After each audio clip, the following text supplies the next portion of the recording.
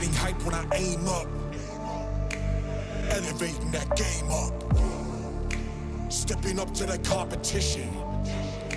Only first place, and that's how I'm living. I'm with it till they digging up my grave, eating all the things up on my plate. Game face when I step up into place. I was born and when I watched me elevate.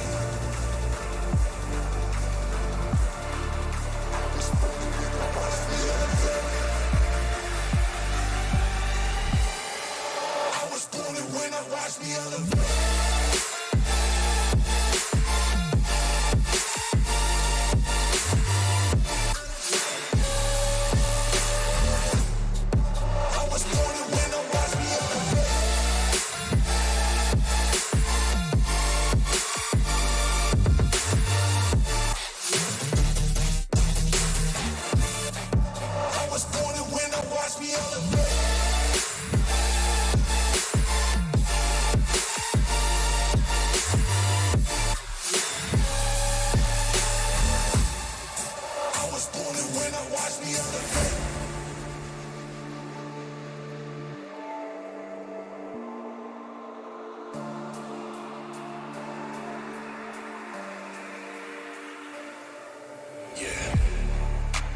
All in when I show up, whole place about to blow up.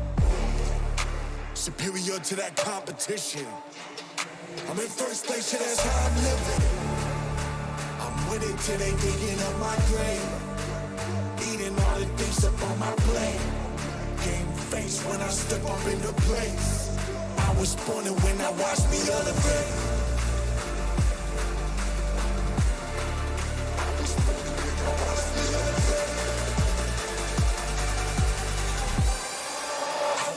When I watch me elevate.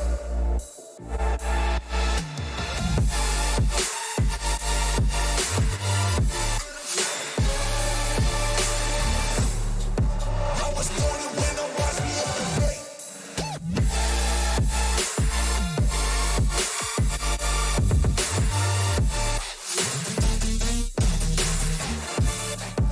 I was born and when I watch me elevate.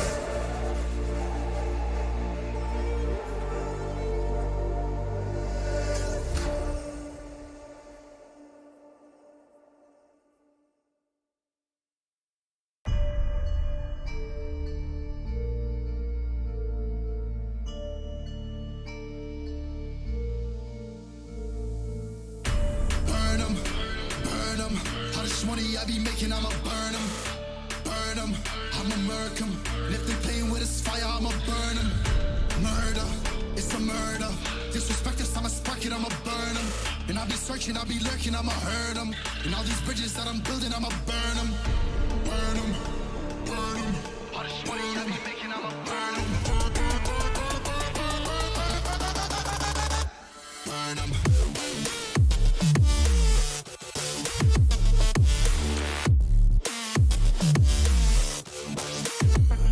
Smoke it up.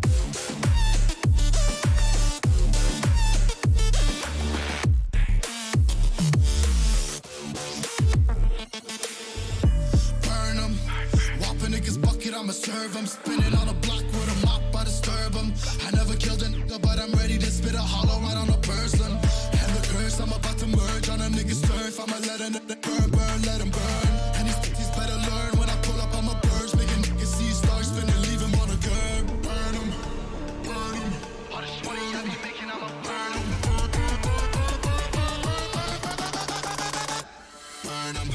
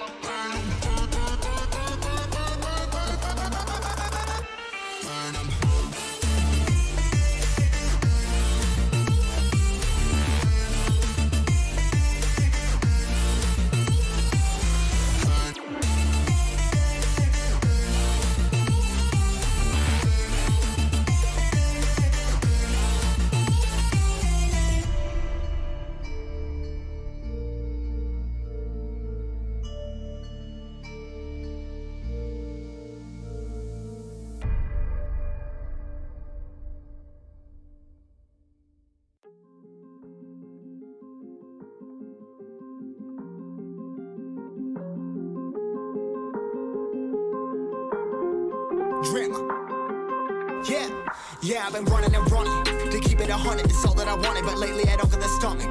The higher the summit, the harder the plummet. They know me all over this planet. I'm just a man and I can't understand it. Proud that I win and I did it myself. Probably wouldn't if I got the help. Hearing subliminals all on myself. Feel like I'm breaking, I'm falling to hell. Told me I'm sick and I tell her, oh well. Rather be dead than to know that I failed. Live for the chase, life is a race. I'm out of space, so me get on my face. I got a taste, well the whole plate. Finna get laced if you step out of place. Like, first off, you don't run nothing. All talk and your team bluff it. My squad, we all dream crushing. We ain't rushing, no discussion. All I know is us made for this. Paid for this, yeah, slave for this. Been down and I'ma get it right. Get on sight like.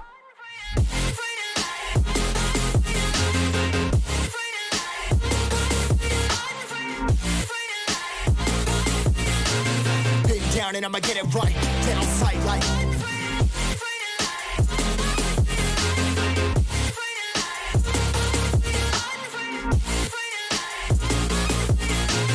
Been down and I'ma get it right. Get on sight like.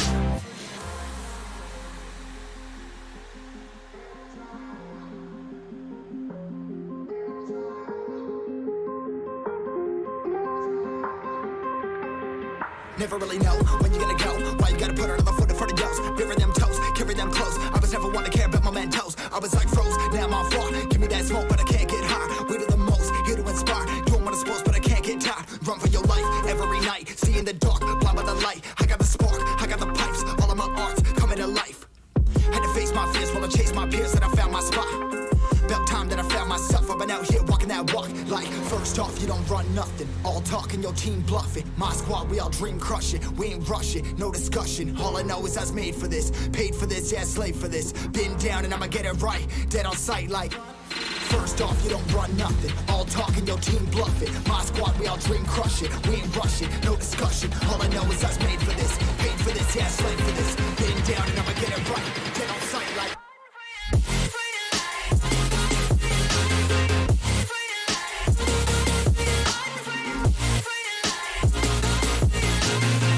Down and I'ma get it right. Dead on sight like.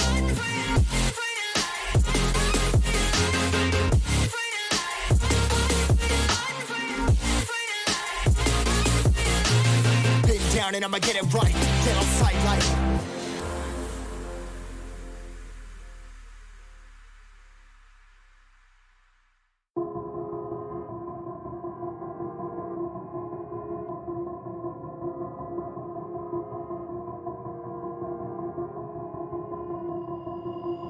I've been thinking, lately it's just me against the world. Round and round I'm caught up in this swirl, trying to dig and trying to burrow. Pressure turned this stone into a pearl. Lessons that I learned weren't always thorough, sugar-coated like a churl. Now I'm really out here on my own. Now my homies acting like I owe 'em, done extending out my arm.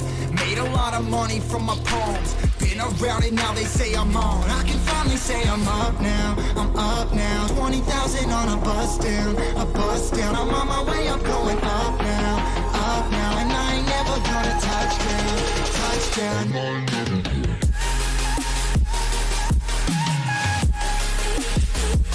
ain't never gonna touch down. No, I ain't never gonna touch down.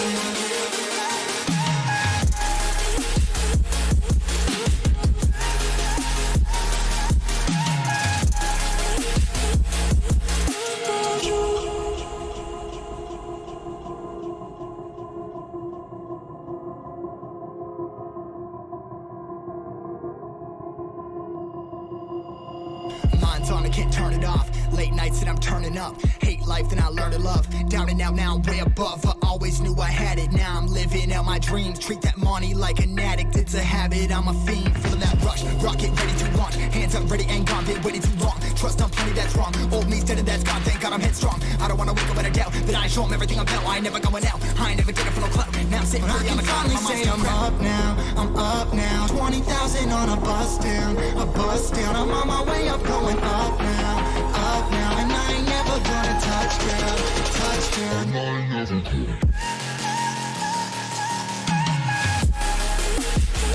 I ain't never gonna touch down. No, I ain't never gonna touch down. I'm up now, 20,000 on a bus down, a bus down. I'm on my way, I'm going up now, and I ain't never gonna touch down. Touchdown, touchdown, yeah.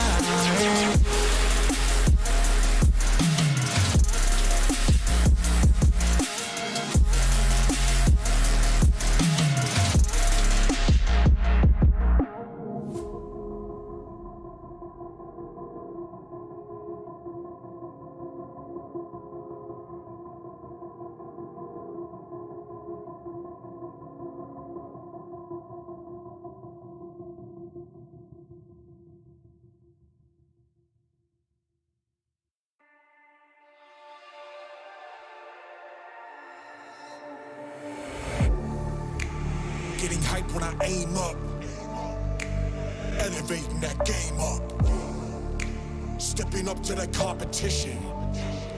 Only first place, and that's how I'm living.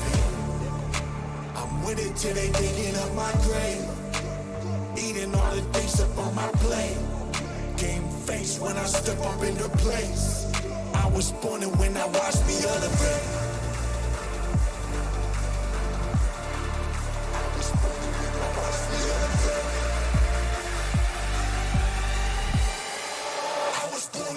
Watch me elevate.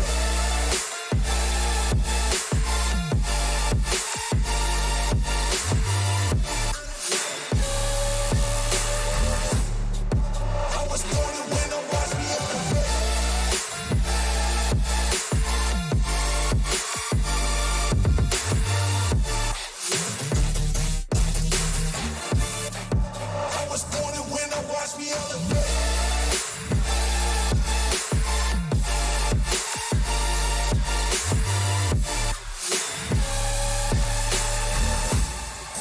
I was born and when I watch me elevate.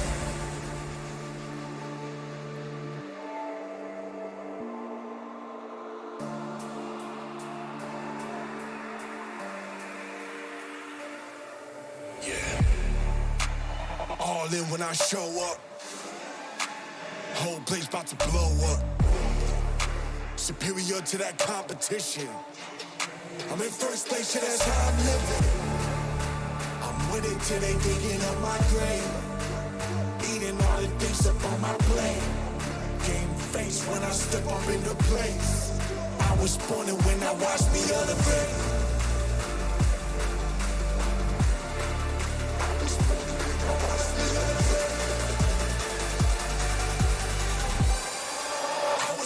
When I watch me elevate.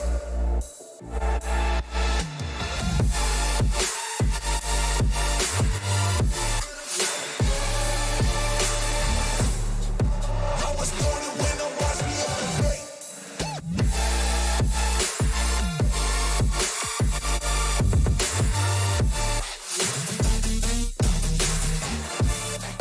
I was born and when I watch me elevate.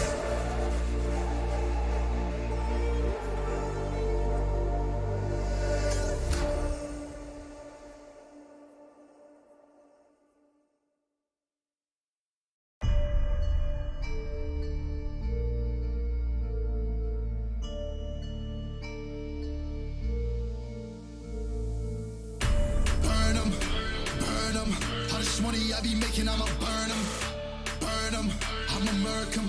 And if they playing with this fire, I'ma burn them. Murder, it's a murder. Disrespect us, I'ma spark it, I'ma burn them. And I'll be searching, I'll be lurking, I'ma hurt them. And all these bridges that I'm building, I'ma burn them. Burn them, burn them. All this money I be making, I'ma burn them. Burn them.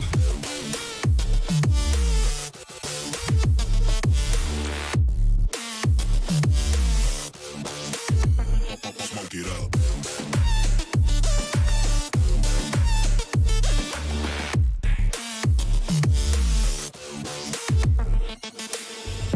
Burn 'em. Whop a nigga's bucket, I'ma serve 'em. Spinning on a block with a mop, I disturb 'em.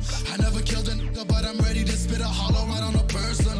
And the curse, I'm about to merge on a nigga's turf. I'ma let a nigga burn, burn, let him burn. And these bitches better learn when I pull up, I'ma burst. Making niggas see stars spinning, leave him on a curb. Burn 'em. All this money I be making, I'ma burn 'em. Burn 'em.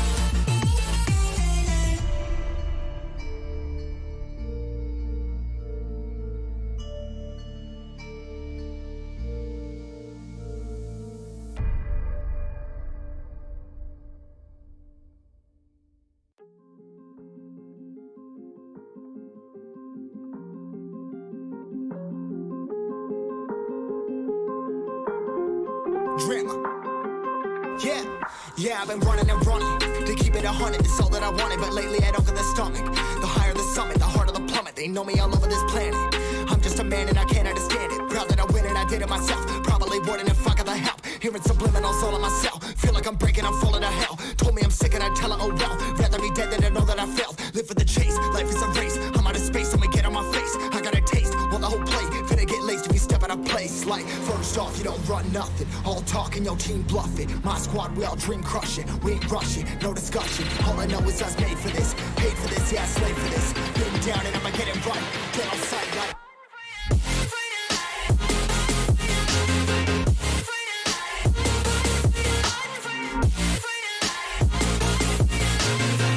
Down and I'ma get it right. Dead on sight like.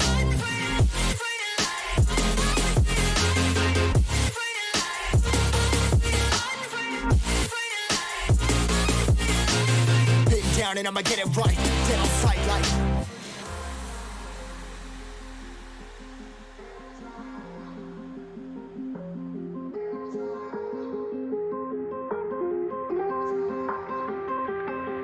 Never really know when you're gonna go. Why you gotta put another foot in front of yours? Bury them toes, carry them close. I was never one to care about my mentos. I was like froze, now I'm on floor. Give me that smoke, but I can't get high. We do the most, here to inspire. Doing what I'm supposed, but I can't get tired. Run for your life every night. See in the dark, blind by the light. I got the spark, I got the pipes. All of my arts coming to life. Had to face my fears while I chase my peers, and I found my spot. About time that I found myself. I've been out here walking that walk. Like, first off, you don't run nothing. All talking, your team bluffing. My squad, we all dream crushing. We ain't rushing, no discussion. All I know is I was made for this. Paid for this, yeah, slave for this. Been down and I'ma get it right. Dead on sight like. First off, you don't run nothing. All talking, your team bluffing. My squad, we all dream crushing. We ain't rushing, no discussion. All I know is I was made for this. Paid for this, yeah, slave for this. Been down and I'ma get it right. Dead on sight like.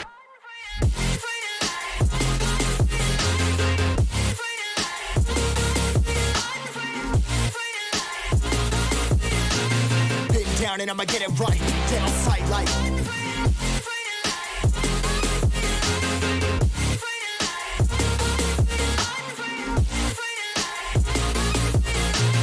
Been down and I'ma get it right. Dead on sight like.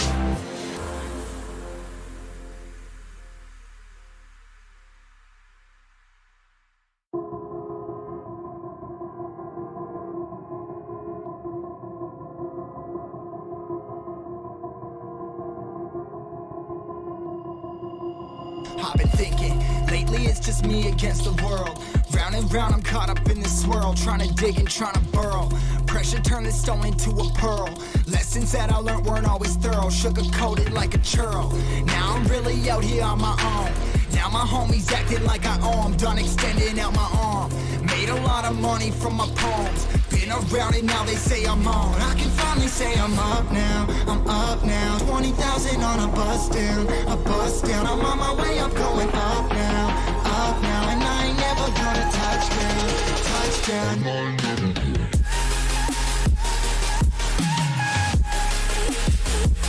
ain't never gonna touchdown. No, I ain't never gonna touchdown.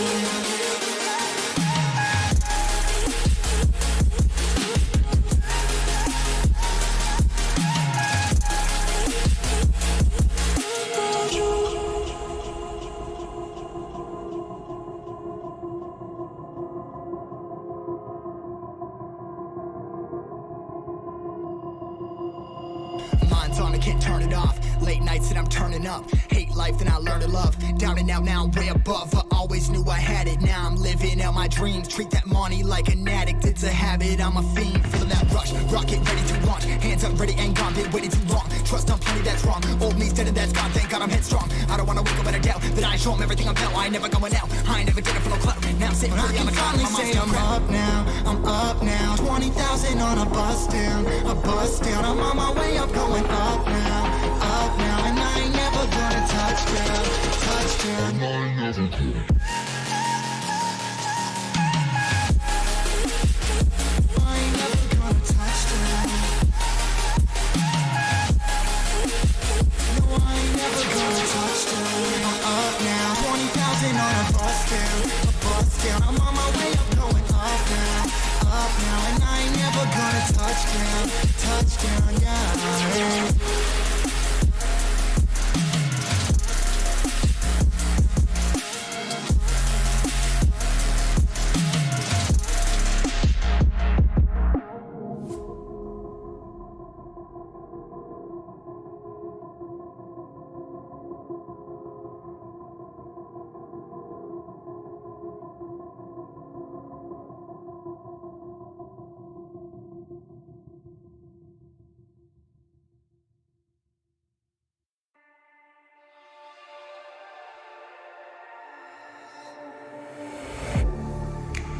Getting hype when I aim up, elevating that game up, stepping up to the competition. Only first place, and that's how I'm living. I'm with it till they digging up my grave, eating all the things up on my plate. Game face when I step up into place. I was born and when I watched me elevate.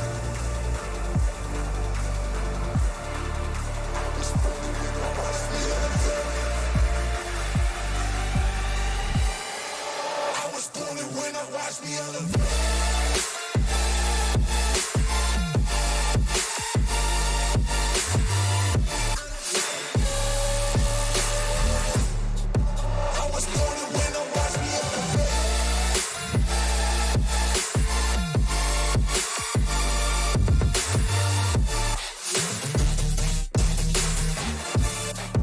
I was born to win, watch me elevate.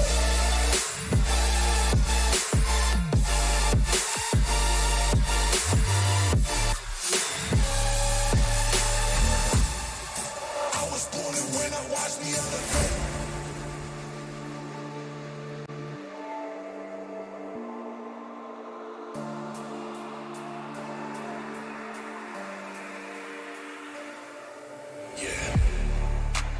All in when I show up, whole place about to blow up.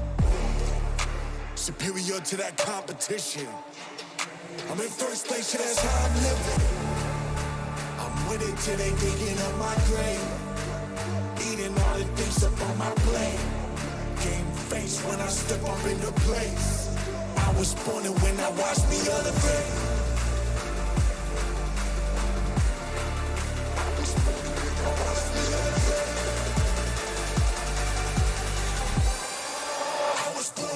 Watch me elevate.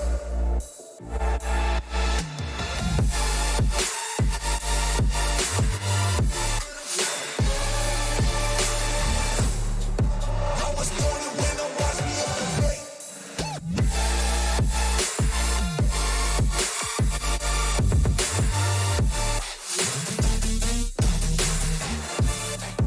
I was born to win, watch me elevate.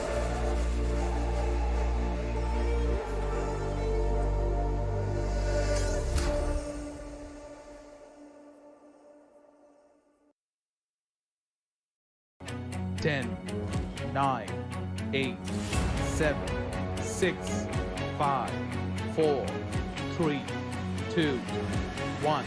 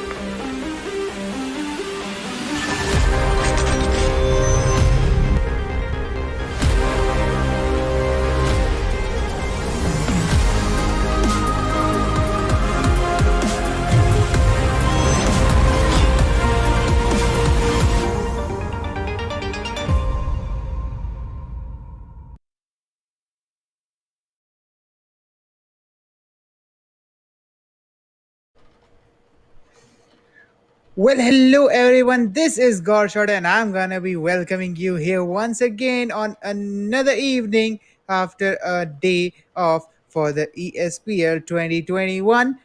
Alongside me today, it is gonna be Doctor, and this is ESPL 2021, organized by India Today, sponsored by Infinix Note 10 series, powered by PTC Chak Day, and our snacking partner is gonna be Yippee Mood Masala Noodles, guys. And me and Doctor both have had our lunch alongside for had some Yippee Mood Masala, and we are pretty much energized for what is gonna come up today. And Doctor, I think it is gonna be a heck of an evening coming up. But why are we here? Once again, for all those who don't know, Doctor, kindly walk us through the prize pool once. If definitely, I mean, it is gonna be a hell of a evening because the stakes are high. The stakes are gonna be 25 lakh rupees. The 12 lakh rupees goes towards the first place. Second place is gonna get 6 lakh. Third place is gonna get 3 lakh. Fourth place is gonna get 1 lakh 25,000. Fifth place is gonna get 1 lakh INR. Sixth place 50,000. Seventh place 35,000. Eighth place 30,000. And here comes my favorite part, got shot. The fan favorite team, it is gonna get 30,000 INR, as well as the MVP. He's gonna get 30,000 INR for himself.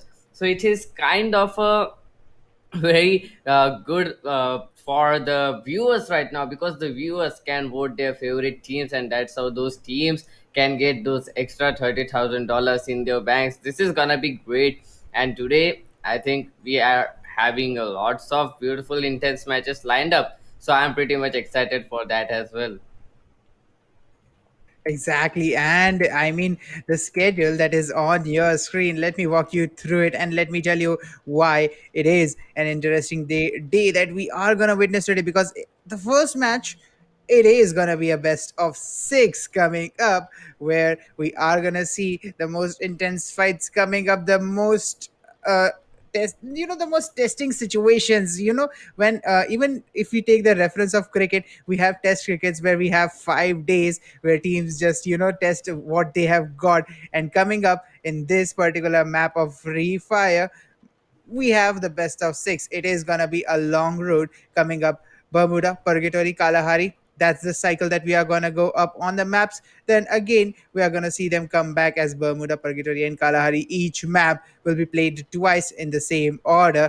Meanwhile, that's not it. It's just one match that we are gonna witness today from 4 p.m., which is currently right now. We are prepping up for this particular match, and it is going to start soon on the map of Bermuda. But after that, you're going to see a flurry of best of ones coming up from Group D. We are determining who from these applicants are capable of moving forward into the rounds and making their stamp inside the esports community, guys, because this is what they are here for, to make their to make their stamp, to stamp their names in the pedestal of esports history as ESPL 2021. It's not a small tournament. 25 lakh INR prize pool. It is a big deal, and if you perform here, I am sure everyone is gonna recognize you some way or the other. But how you're gonna perform here, Doctor? Please walk us through the rank points table. I mean, definitely the rank points and the kill points both matter a lot. The first rank, that is the Booyah, is gonna get you 30. Rank 2 is gonna get you 20. Rank 3 17. Rank 4 13. Rank 5 10. Then rank 6 8. And it goes on decreasing till rank 12, where you get 0 points. So you need to be at least in top 6 of that scoreboard, to be honest, to be better. But here comes the best of six, and I mean, I'm very much excited because of the teams that are playing this best of six god shot. There are the best teams playing this match right now. We can see Team Arrow, we can see Team SMG, we can see Team uh, TGR, then we can see Team Elite, we can see Team FLX, we can see Team. I mean, every single team that you guys can root for is here in this single map, and not everyone is gonna get qualified. So everything is on the stakes on this best of six. The players need to be pretty much sure about what they are gonna do. Otherwise, it is gonna be very hard for them to get qualified. and we can see a drop clash coming up in between team number 9 and team number 5. Well, team number 5, they are gonna get that vehicle and run away. Team number 9, on the other hand, they are gonna try to get as much kills as they can, and they are trying to get those kills onto the players of team number 5. But the push from team FLX is quite so hard that they can't even play with it. So team number 5 down to shreds just as they started Oh my playing here, Gotcha. god. Oh my god, that is the worst way you can drop into a battle royale game, getting knocked by a single man in a single building. I mean, there were three of them and they couldn't take him down. That was a brilliant gameplay coming up from Vamsi and a totally awesome fight. And I mean, how did that happen? Team 5, what were they doing? How they could have let this happen, Doctor? I have no idea how this thing could possibly happen, but not stretching it too far. Team 5 is now down to only one player remaining. Let's see how long he can survive as the MVP FLX Wamsi is gonna reunite with his teammates as one of his goes down, and Wolverine Cross is the player who's gonna take that one teammate from Vamsi. Let's see if Vamsi is gonna retaliate, because we have already seen how hard he can go on the other teams, taking down three players as a solo player fighting. So, Doctor, let's see how many kills Vamsi can get here after that. I mean, monstrous start, if I'm not wrong. Definitely after that monster start, I mean, we'll have to wait and watch.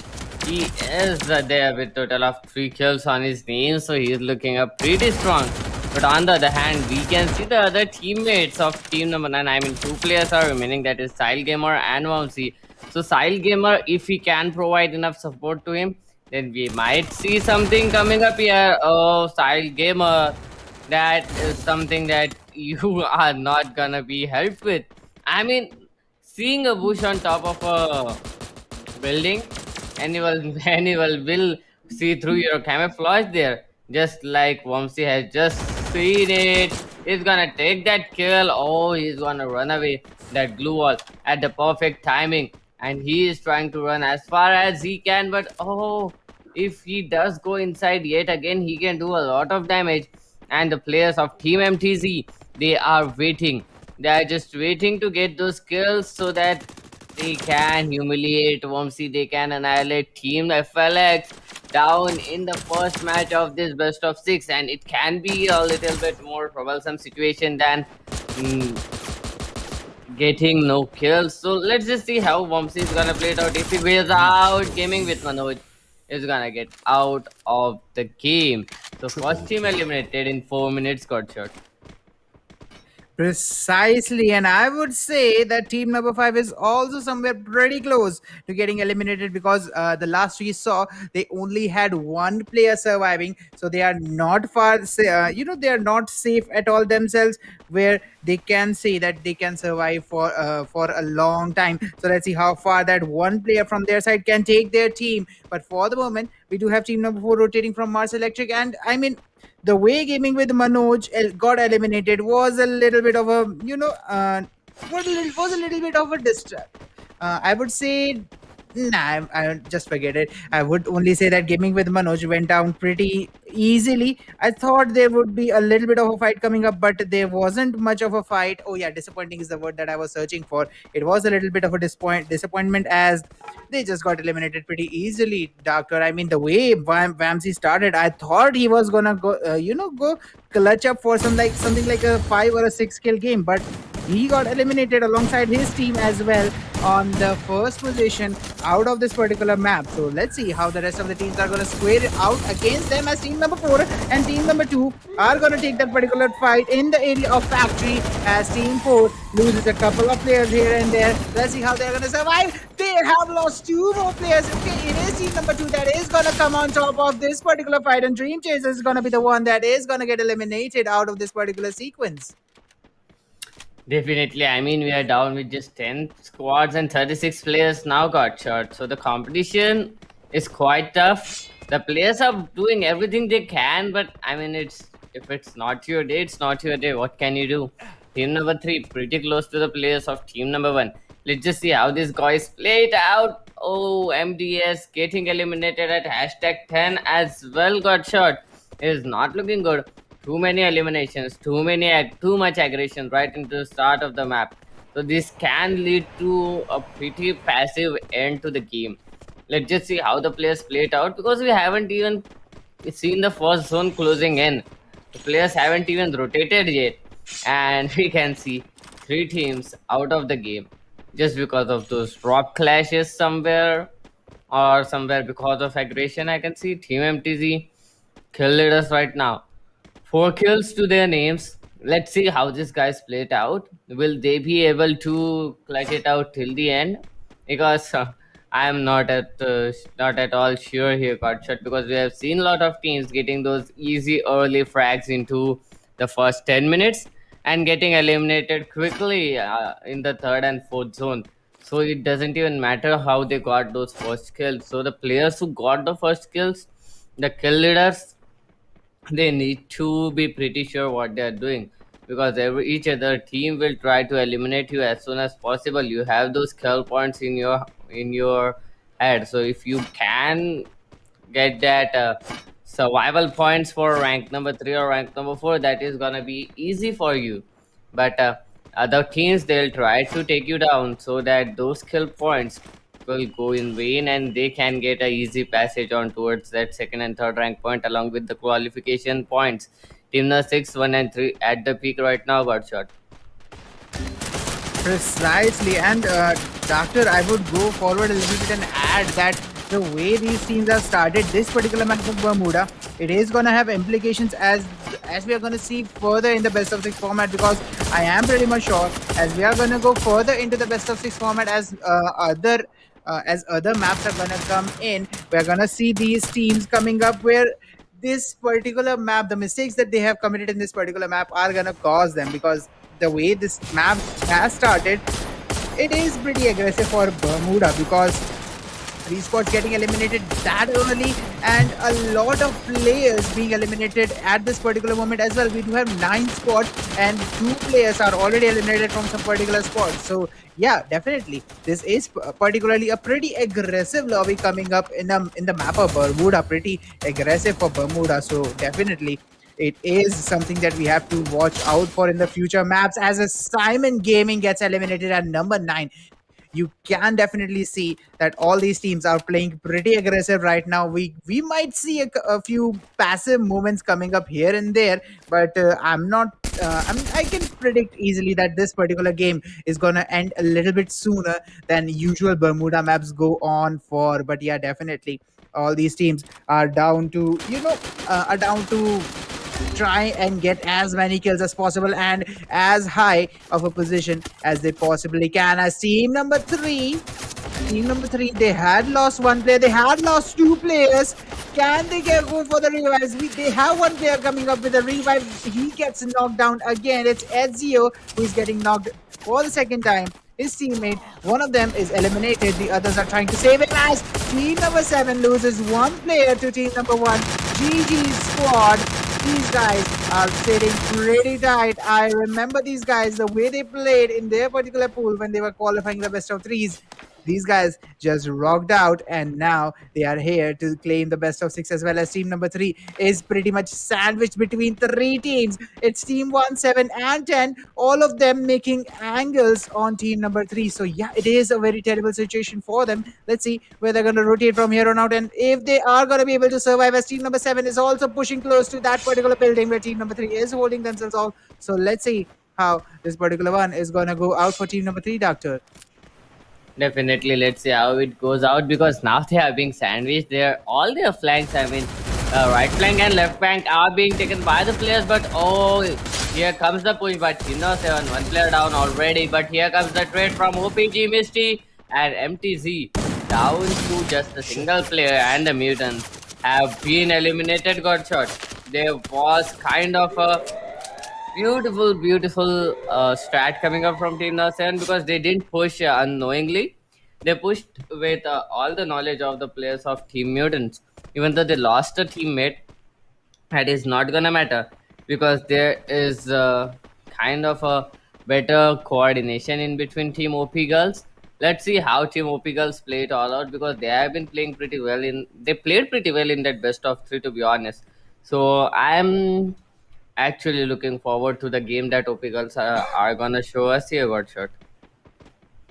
Precisely. Remember, OP Girls, they had a pretty impressive gameplay coming up out of Bermuda, and that's the reason they qualified in this particular best of six as well in their best of three. The Bermuda was quite exemplary, and right now, this is the Bermuda as well. So, Team OP Girls might be looking for another good start to the best of six, but remember, there's gonna be three extra maps out of that best of three. Remember, OP Girls didn't have two, better maps on the Purgatory and Kalahari. So yeah, definitely they would be looking to improve their gameplay out of that best of three into this best of six because they have got the chance to qualify here. If I remember correctly, they qualified by one friction point or something like that, one or two maybe. I'm not sure, but it was a very close call for them. So definitely, Team OP Girls must be, Mm-hmm. they have Definitely. qualified for Yeah. some reason. Girls are gonna play up, and this is the point where I was saying that we're gonna see a little bit of a moments where it is gonna come up a little bit of passes. So I would say a minute or two from here on out, we are gonna see some passive gameplay coming up with like one or maybe two eliminations at most. So let's see how the next 2 minutes are gonna play up because uh, the next 2 minutes are pretty much, deciding factor how these teams are gonna play up.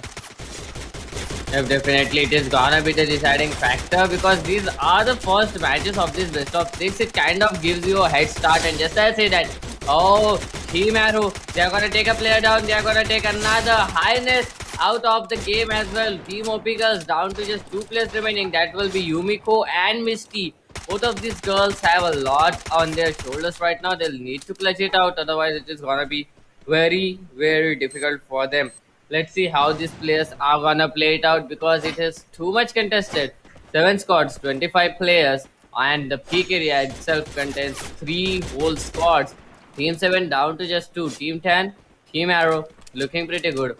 Team number 12 looking good as well. They have all the 4 players onto the ground got shot. So I am thinking that Team 12 and 10 they do have an upper hand onto the players of team number 7. But how are the players of team number 7 gonna rotate in? That's the main question. Team TGR, they are looking pretty Yeah. good. But I mean, look at that. Team number 12 and 10 are contesting it so hard that team number 7 will have to go for that long rotate because there are just 2 players remaining. And it will be Bhau and Misty, not even Yumiko. Yumiko is down. The star player, the assaulter of the team is down. So it is gonna be a lot more difficult because they don't have a assaulter as of now. All they have is a support and a sniper. So they will have to work with that support and sniper till the end. But oh, no name is gonna take one down. Aegis Panther is gonna take down God Kill, and he is gonna confirm it as well. God shot. Precisely, and here we are as the 2 minutes of silence have passed. We are now moving forward where the teams are now going aggressive and full on in to get some eliminations down as Team OP Girls find themselves at the edge of the map being pushed really hard from team number 10. It's a 2v4 situation against them. Let's see if they can turn the odds around and get a couple of kills at least as Arrow Akash goes in for the flank, spots Babu if I'm not wrong. Yes, he spots Babu, does some damage on her as both of the players go fall back. Misty's gonna knock down Akash, but Misty is gonna get traded off as well. Akash is gonna be revived easily as a Spider and Amadron. Both of them are gonna confirm the kills on Team OP Girls. Team OP Girls, not that good of a start. Finishing up at number 7 with 4 kills in their hands. We now are in the top 6 teams as 18 players stay alive in the circle. So let's see how they are going to perform as team number 12 is moving forward. Team number 1 is holding the ground inside the zone. They are at the best position right now, but it might be the worst soon because team number 10 hasn't started the rotation, and if they are going to rotate, I am pretty sure team 1 is going to be stuck up really hard. So let's see how they are going to perform as team 11 is sitting down on the slopes trying to enter the zone from Team One's sides, it is gonna be really hard for them as Team One has clear sights on them and they can get the picks one by one. But Team Number One, they have to make sure that they aren't too. Okay, as GWV gets eliminated at number 6, I have to tell you that team number 1 has to make sure that they are not too distracted in killing people. As team number 8, that one player trying to survive is gonna be found as Gaming with Ravi is gonna get eliminated at number 5. It is team number 8 that got eliminated, and Doctor as Teja gets eliminated. At number 4, Team 11 is out, and Team 1 is now sitting at the center of the freaking zone. The zone just collapsed on top of them, and now it's the three teams that we are watching right now: Team number 10, Team number 12, and Team number 1 trying to battle it out. Arrow Spider, I don't know what he's doing outside the zone, but I think he's trying to do a little bit of a distraction battle. But let's see how they are going to play as Team 1. I am going to tell you, they have the pretty much advantage of the zone. If they play it right, it's an easy booyah for them. But talking about that, they have a player disadvantage working for them. Other teams are full stack four-man squads, whereas Team GG is gonna be only from here on out. So let's see how this man disadvantage is gonna play out against them as Team 12 is trying to go for the flank. Team 10 is gonna take the long fight as Amadron is gonna take one knock. Arrow Spider is gonna be spotted, and grenades are gonna fly in. The explosives are flying. Amadron gets the knock on Akash. There's two players down for team number 10 as team 1 is now being pushed towards the edge. Let's see how they're gonna play and how they are right out as team 12 is blocking their entrance into the zone. Team number 10 is still pretty strong towards the other side. Aditya is gonna drop one more nade, and it is Akash who is going to get knocked again. That's the third time he's knocked. I mean, look at that gunshot. 3 kills coming up from a single guy, and he just made team Arrow go to trades just like that. I mean, he just crushed their dreams right now. The dead zone is gonna come in anytime soon, and oh, he's still fighting it back. Arrow Spider with 2 knocks, 1 confirmed. Achu is in a problem, but Thunde Gamer are gonna get eliminated. I mean, Arrow got eliminated as well in the 3rd position, and it will be Team GG to get that booyah god shot. I really don't know what happened there, but it was indeed a wonderful gameplay coming up from them, and I am hoping that we are gonna see this much aggression throughout the entire map. This was the first map, so I mean, pretty much sure I was that player were gonna be a little bit aggressive. The player were gonna be a little bit more on towards that kill points rather than getting those rank points. But nonetheless, now the players have got both Villain Gaming. They are gonna get that booyah. They have got themselves some nice kill points as well. And each and every team out here, they have got like 4 kills, 3 kills, 2 kills. So that is gonna help them out because 5 more maps are remaining got shot. So this was the first map, so they have got a pretty good head start. They got shot. Yeah, and Villain Gaming is definitely, looking pretty strong. If I'm not wrong, Doctor, it was Team 1, if I'm not wrong. Did Team 1 get the Yeah, booyah? Because I got disconnected for a little while. yeah, yeah. Yep, Yeah, yep, so yep. Villain Gaming. Yeah, so Villain Gaming coming up with a really good start. I mean, we have seen Villain Gaming coming up with some really good clutches down the freaking path that they have been treading for so long. So yeah, Villain Gaming pretty good start coming up on Bermuda. And Bermuda, as we see, is kind of that map where if you get a good start, you are set to play, perform at least decent in the upcoming maps. But this is a best of 6. It's just the first map. 5 more are remaining, and this is going to be Yep. a long run. So we can say if they are going to be consistent, we can say how many good games are going to come for them. But we have to watch out for how well they are going to perform in the upcoming matches, because if they can't, they aren't going to qualify that easily. But the map wise scorecard is going to come. We are going to see how the teams have performed. And if I'm not wrong, you were saying that almost all the teams got 2 or 3 kills going for them. Exactly. That's how the kills are distributed. And I would say this is a fair distribution of kills amongst the top 6 teams. There isn't a clear domination coming up from any single team. Arrow Knights, yes, they did get a fair share more kills than the other teams, but definitely almost all the teams had a good amount of kills coming up for them, as Villain Gaming is going to secure the first position with 42. Not far behind, it's going to be Arrow Knights with 4 points, and Tonde Gamer is going to be 11 points behind at 27. Gaming with Varun is going to be at 18, and Mutants, oh my god, what were they doing? They got 12 kills, three times the kills of their ranking points. Why weren't they trying to survive for longer? It's 16 points for them at fifth position. Teja is gonna come up with 15 points at sixth position. OPG girls, ooh, they got eliminated at seventh position. They are at seventh rank with 14 points coming up for them. It's a big difference, and from here on out, every single team has got a way longer lead to cover up. So, Doctor, I am going to say that these teams have to start pulling up their weight. Otherwise, it's gonna be really hard for them to make the comeback. Definitely, it's gonna be really hard for them to make the comeback. But I mean, there are five more maps left. We are gonna see Bermuda again as well. So, Villain Gaming and Aeronites, they have got a great head start. But how long are they gonna be keeping it? How long are they gonna keep playing consistently like that? That is the main question. Because other teams like OP Girls, Gaming with Roy, Gaming with Vanoj, even though they are at the bottom six right now, they are some of the best teams of ESPL. So I'm pretty much sure that these guys will try to pull it back in the next map of Purgatory, and they are gonna give it a fight on Kalahari as well. So the first half of that best of six, the first three maps, they are gonna be completely well distributed. To be honest, I really don't know what to say until we see the first three maps. Then there will be a point where we can definitely predict what is gonna happen. But at this point of time, it is kind of impossible. Even though there is a good head start for these two teams. Here comes the MVP scoreboard, and this time it will be Spider from Arrow Knights, Aditya from Tonde Gamer, and Sumanshu, Sumonashu, Sumon Ashu from Villain Gaming with a total of 3 kills. That is definitely great. Let's see how these three players are gonna play it all out, because Aditya, this guy got 3 kills with a single, not a single net, but with that nade. Spider has been killing out throughout the entire game, but nonetheless he got eliminated at #3.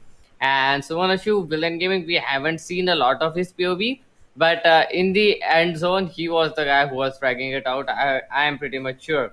So let's see how these players are gonna play it out. I'm pretty much sure that the next map, that is gonna be Purgatory, is gonna be interesting. Yeah, Purgatory is gonna be way more interesting than this particular one, Doctor. But I think Purgatory is going to be way more interesting than we are used to see, because Bermuda, generally we see it coming up way passive. And in the best of threes that I remember, when Bermuda was way aggressive than it is used to be played, Purgatory has always been the high tide where teams just freaking turn insane on their rotations and the aggression. So I think Purgatory is going to be the one that we are going to be most excited about, because the teams. I mean, look at the way they are dropping right now, Doctor. That's three teams on the same freaking area of crossroads. They are not moving anywhere, and I am sure we have a bunch of eliminations coming up on the early note, as well as on the other side on Ski Lodge. We have a party coming up. I think it's a little bit early for Diwali, but the teams are coming up for that party anyways. Team number 2 moves forward, loses one player, but trades off one on team number 4, and the kill is gonna be confirmed by Papaji as the first blood is being drawn. And Team 4 is gonna be the first team to get the casualty, as Zio Gamer is gonna be knocked alongside his teammate Wolfthrasu. Oh yeah, Wolf Cruz, and both of them are gonna be confirmed. Team 3 has lost 2 players right off the drop. I don't think they even have loot to fight, as SMG Sishir Gamer is gonna knock another player, get the confirmation on him as well. Team 3, they haven't even got the guns yet, and they have lost 3 players. So that's a really bad drop, if you see when I mean how bad a drop can get, how worse a drop can get from this particular one, Doctor. I mean, definitely that was the worst possible situation for team number 3 to be in. But they have got some fair share of kills in the previous round. So they can at this point of time just focus on surviving. I mean, he is the sole player, so you don't want to overdo it. And looking at the gameplay right now, I think that the players are gonna try to get as much as skills as they can right from the start. So there will be a lots of eliminations coming up. If he can survive, that is gonna help him a lot. But OP girls, oh, here comes the first knock. Highness down to knees, and the players are trying to fight as much as they can. But look at that, Yumiko's flank can actually work, and Bhau is gonna take down one, is gonna take down two. It will be risky to get the second kill. Bhau will confirm it, and Sile Gamer is down. Wamsi And is look, down. Team OP girls with a with a comeback cut shot. They are trying their a hard to little too get early, those doctor. A little kills. too early. I mean, I that would is a say it's a little comeback, too early. man. Yeah, yeah, yeah. I That mean, is a that comeback. That was, is a comeback. yeah, kind of a comeback. I didn't say a full comeback, but that was kind of a comeback. And yeah, here they confirm the kill. Here they confirm the elimination got shot. Can we say that a comeback? I mean, in that fight, they were on one. Then Highness was the first player to get knocked out. So that was indeed a good play coming up from Team OP Girls to knock all the remaining players and get an elimination pretty early. 4 kill confirmed, one team out of the map, and that is gonna be Team OP Girls who are gonna eliminate the remaining player here. Got shot. Yeah, and I would say that OP girls have got a really good start. All they have to do is make sure that they don't go out of the flow and they secure a little bit more kills alongside a better position than the previous one. And yeah, they are set for the comeback coming up, and they have fought a pretty strong team. Gaming with Manoj, it was a really good team that they eliminated at this particular point, a strong team, I would say. And eliminating them has first thing they have gotten rid of one of the better competitor that's on the turf, and they have loosened the competition a little bit. All they have to do is to make sure that their momentum stays with them.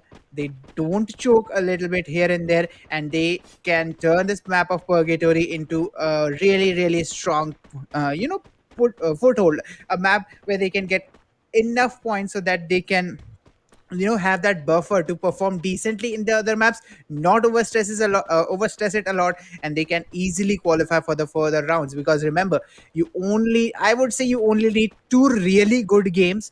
Other four, if they are decent enough, you can qualify pretty easily.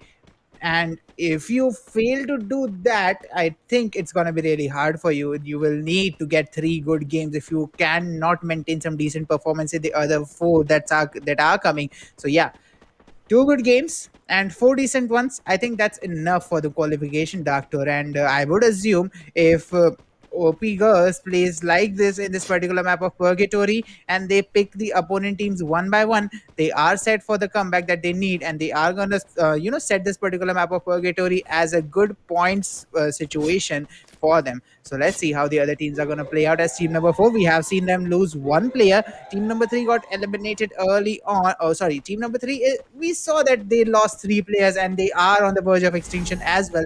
I don't know where that single solo survivor from team number 3 is right now, but team number 5, they have a chance to make a comeback, as well as one of their players is knocked and the other one is eliminated. They have confirmed one kill, but they have to make sure that they have enough momentum to carry forward, because I don't think their Bermuda's performance was that good. So let's see if team number 5 is up for the comeback, doctor. I mean, definitely they need to do something right now. They need to get some kills. One of their players already been eliminated, and it's still a 3 versus 3 situation. So I am kind of worried about the other teams that are facing some problems regarding their teammates, because we can see a lot of teams with player deficits right now. This is not something you want in a map of purgatory. Even though we can see here team number 6, team number 5 with 3 players surviving, even though they survive this fight right now, it is gonna be still very hard for the teams to carry on, because a player deficit is something you need to worry about right from the start till the end, because you are playing a map of purgatory. The map is pretty big, And if you don't have all your four players surviving, then it is definitely gonna provide you huge problems. I mean, the map is meant to be played with four players, so it is kind of difficult. But nonetheless, Team No 5, they are receiving heavy shots. CC Gamer is gonna get a good kill onto Harry. Here is the confirmation from Ravi Whitey, and Team SMG looking pretty good. Ravi Whitey has got a kill. He does have that emit to be in his hand. The zone is putting up a little bit of damage. I mean, the damage is not that great. It is the first zone, but yeah, it just irritates you if you are getting that damage constantly. So sometime they'll need to come out. And team number 6, they are now at a man advantage.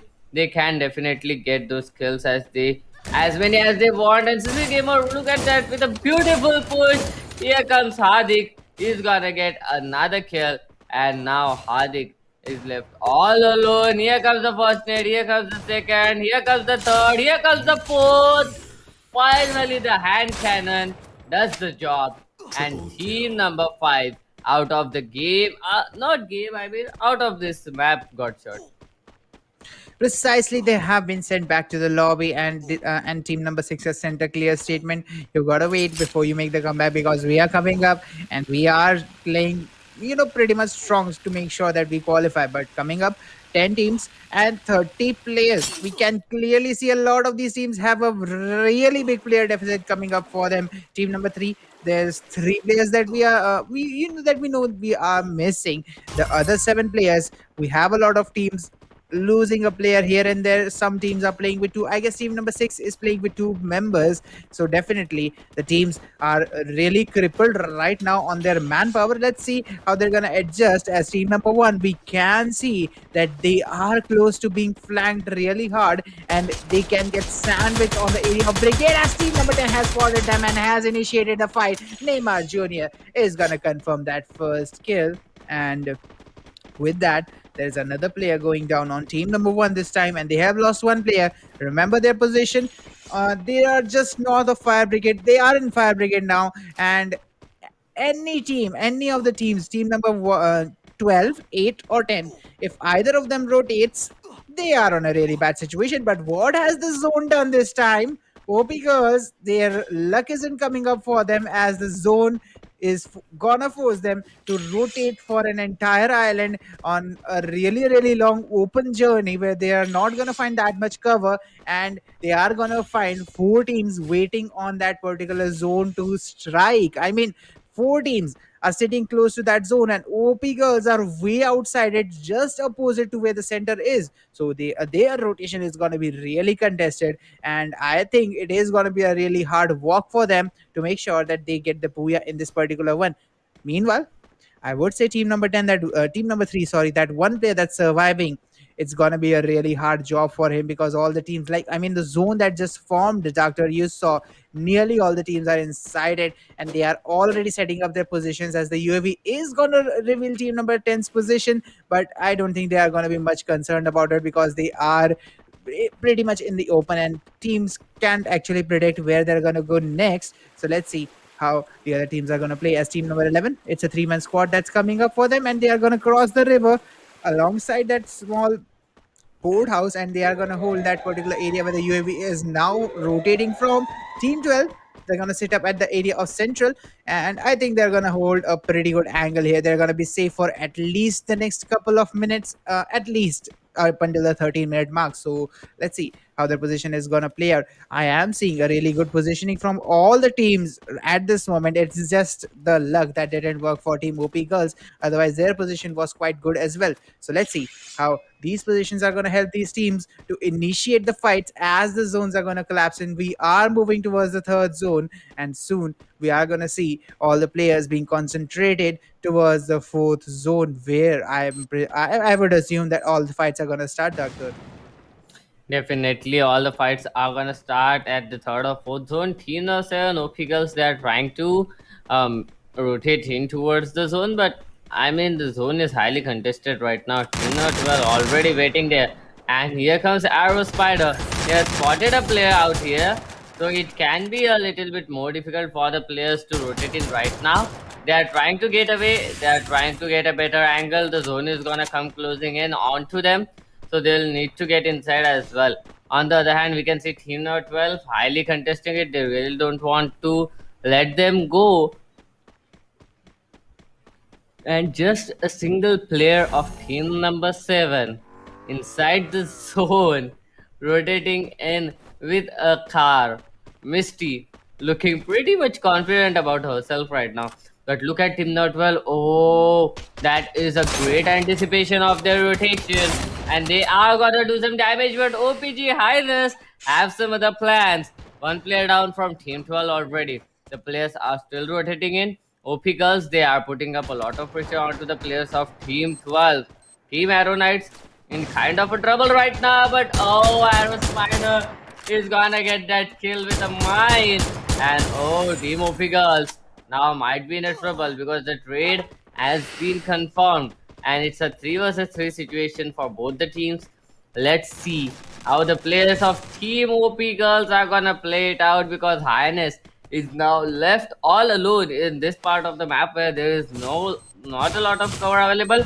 And oh, that nade, oh, it was pretty good, great anticipation, but still they need to be worried about. And Highness, I mean, she is so good with that nade. That definitely worked out for good.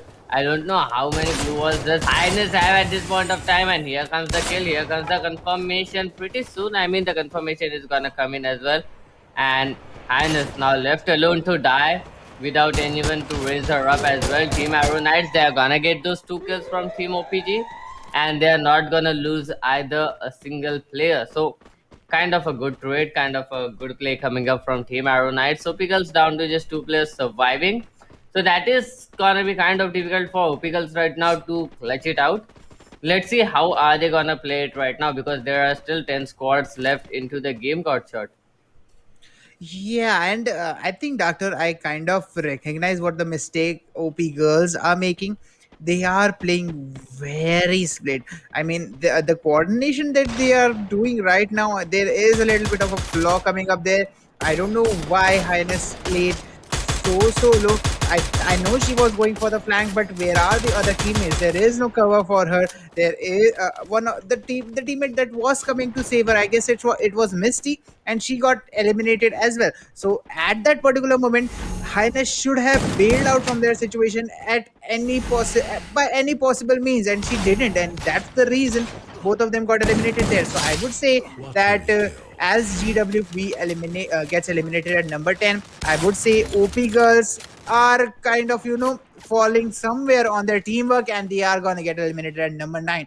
They have to make sure that the next map they go in, they work pretty good, pretty close to each other. Otherwise, they are going to be picked off one by one. We remember this team taking down team SA12 by picking one member at a time, and them being picked off by that same manner without even realizing is something that they have to work on right now. As we do have the 8 squads now remaining with 19 players standing on the turf. Team number 10, it has got a little bit of a good angle on team number 4, which is trying to come inside the zone, and it is a place where team number 10 might be able to get some losses. And Spider gets knocked really hard by an AK. With that, we do have Edge 5, Rocky Bhai, team number 3, being a solo survivor there. Let's see how long he can survive. I mean, he's surviving for so long. Let's see how far he can go from here on out. As Gaming with Ravi gets eliminated at number 8. That's team number 8 for you. And team number 7, 7 teams that are remaining well in gaming is going to be eliminated at number 7. The Booyah team is down and not at a good spot. Not at a good spot. So openings have been made, and now the teams are coming up for the top spot. Let's see which of them is going to take it, as the 6 teams now remaining have 12 players amongst them. Almost all the teams are on player disadvantages, as Arrow Knights are going to get eliminated at number 6. We are now down to 4 teams, as Simon Gaming is going to get eliminated at number 5. 4 teams, 9 players, and look at that, Team Teja. They have all 4 players standing for themselves. What an advantage they have right now. If they don't get the booyah from here, it's just gonna be a big disappointment. Dream Chasers is gonna get eliminated at number 4, coming down to the final 3 teams. And the only team is TGR that is capable of giving up that fight, against team number 10. Let's see how they are gonna go up and how they are gonna get the kills. Team number 10, shots coming up from Ditya onto them, and I think they are not gonna let team number 11 confirm. Get two gets knocked right over there by Ditya. Neymar Jr. is gonna confirm one knock, and Kid 2 is gonna be close to getting eliminated. TGR Vicky is the last man standing for team number 11. And what am I seeing right now? DRS Indra, he's not just the solo survivor, he has brought his team to the third surviving position, and he has got 3 kills in his hands. This guy is carrying his team straight forward as Team 11 Tonde Gamers gets eliminated. It is team number 3 that we are seeing at number 2. What a game from DRS Indra. That's the game you call a clutch as Mutants gets eliminated at number 2. But Doctor, what a game from DRS Indra right over there. I mean, team number 3, they were down to that one player. They were the first teams to get those 3 casualties, and DRS Indra was pretty much the solo survivor for the entire game. It was a solo versus squad for him since the freaking start. He got 3 kills, he got the second freaking position, and I don't know what carrying is, but this is surely what I would say carrying is for that particular squad. What a performance from DRS Indra. I couldn't have expected more. I mean, I couldn't have, gotten more out of a player than this. He is clearly an MVP from my side. Yeah, definitely, definitely. That was a wonderful play coming up from him. But yeah, on the other hand, Team Teja, they got that booyah. They had all the 4 players surviving till the end. That is commendable because of that aggression that was going on throughout the entire map. Every team was fragging it all out, and every team, I mean, almost every team was on a player deficit. And still, Team Teja, they managed to keep all their 4 players on the feet till the last zone, and that gave them such a huge advantage in the last zone because there were a total of 3 squads left and just 6 players, and 4 of those players were from the same team. I mean, that was kind of a pretty one-sided map from a one-sided last zone from Teja coming back. They got both of those skulls, and to end it pretty well, they took down the player of mutants by a nade, not by going directly on in, but by a nade turned up just like you see in a South Indian movie, and the net exploded behind his back. That was a wonderful scene. That was a beautiful play coming up from Team Teja. Style points, I'll give them 100 style points for sure for that god shot. Yeah, precisely. That was a really good action sequence coming up from those guys. But I mean, the way they Team Teja played was really good as well. They didn't just balance the amount of passiveness and aggressiveness that you need, but they also got the booyah. They also got enough kills to support the booyah. They are gonna secure the Yep. first position with a total of 44 points, not less, nothing less coming up from the top team. Tonde Gamer not far behind with 31 points, the same amount of kill points as Teja, but lacking a little bit on the position point. Because why? Third position, look at that, it's Team Mutants. That's team number 3 for you. Remember, there's DRS Indra was the only player that was surviving for this team, and he just dragged the entire game, not getting eliminated at number 12 but pushing it up to number 3. That's a really good story coming up from him. Simon Gaming is going to come up with 22 points at 4. Arrowknights coming up with 14 points at 5. OPG Girls, ooh, that's 13 points for them. That's, I mean, they got 5 kills, Doctor. They got 5 kills, Yeah. but only 3 position points. And I'm telling you, the reason that that's happening is because they are being picked off one by one, and I don't know why they are not working on it. I saw it on Bermuda as well. I saw it on Purgatory as well, and I saw it in the best of these that they were playing it on. They were being picked off one by one, and that's the reason they can't make the cut as of this moment. There are 4 games remaining. 4 is enough to make the comeback. So let's hope OPG Girls are capable. They realize what the mistake that they are making and they make the comeback. But Dream Chasers are gonna come up with 13. Will Gaming with 12. I mean, they got the booyah in the previous one. That's a really really bad position that they have got. I would assume that they should come at least in the top 6. Otherwise, Why you got a booyah? You must get at least top six in the upcoming games.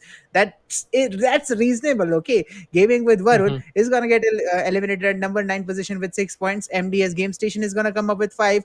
Gaming with Ravi is gonna come up with four, and gaming with Manoj, unfortunately, they got eliminated really hard by OPG girls. That was actually a good play coming up from them, and gaming with Manoj is gonna come up with 0 points. So yeah, doctor, that's I mean, there's two teams that I want to discuss right now. One of them is Arrow Knights, the other one is OPG Girls. Both of these teams have a really good potential. We have seen them take fights, but the only position they are lacking is they aren't they aren't able to secure the final zone positions. They aren't coming in the top four. They aren't coming in the top five, and the reason because of that is on Arrow's side. I saw that their positioning, yeah, if they, they have a good positioning, but if they get rushed, they can't hold it back.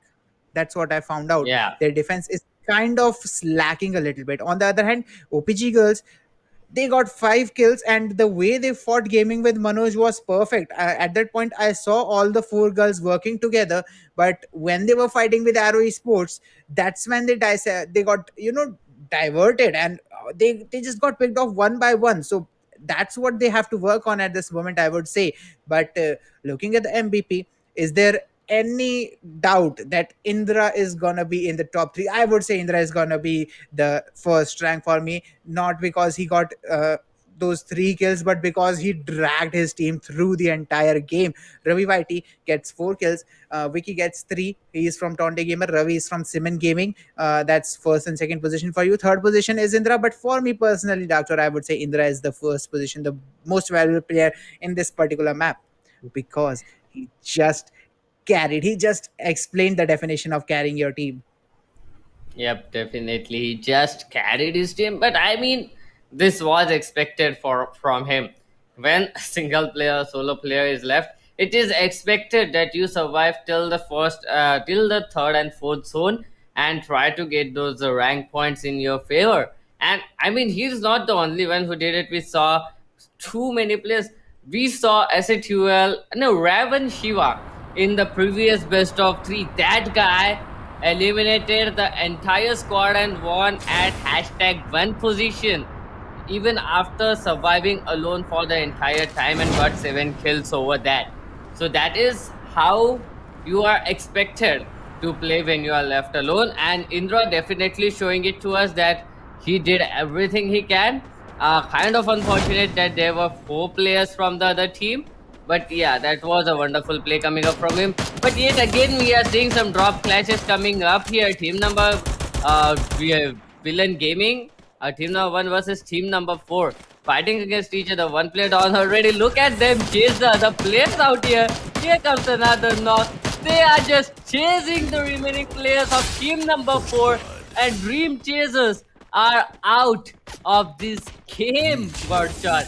I mean, that was a game of tag going on here. Exactly. I remember my childhood days when we used to play tag and we used to run away behind each other trying to catch as many as possible. But Villain Gaming just tagged out the entire team of Dream Chasers, and they chased them out of this particular map, saying that Kalahari belongs to us, man. Better you better try in the second one that's gonna come. Okay, this is reserved for us. But for the moment, we do have Team FLX, team number 9, coming up with some shots down on team number 1. I would say they could have got the kills, but team 1 had a really good rebound coming up for themselves. They have managed to survive. Now they are going up for some pickups and for some meds. Let's see. Let's see how they're gonna move out from this particular area and what their rotation plans are gonna be, because I would say they must rotate right now. They have got 4 kills. You have got 4 kills. Just rotate for a little bit. Yes, yes, I know you want those kills. You haven't performed at Purgatory, but at least rotate for a little bit so that you can fight properly, because they don't have enough meds there. They have looted everything, but for the moment, OPG Highness is going to confirm that 1 kill. There is a fight going on from their side, but team number 10, they have lost one, and they are fighting someone. I don't know who they are fighting, but definitely it's a trade that they took. So let's see how their fight is gonna come up. As OPG, they are gonna drop in Bayfront. We have seen them drop here in the previous best of three map of Kalahari as well. So definitely Bayfront is gonna be their position. Let's see how they're gonna play it out from here, Doctor. Oh, just as you say that, Team Teja is down to shreds got shot. There are two players down already for them, just two players surviving, and it is not gonna be that easy. Tonde Gamers, they have been performing throughout this start of this match. I mean, they are consistent in the top three positions. So if they can be in the top three position yet again in this map as well, it is definitely gonna be helping them. But on the other hand, Team Teja down to just two players. OPG on that Bayfront area contesting it. It is their drop location. So they are pretty much sure about each and every places they can hide, they can walk from, they can attack from. So I'm not at all worried about OPG at this point of time. And we have seen them contest that drop for quite a long time and winning that as well. So OPG girls looking pretty great. But the main question is, they took a player of Team 10 down quite like a minute early, and Team 10 now they are rotating in. That's great. But OPG girls, they don't exactly know the position of team number 10, so they'll be a little bit worried about their position. So they'll be constantly checking if anyone is coming over there or not, if anyone is trying to go in towards Bayfront or not, because otherwise it is gonna be very very boring for Team OPG to hold it right there. I mean, this is Kalahari. How longer can you camp? Someday or other you are gonna get spotted. Someday or other you will need to go on a little bit aggressive, and that is gonna help them a lot. Let's see how the players are gonna play it. I mean, how how ironical is it, Godshot, that the map of Bermuda and Purgatory were more aggressive than the map of Than Kalahari? the map of That is ironic. exactly. Yeah, and let me tell you what how ironic the situation is. Imagine buying a sports car and driving it at the speed of 30 kilometer per hour.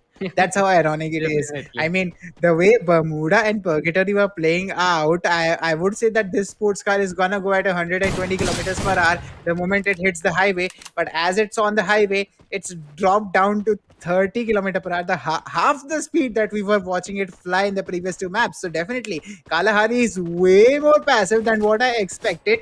But don't fear, Doctor. Look at what the map has for us. The positions of these teams. It's just the moment of a few minutes. I think the sports car driver is revving up his engine and getting ready for the speed boost that's gonna come really soon as all the teams are rotating towards the same freaking area of command post. All of them are thinking about the same plan, and it's gonna be a really, really super fast sports car once we hit the area of command post. Yep, definitely. We are right now in a traffic jam. Just the third gear needs to be put on, then the car will pick up its pace. But we'll have to wait for that. I mean, we have still 2, 3 more minutes for them to go in towards command post. It is like a volcano which is going to erupt anytime soon. Once the players reach there, it is gonna be pretty much interesting. Let's see how the players are gonna play it all out. I mean, I am kind of interested onto that command post area because there were a lot of players out there. So that is definitely gonna be interesting. On the other hand, Team OP girls, these players are trying to go in there as well. So let's see how the players are gonna be playing it all out. Yes, got shot. Time bomb makes more sense, but nonetheless, I'm gonna go on with Volcano because the eruption is gonna come in. Arrow down to just a single player surviving, and this time it's Team OP girls to get their skills. Yumiko and Highness, both of these girls are gonna get Revenge. that kills. Revenge, indeed a revenge. And the last player has been spotted, and Arrow Knights eliminated at hashtag 10 got shot. I would say Team 7 would be really pissed right now because Team 3 stole their revenge from them, and now they are gonna try and get some hits on team number three as well. And team number three, it's gonna be a it's gonna be a little bit of a better situation for them because they have the height advantage, and I would say they have the better cover coming up for themselves at this particular fight. So yeah, OP girls, they have to take a better positioning angles, I would say right now. But let's see how they're gonna play it out because. What I'm interested to see in this particular fight is, are they going to play like a team, or are they going to go solo YOLO dolo and get eliminated solo YOLO dolo? But for the moment, that 10 team 37 mark is gonna come in, and I would say Kalahari is being prepped for that insane fight. As team OP girls, they try to send two of their players on top of that tower coming up on the command post, that control tower that we see, and they are failing to do it. OPG Yumiko tried it twice but couldn't make it. We do have Bhavu up there, and if you as you said, Bhavu is a sniper, so it might work for her. But Junior King is gonna push up, get the knock on Highness, get the knock on Yumiko. Although Yumiko did get that particular knock on Indra, but it's gonna come up as a trade. Mystery tries to push forward, tries to break some glue walls. The flank is gonna come up from the right hand side. We do have one knock coming up from Babu. Babu tries to go for the second knock. She has all her teammates being knocked. The revivers are gonna come in front. Team number three, she is stuck on a glue wall. Babu, she's trying to go towards the right hand side. Wolf the Cruz is the last man standing. OPG lost all three players of themselves, and the last player is gonna get eliminated as well. What just happened? Everything just flipped upside down, and what was turning out to be a really good game for OP girls, it didn't take the chase. So 9 teams now remaining with 31 players, Doctor. Yeah, I mean, it didn't turn out that well, but they have got some kill points in their favor. Let's see how many I really don't know, but Team SMG this time looking pretty good. 4 kills confirmed. That is great. We'll take this guy has been looking pretty good right from the start of this map, but haven't been confirming a lot of kills. He has been knocking out the players, but let's see how the players are gonna play it out because team number 9 looking pretty good. FLX, they are at a good spot right now. On the other hand, team number 3, team number 6 pretty close to them as well. Let's see how these players are gonna play it out because I mean, the game has turned a pace right now, and look at that, the kills are being confirmed back to back, and the kill feed has no stop. Here comes Tonde Gamers Vicky to get SMG Bloody. Bloody is down, and let's see how are the other players are gonna play it out because SMG, they have been playing pretty well, but now one of the player has been knocked out. Team Mutants, Wolf the Cruz, he managed to raise his teammates, so that is definitely gonna help them out. But oh, look at that angle of Tonde Gamer. He's gonna get a kill. Will he get another, or will he confirm CCL Gamer? Yes, CCL Gamer has been confirmed. And oh, there comes Tonde Gamer's Wiki with another kill. Got shot. A beautiful, beautiful angle. A very overpowered position. And it all turned out into the favor of Team Tonde Girls. Tonde Gamer, and look at that. Wolf the Cruz just entered the Inferno all by himself. Here comes his teammate as well. And I mean, Team FLX have been contesting this area for a long time. They tried to rush it on them, but it is not gonna work. Voltic, he is in kind of a trouble right now. The Chrono Shields are not gonna help them for long. And Team No. 3, they'll vacate that area of Team No. 9 as soon as possible. I mean, the Wolf the Cruz just entered into the Inferno all by himself. I mean, why would you do that? Even if you wanna rush it out, and rush it from their back. Don't just enter right from their face. And SMG Bloody. He getting hit by a lot of shots. Finally, Sahil will be the one to confirm that kill. And oh, here comes the last player. Team Mutants down to just Wolves the Cruz. It is gonna be very, very difficult. Okay, yeah, JR Junior King is there. 2 players surviving, but still it is gonna be kind of a difficult game coming in for these 2 players got shot. Yeah, it is gonna be a really hard game coming up for them. I would say they kind of, wasted a lot of their glue walls out there. What a grenade! What a grenade on Vamsi and Cop. And those two are not some common players that you just took out. Those two are the Those two are the core of team number 9, and if they are knocked, I would say team number 9 is gonna take a little bit of a huge hit. Okay, that's a little bit of a contradictory statement. A huge hit is gonna come Yeah. down on team number 9, as we have a Gillibush action coming up. The glue balls are set there. Cop is gonna get knocked for the second time. MTZ, they have two kills. They are trying to get some more down, as team number 9 is trying to rest their teammates. Junior King is gonna be spotted, and Bull the Cruz, who confirms that one kill, is gonna come up for the save. Can he get the save? What a grenade! That's some brilliant explosions coming up. And yeah, 8 teams are now remaining with a total of 22 players. Team Mutants gets eliminated at number 9, dropping from the third position in the previous map. But look at that, who we are talking about right now. Oh. It's Teja that's gonna get eliminated at number 8. What is happening, Doctor?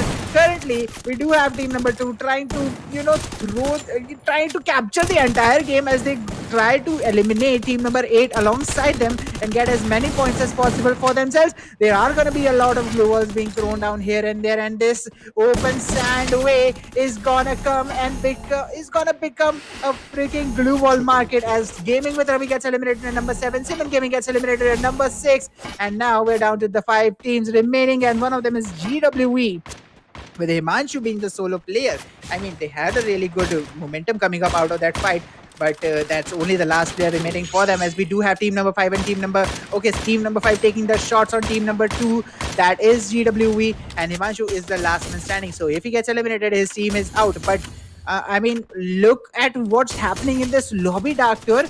The players who are performing really good in one map are just being destroyed in the second, and who got destroyed in the first map are coming up at a really good position in the next map. Gaming with Manoj gets eliminated at number 5, from where they couldn't even get 1 point in the previous map of Purgatory. So yeah, it's a total Yeah. upside down seesaw coming up from these teams. Yep, definitely. I mean, Tunde Gamer is the only team that is consistent here in the top. The other teams are just playing a seesaw right now. Gaming with Vijay is out as well. Now, the remaining team are Tunde Gamers, Team Villain Gaming. These two teams have been here for quite a long time. Villain Gaming got eliminated in the previous match pretty early, so they have a huge lot to prove right now. But look at that, Tunde Gamers, these guys, they want to get that booyah. This time, they are not gonna let Team Villain Gaming get it that easily. Forearms is gonna get a kill, and look at that, both of these teams are actually taking kill from the same team. So Team MDS is number 5 in a huge trouble. Something that they would have never expected, God shot. But let's see how they are gonna come up with here. Oh, Harry is gonna take 2 players down. Villain Gaming, again, they are gonna help the players of Team MDS out here.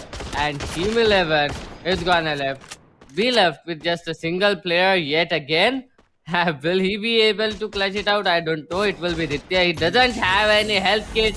He's gonna get eliminated by Villain Gaming. Villain Gaming, I mean, kind of a weird position.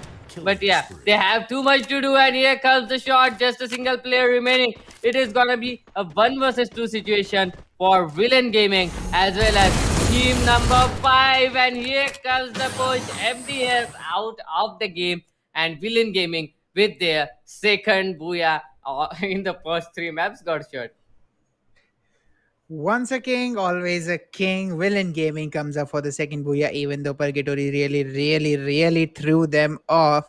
But really good comeback from Villain Gaming. They didn't lose their momentum. But talking about that final circle, I would say it was Villain Gaming saying that you are trying to get the elimination on us. First you have to fight us, then they spot that then they see team 11 trying to steal their kills, and they say you're trying to steal your kills, you have got to go first, and they just eliminated team Tonde Gaming out of there. Then they focus their attention on team number 5 and saying that, okay, where are you running, we're gonna come for you, and we are gonna eliminate you and get the booyah for ourselves. That's a really good meme situation, I would say, in that particular fight.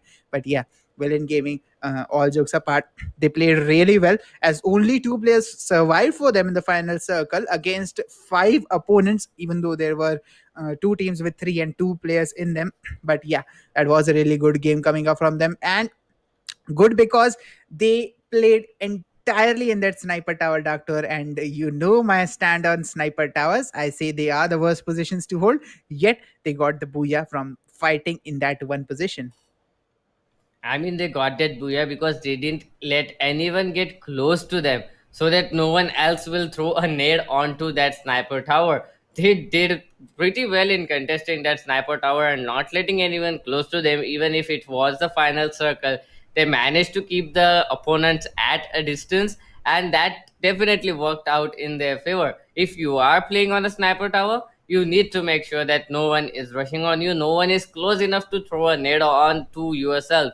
That is the prerequisite of holding a sniper tower. But nonetheless, here comes the map wise scoreboard, and this time it is gonna be Villain Gaming yet again with a total of 9 kills. That is great, a total of 48 points.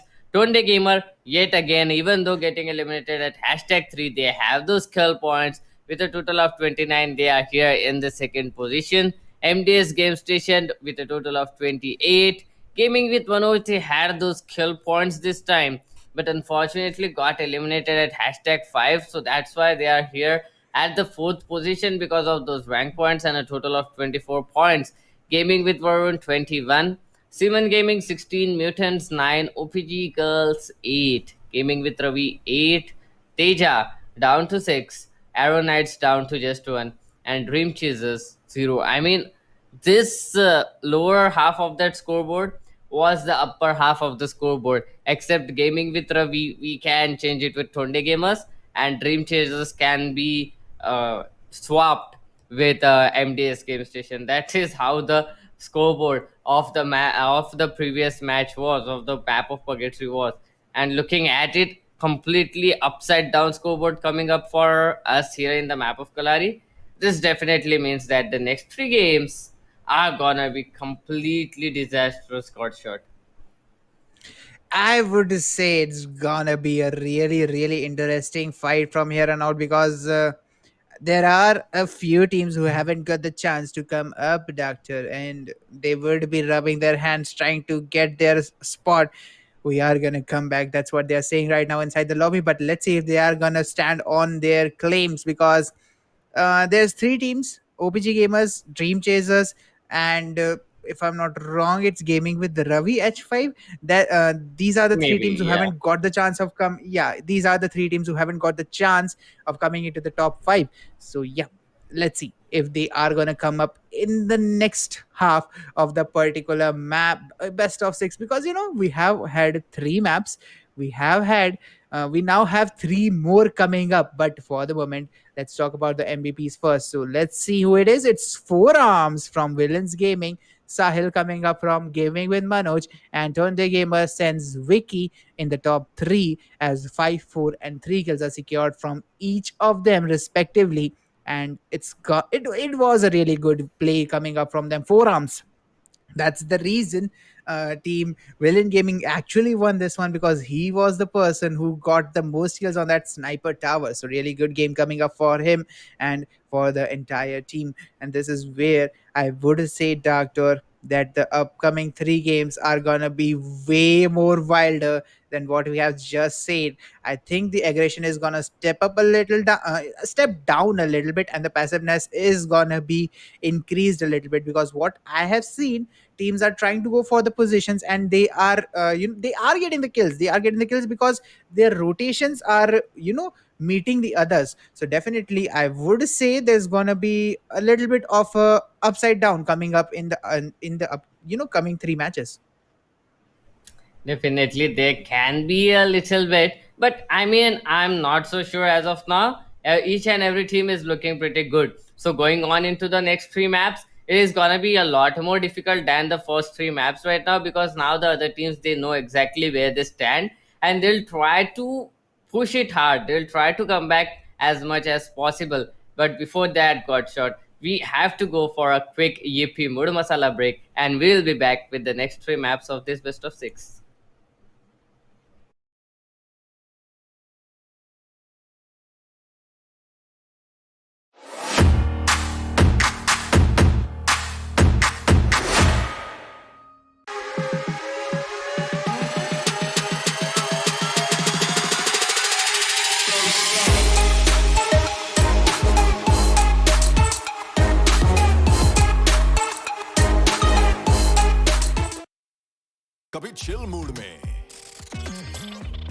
Thrill mood में, कभी crazy mood में। Main मसाले के बाद mood mix डालो, ये भी mood मसाला अपने मूड जैसे बना लो। ये भी mood masala from ITC।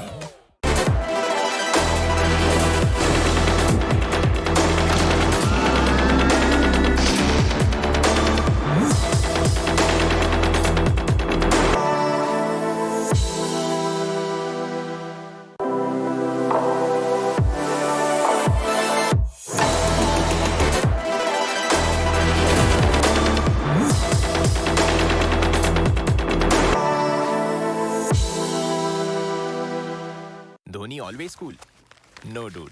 Dhoni के है और भी मूड। कभी चिल मूड में, थ्रिल मूड में,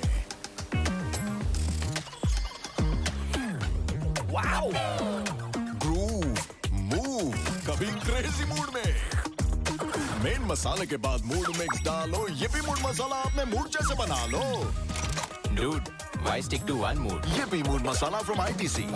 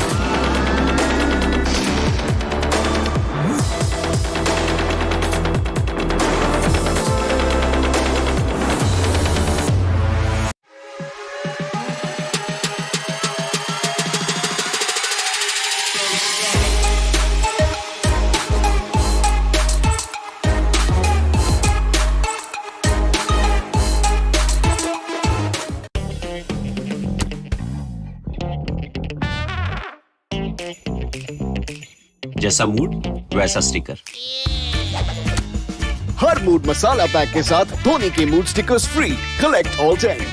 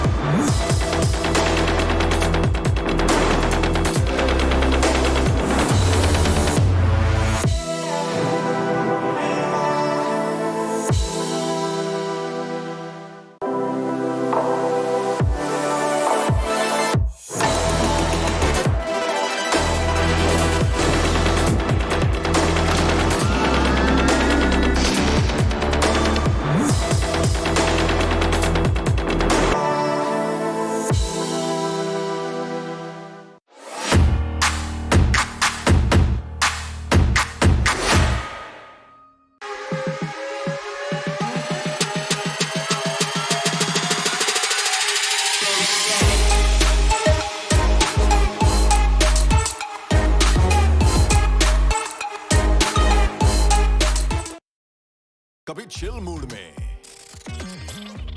थ्रिल मूड में, कभी क्रेजी मूड में। मेन मसाले के बाद मूड मिक्स डालो, ये भी मूड मसाला अपने मूड जैसे बना लो। ये भी mood masala from ITC।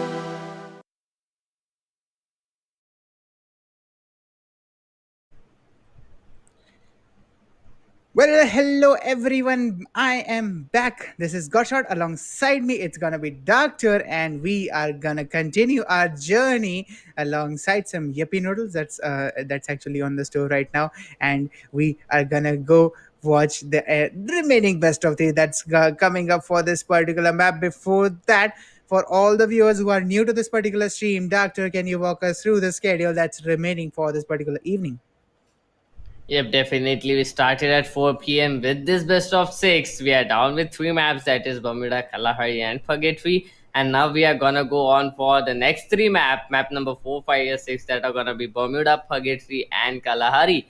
And after this best of six, the fun doesn't end here. We are gonna have six best of ones back to back lined up for you guys as well. So the today's schedule is fully intense, fully packed, and it is gonna be a lot of free fire action coming in your way, guys, and coming in our way as well. But we are gonna head directly to the next map, that is gonna be the fourth map of the day, the fourth map of this best of six. Every team is fragging out pretty good.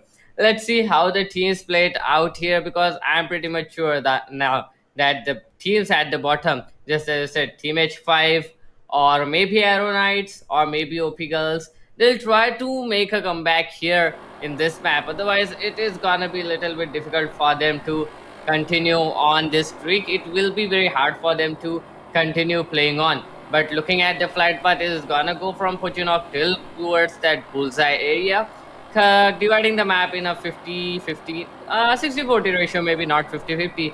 And we are yet again seeing a drop clash coming in between team number 5 and team number 2 in towards that Pochinok area. So it is gonna be kind of a difficult play for team number 5 and team number 2. Other teams looking pretty fine. Team OP Girls making their way on towards Observatory with their nemesis, that is gonna be team number 10. They have been fighting for quite a long time. And team number 2, they have started out with a great start, one knock. And let's see if Gaming with Varun can continue with those kill spree they are going on right now. Oh, that P90 is not converting the kills. Arpit is gonna take a player down, and oh, Shonde Gamers Aditya is down as well. So kind of an aggressive map yet again coming in our way here. Oh, what a beautiful shot there from SCS Knife.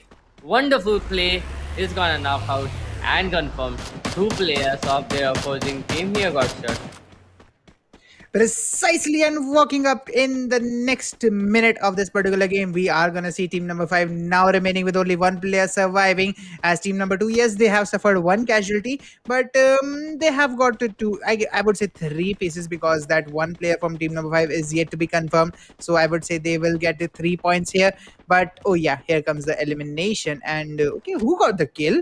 Team number 2 didn't get the kill, but anyways, someone got the kill somewhere.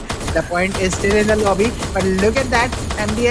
MDSX God is gonna take some shots on OPG Yumiko, as she is stuck outside in the open on the slopes, and this is not looking good for OPG, as they are yet again split.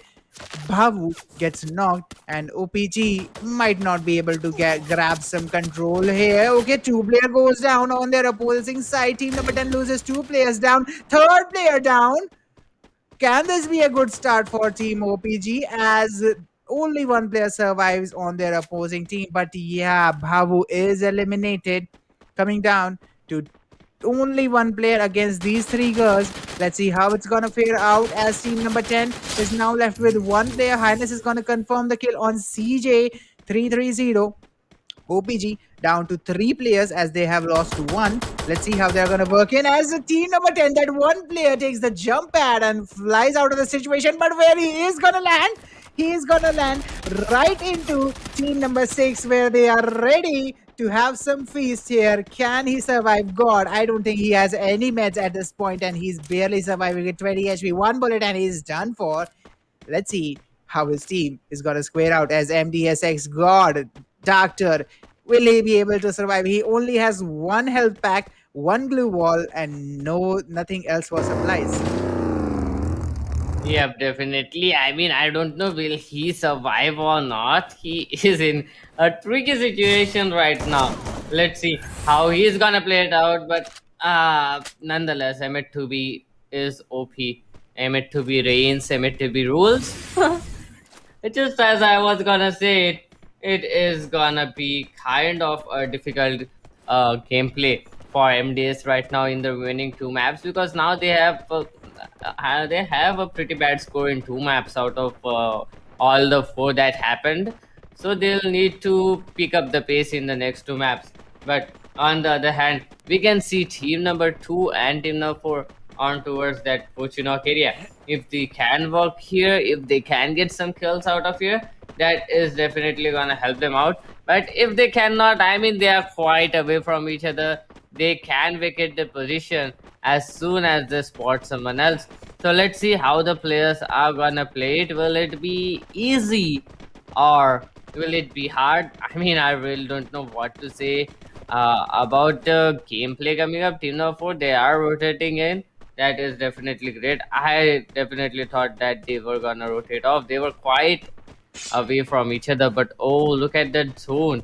Centrist zone coming in.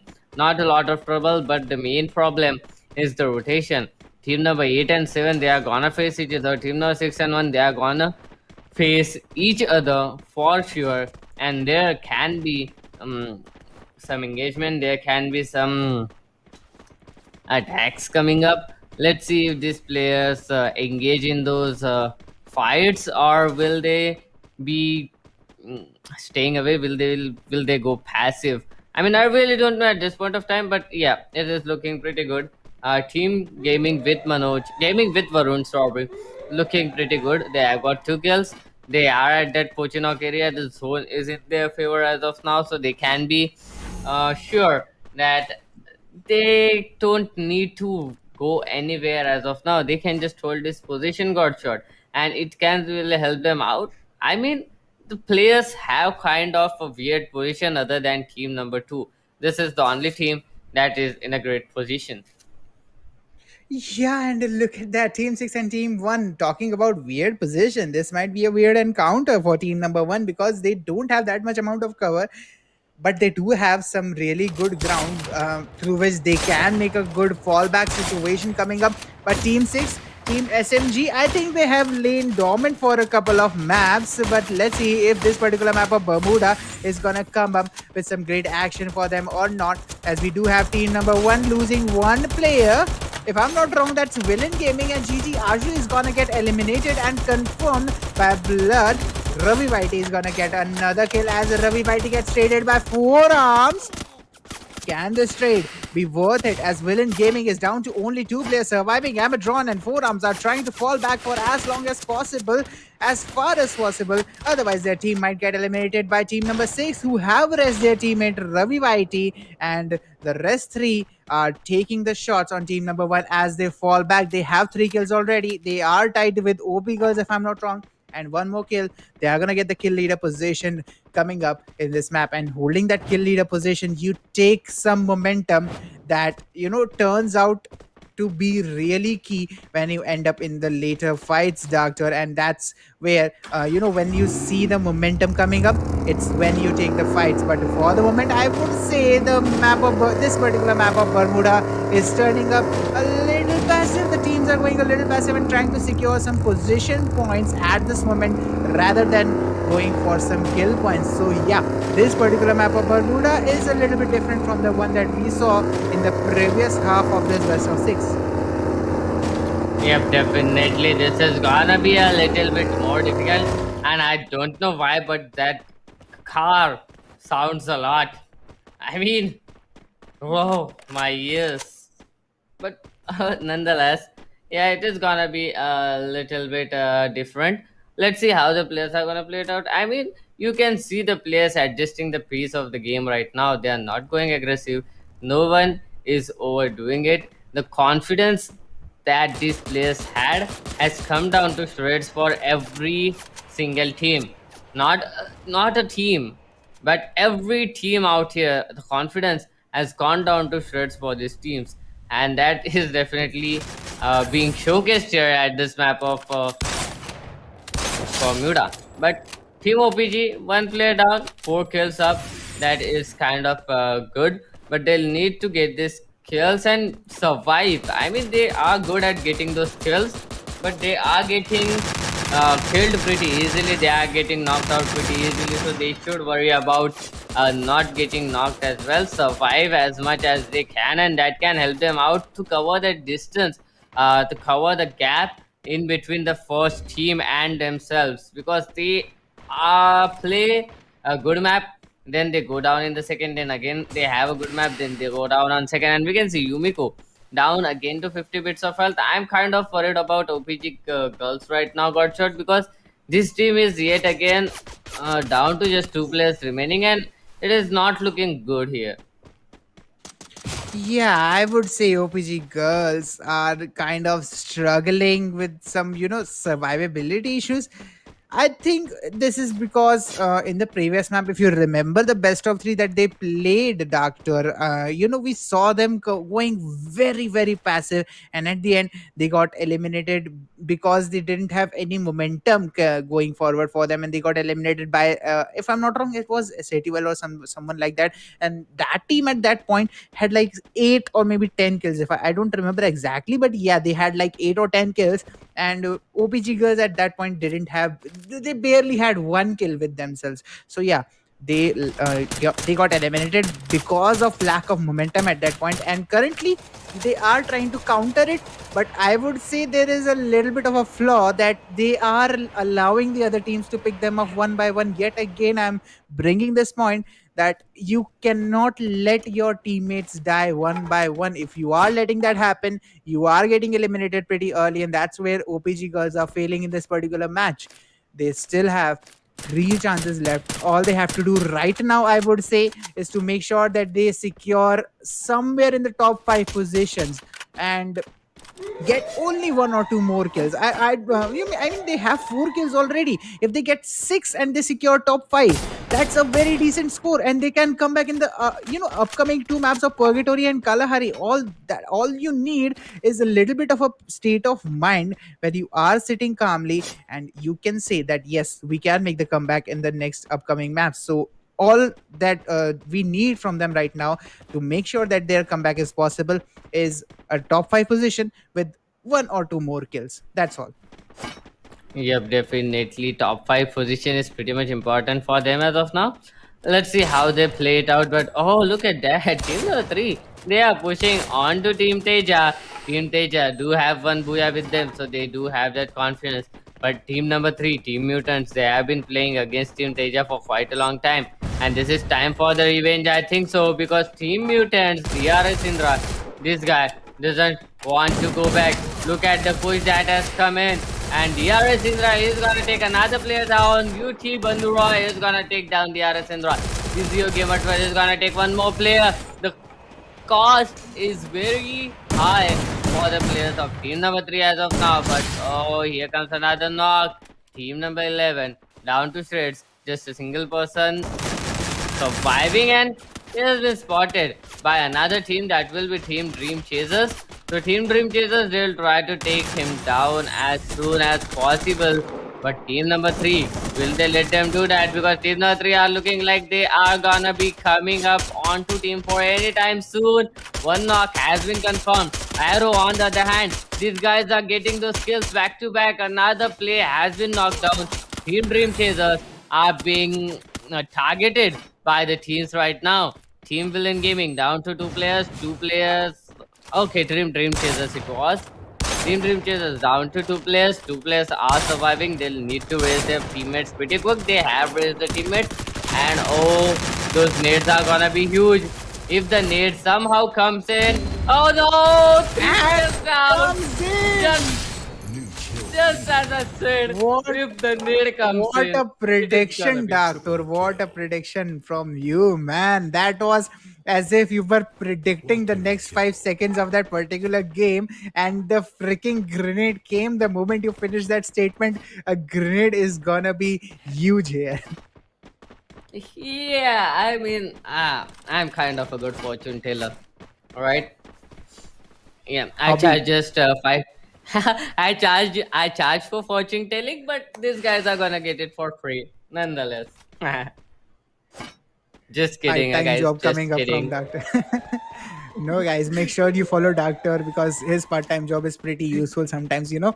But currently, moving up, all jokes apart, we do have 9 teams remaining with 27 players standing on the turf, and it's gonna be Team One, Team Villain Gaming, going and trying for that flank on Team number 9. I think Villain Gaming is a little bit confident here that yes, if we secure a couple more kills and like one or two more position, we can, you know, survive in the upcoming 2 games because Purgatory and Kalahari are still remaining. And if Villain Gaming gets good positions in them as well, they are pretty much qualifying right now. So yeah, they are playing pretty freely, and that's what you need. Compare it to other teams like H5, if I'm not wrong, H5 and Arrow Mhm. Gaming. So yeah, these teams are playing under a lot of pressure, and all they care about right now is to make sure that they are in the top 5 and they get some good position points as well. We do have OPG Misty being the last player standing for her team, and yet again OPG gets eliminated at number 9. What did we just see? Oh, 3 teams getting eliminated one what? after the other. OPG Girls, Tonde Gamers, and Villain Gaming. All three are out of this game in this particular moment. 6 teams now remaining with 21 players standing between the final zones. Let's see how they are going to play this one out. But, oh man, I mean, yeah, Doctor, Oh. the way these teams are getting eliminated, I mean, how much of a seesaw are we gonna see in this particular match? I mean, this is definitely gonna be a good game, to be honest. Now the new teams are coming up. There is a huge chance of a great overall change in that overall scoreboard here, and that is definitely gonna be more interesting because now the competition is getting tough. Wolf is gonna go down. Team SMG, they are trying to get those kills. Look at that, 7 kills already. Mutant with a total of 10 kills. Oh, that nade is huge yet again. Not gonna do that much damage, but still a good try coming in from Team MTZ, Mutant, and oh, here comes the push.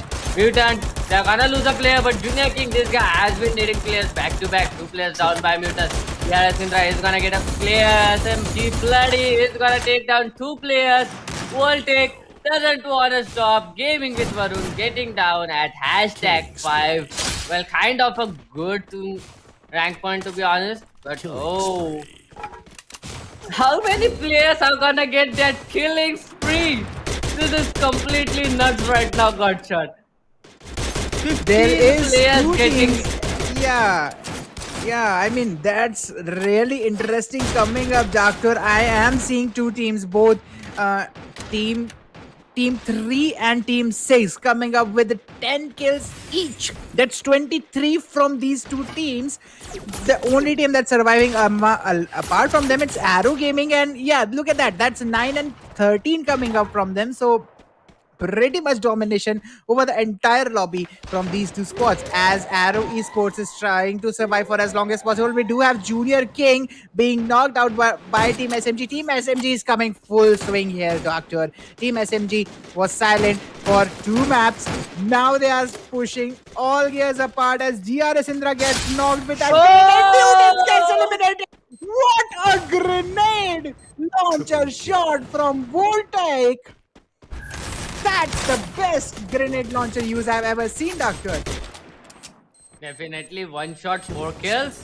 Oh, here comes the nades yet again. Stop these nades from these guys. I mean, who are those? Are those the grenadiers of the Free Fire? I don't know, but they are just putting on a lot of pressure onto Team Arrow Knights right now. Arrow Knights doing everything they can. No name is gonna go down. Arrow Knights are gonna get eliminated, and it will be Team Mutants to get Team SMG. Sorry. Oh, my bad. My bad. They eliminated Mutants with a single nade. Team SMG to get that booyah with such a beautiful domination in the last zone. Something that I'm never gonna forget, Godshot. I mean, that is brilliant. I mean, I'm literally going to remember that grenade kill from Voltec. It's gonna be etched right here in my hard drive, and definitely when someone's gonna ask me when did you see the best grenade use ever, that's one instance I'm going to remember. Simon Gaming is the one that has got the booyah.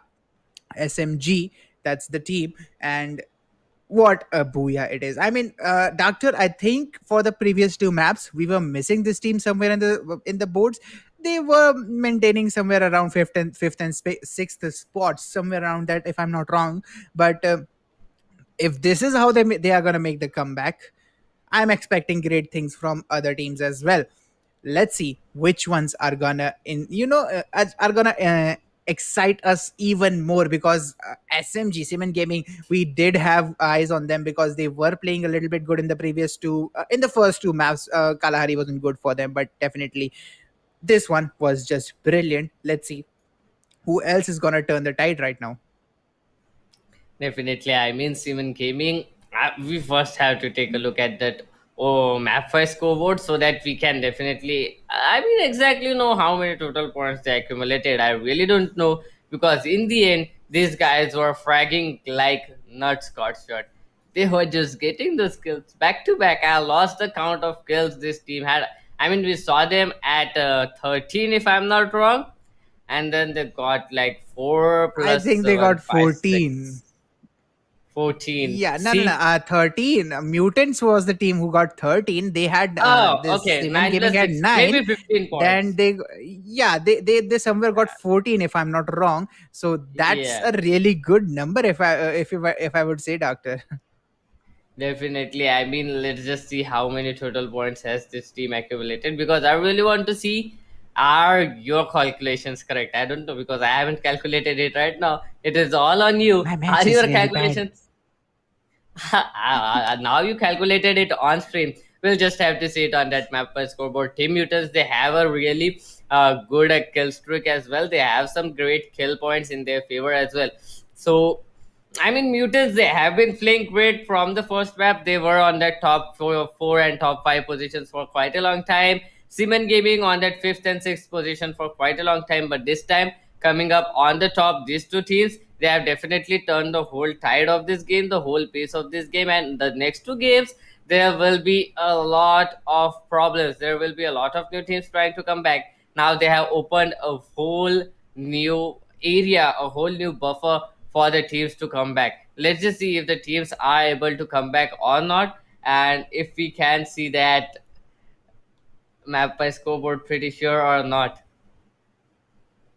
Exactly, but the map wise scoreboard is gonna come soon. And as you mentioned, Doctor, I'm gonna talk about that buffer that we just discussed right now, because SMG, they kind of made this huge gap, that void where other teams can encroach and they can go for those top spots. But if I'm not wrong, Team Mutants did the same, Team Arrownites did the same, Gaming with Manoj, Gaming with Varun, and OPG Girls actually managed to pull through a little bit as well. They are gonna secure that sixth position, but look at the points. Doctor, for once, I am correct with my mathematics. It's 58 points coming up for Definitely. Simon Gaming. Yeah, and Mutants is gonna. It's not. They. I mean, look at the points they have got. They are 15 behind, but look at the position they got eliminated at. They got eliminated at third position with 26 kills. Who else has got the kill? Oh, I mean, no one else. Oh, only OPG Girls is the squad who even got the chance to get some kills. I mean, these two teams, Mutants and Simon Gaming, they just stole everything from the pool of kills. Definitely a complete kill domination coming up from these two teams. I mean, 13 kills for Mutants, 14 kills for Seven Gaming. That makes up a total of 27. I mean, out of 48 players, 27 players were killed by these two teams. How much damage can you do? And I They mean, include remove the themselves as eight well. players. Yeah, remove the eight players as well, because they are these two. So that means a total of, out of a total of 40 players, 27 were killed. They just left 13 kill points to the other teams. And the other teams, I mean, barely managed to catch those 13 kill points. OPG Girls doing pretty well with a total of 4 kills. I mean, just because of those 4 kills, they are up here. They are good at fragging, but they need to be sure about surviving as well in the next two maps, got shot. Otherwise, it is kind of the end for them. Yeah, I would say OPG Girls is okay. Yeah, H5 doesn't have that many. Okay, so H5 and OPG Girls, these two teams have the possibility of making the cut for it, but they have to grind really hard in the upcoming two matches, two maps to be precise, Purgatory and Kalahari. And how they're gonna do it? OPG Girls, they have to focus on position for once. For once, they have to focus on position to make sure that they are in the top three at least. Now it's top three for them to make the cut, but definitely H5 has to do the same on the note of position. Any kills they get right now, it's just a bonus for them. If they get two or three kills, that's decent enough to make sure that they are going to make the comeback in the map of Kalahari. So Purgatory is going to be really important for these two teams. If they don't make it, it's going to be out for them. But the MVPs, okay, why am I not talking about them? King comes up with 8 kills. Mutants is the team he's representing. Voltaic comes with 6 kills. Simon Gaming is the team he's representing alongside his teammate Bloody at the third position with 4 kills. And remember, Voltaic got 4 with 1 grenade. Yeah, I mean, Voltic, he has been maintaining quite a low profile. I don't know why, because in the best of three, we've seen this guy going nuts. He got like 5 kills in the first map, 7 kills in the second map. In the Kalari, this guy was completely nuts, and he had been maintaining quite a low profile for the 3 maps. Now, going on in towards the next 3 maps, I am hoping that Voltic will show us some great kills yet again. This guy is great. We have seen this guy play, and boy, oh boy, what was that a wonderful game? That was indeed a beautiful game coming up, got shot. We'll have to, I mean, we are just left with 2 maps, that is gonna be Purgatory and Bermuda, and the tension is gonna be completely on different level for the players right now. They really don't know what to do, because there is no gap difference, there is no difference in between the top team and the bottom team. Every team is on the same page as of now, got shot. So every team who can perform in these 2 maps is gonna get qualified there. Exactly, and that's as far competitive as you go. Although I'll make a correction there. It's Purgatory and Kalahari that's remaining. Purgatory is gonna come up here with a flight path that's worth this best of 6. That's a flight path I am gonna say is precisely needed at this moment, where every team is on the top of their competing ladder, on the top of their competing form. So let's see how they're gonna perform from here on out, as they are kind of dropping a pretty safe. I mean, look at the drops this at this moment, Doctor. Nearly every team is trying to go for that position, and they are trying to survive for as long as possible. Nearly all of the Yep. teams are avoiding early conflict, and they are planning something at this moment. I would say there's a bunch up coming up on Brasilia. Team 5 and team number 3 are going to take some shots on each other. But why does this happen? Team 5, every time we see, that's the first team that takes the fight. But what is that? Did we actually see team number 3 coming up with only, okay, team number 5 coming up with only 3 players? Yes, we did. And there's only 2 remaining for them as their first player goes down. What is going on for team number 5? LCO Gamer is going to secure the second one. And team 5 is now left with only 1 player, starting with only 3. I mean, that's the biggest cliffhanger you would need at this point of time, Doctor. Definitely, definitely. But I mean, maybe some technical issues. What can we say?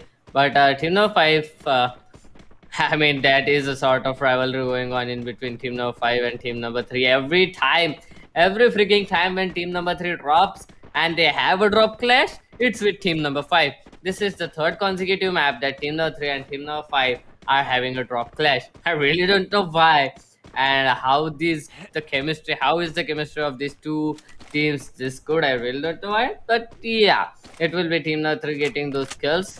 2 kills to them, and oh, Gyan Mahakal, this guy's got a kill on Easy O Gamer. So if he can confirm it, that is gonna be problem. Is he gonna clutch it out? I mean, 2 players down already. Gyan Mahakal, this guy is looking good. Okay, now he's gonna go down finally. And oh no, what are we seeing? OPG girls down to just 2 players yet again. This time without a single kill. So it is now looking pretty bad, and it might be a huge problem for Team OPG girls right now, because just 2 players surviving. that is gonna be pretty much difficult for the teams. Let's see how they are gonna play it and how are they gonna be working out. But I think it is gonna be too difficult for this team, OPG girls, to take over to come back. Let's see how they are gonna play it out and what is gonna be their plan of action, Gershon.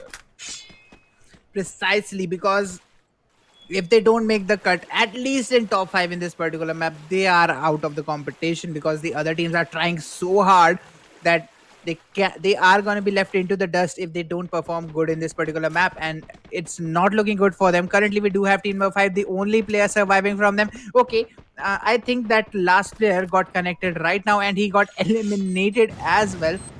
But for the moment, the grenades are gonna come in, and okay, that's a really sad rip. I didn't expect Tonde Gamers to get eliminated at number 12, Doctor, because these guys, they have been maintaining a really good consistency, and them getting eliminated at 12, it's a little bit of a disappointment. But look at the next zone. It is and exactly at the center of the map, about to push every single team towards the area of Brasilia. Let's see how the rotations are gonna come in. But the two teams that I am pretty much excited about are at Arrow and OPG.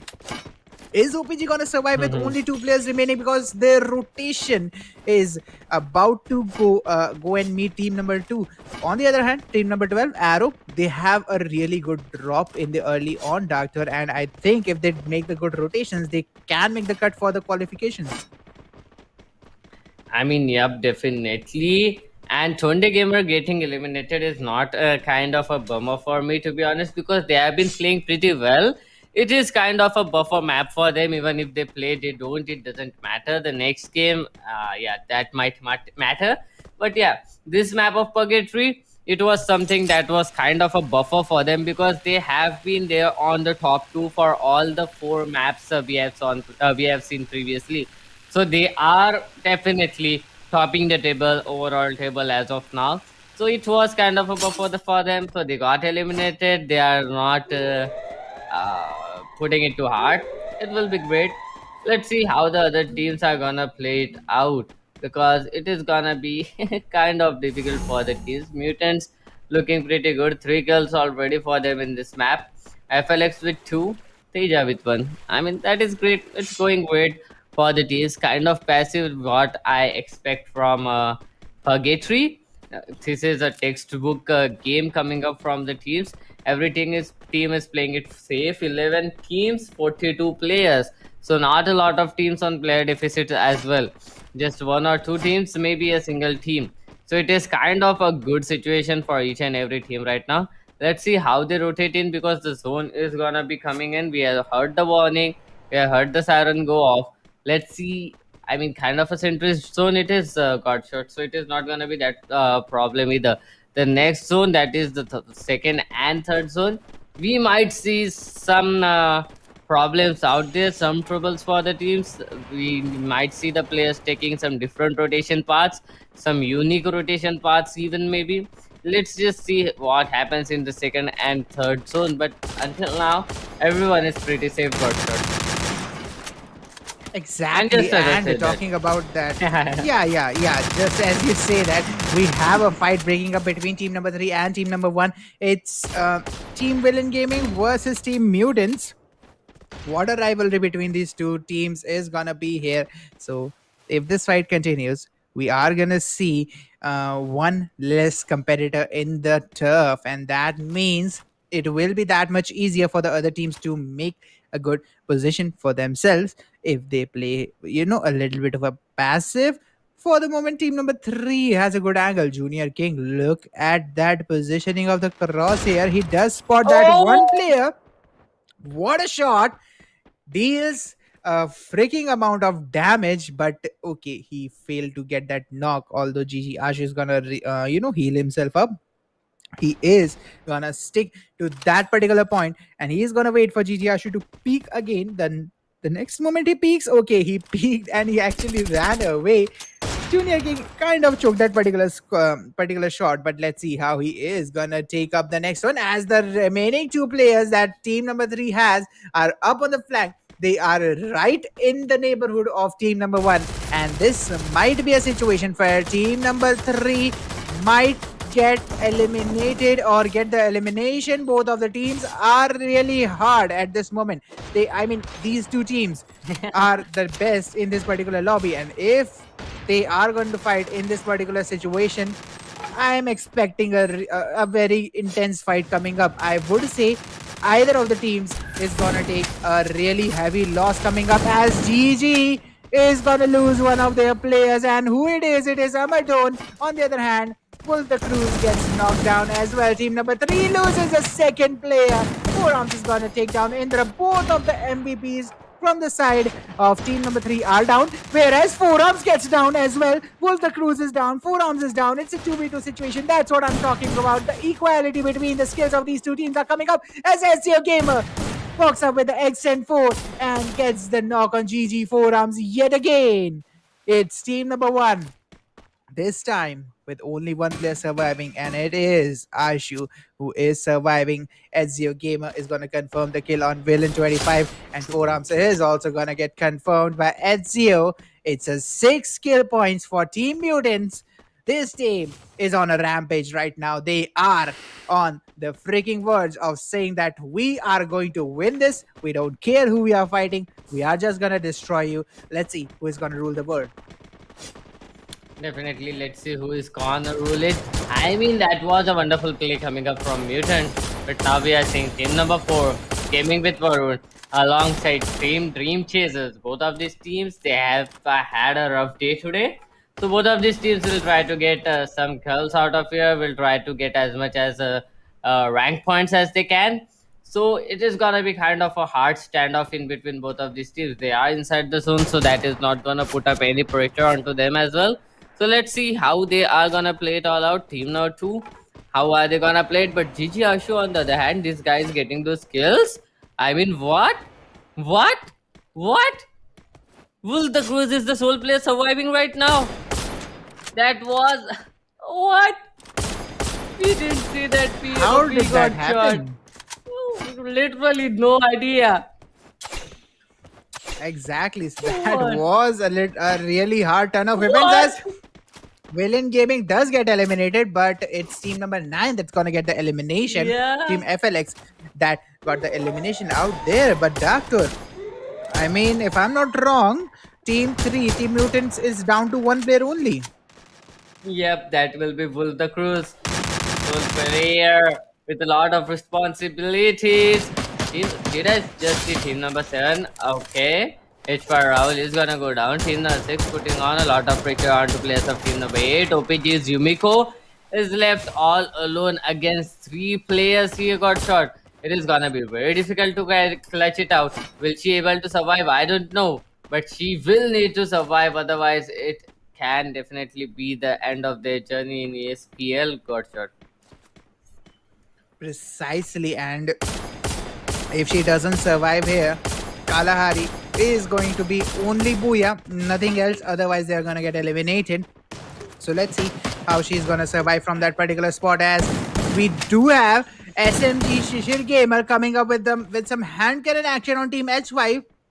Team H5, they are not on a good day at all alongside Team OPG. Both of these teams, it's just a bad day for them, and nothing's actually working for them at this moment, as team number 10 does end up fighting team number 2 from here on out, and the shots are going to be traded, as Gaming with Varun is trying to go up the hill, but team number 10, Team MDS, is holding the higher ground, and a really good cover down there, Doctor.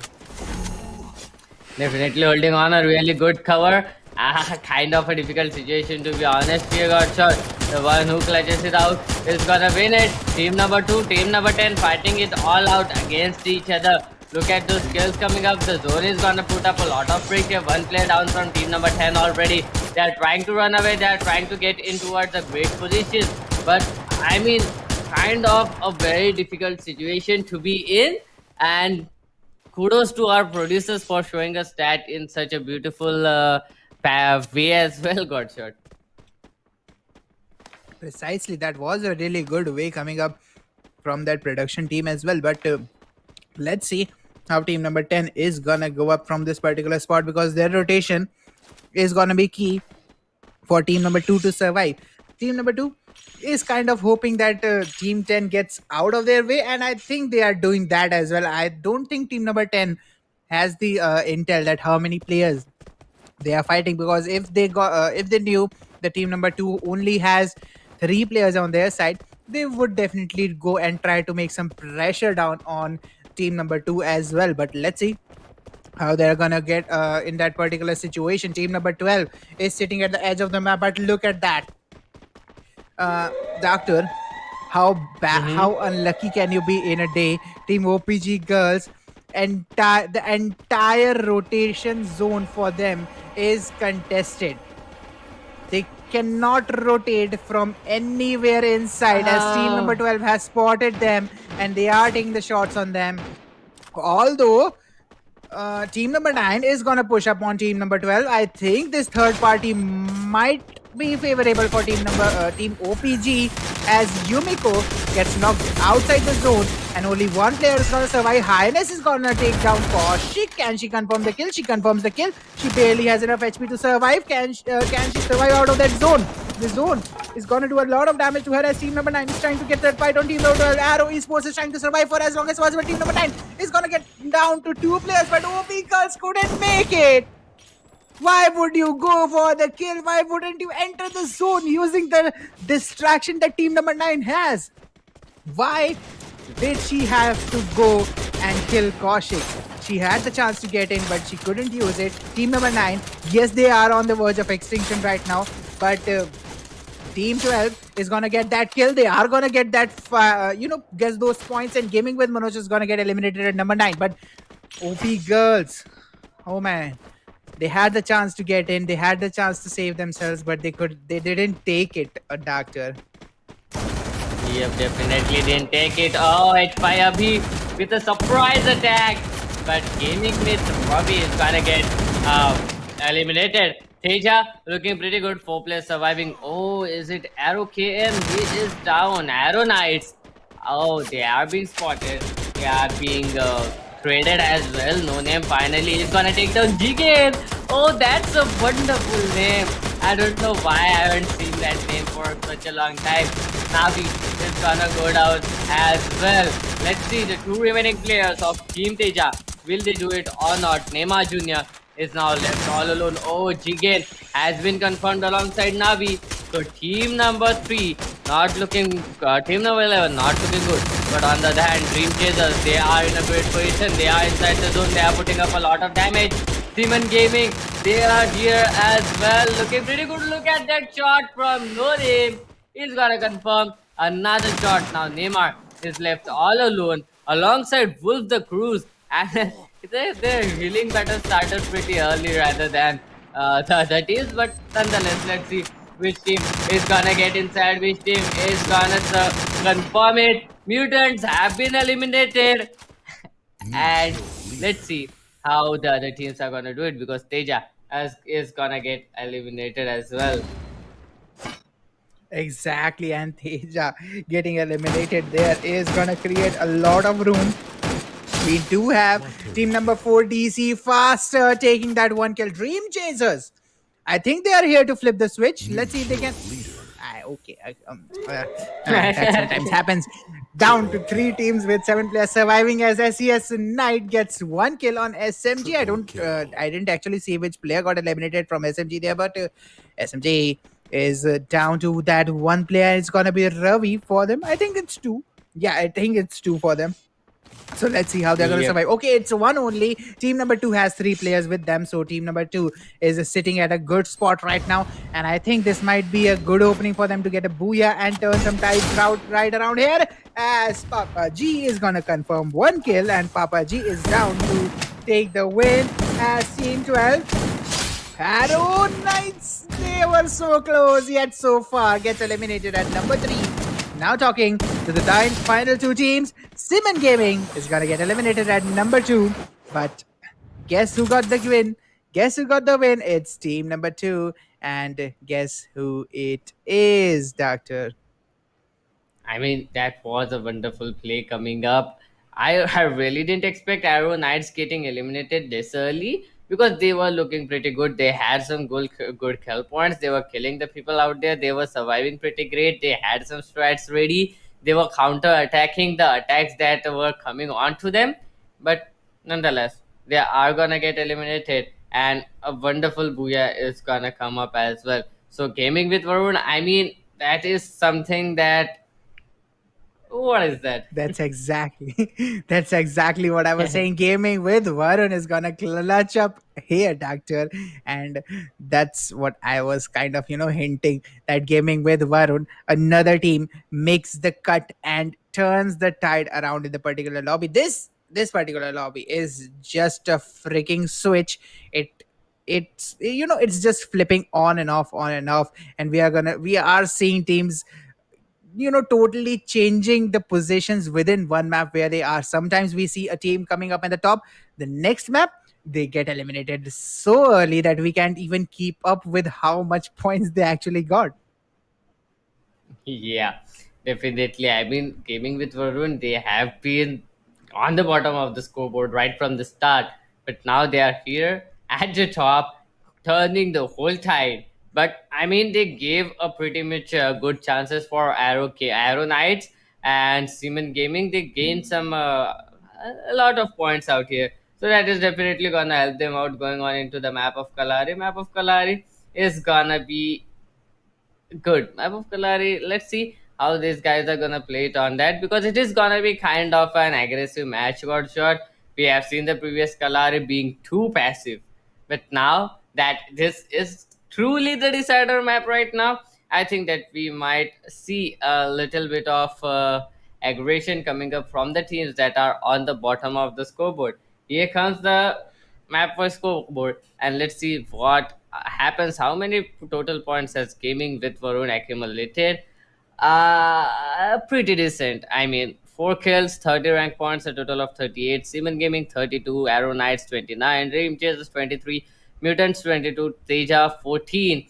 Gaming with Manoj 11, MDS Game Station 8, Will and Gaming 5, OPG Girls 4, Gaming with Ravi 4, and Tonde Gamer. Oh, yeah, I somehow forgot that Tonde Gamer was the first team to get eliminated, but with 0 kill points as well.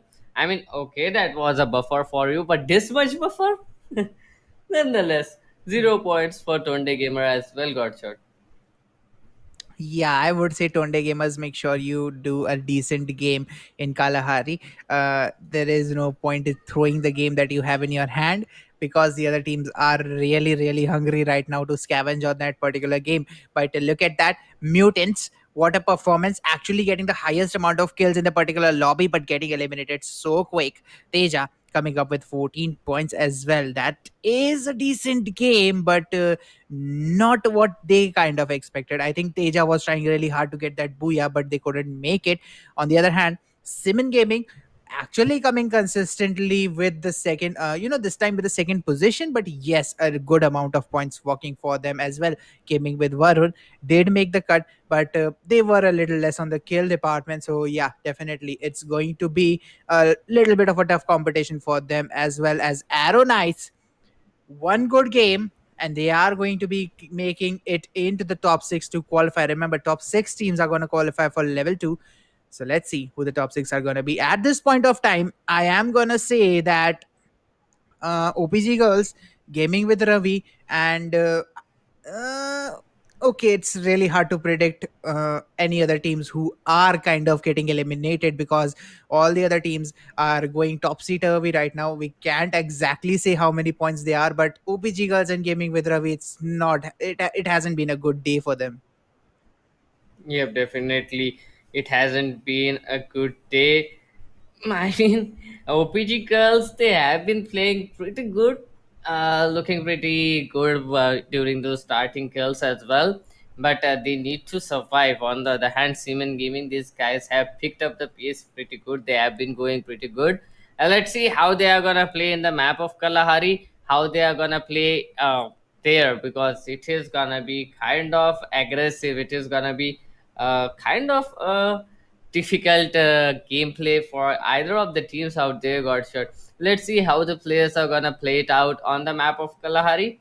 I am hoping that the teams like Mutants, then Simon Gaming, OPG Girls, these have been a little bit aggressive right from the start. So I think that this map can definitely work out for the best for them. Dream Chasers Faster is gonna get that MVP this time with a total of 4 kills. Here got shot. Ravi Whitey with a total of 3 kills. No name with a total of 3 kills from Arrow Knights as well. Finally, a player from Arrow Knights coming up here.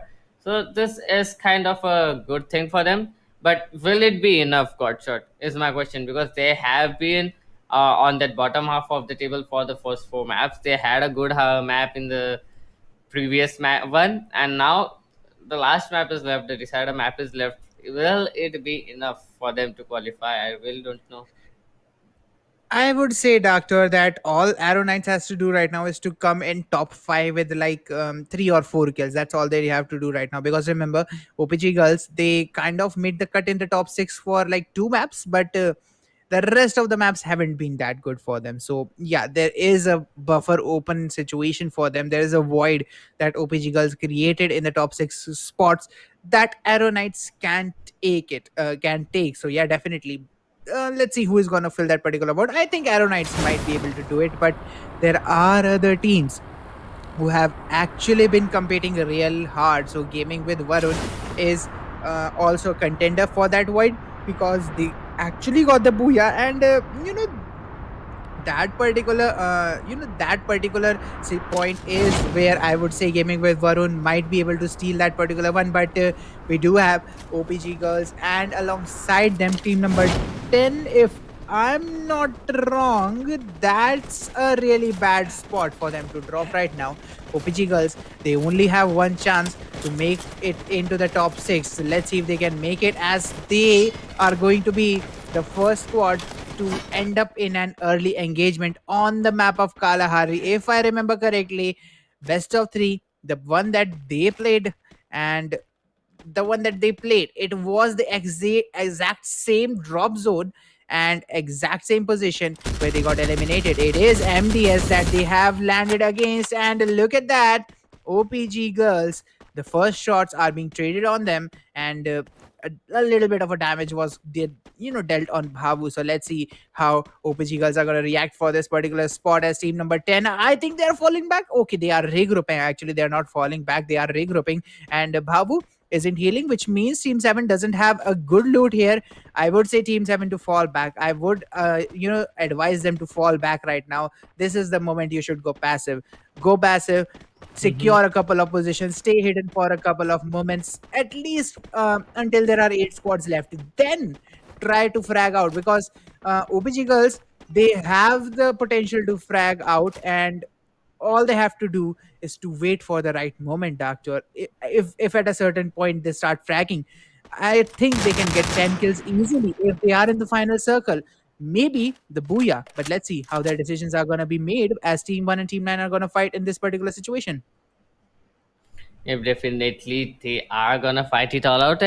Looking at this position of Team MDS alongside Team OPG Girls, I am kind of scared here because they don't have a great angle. Team OPG Girls, if they can surround the team, it might work in their favor. The nades are gonna come in, but that is not gonna help. Team number 7, they'll need to use some different strategy out here. Oh, they are kind of rushing the Berserk right now. I don't know why they rushed it like that. They should have just scouted the area first, but nonetheless, if it works, that is not gonna be a They problem. don't Not even a lot have of damage. heals with them. Doctor, they Yeah, don't even that's have why. meds with them. How risky this maneuver is right now.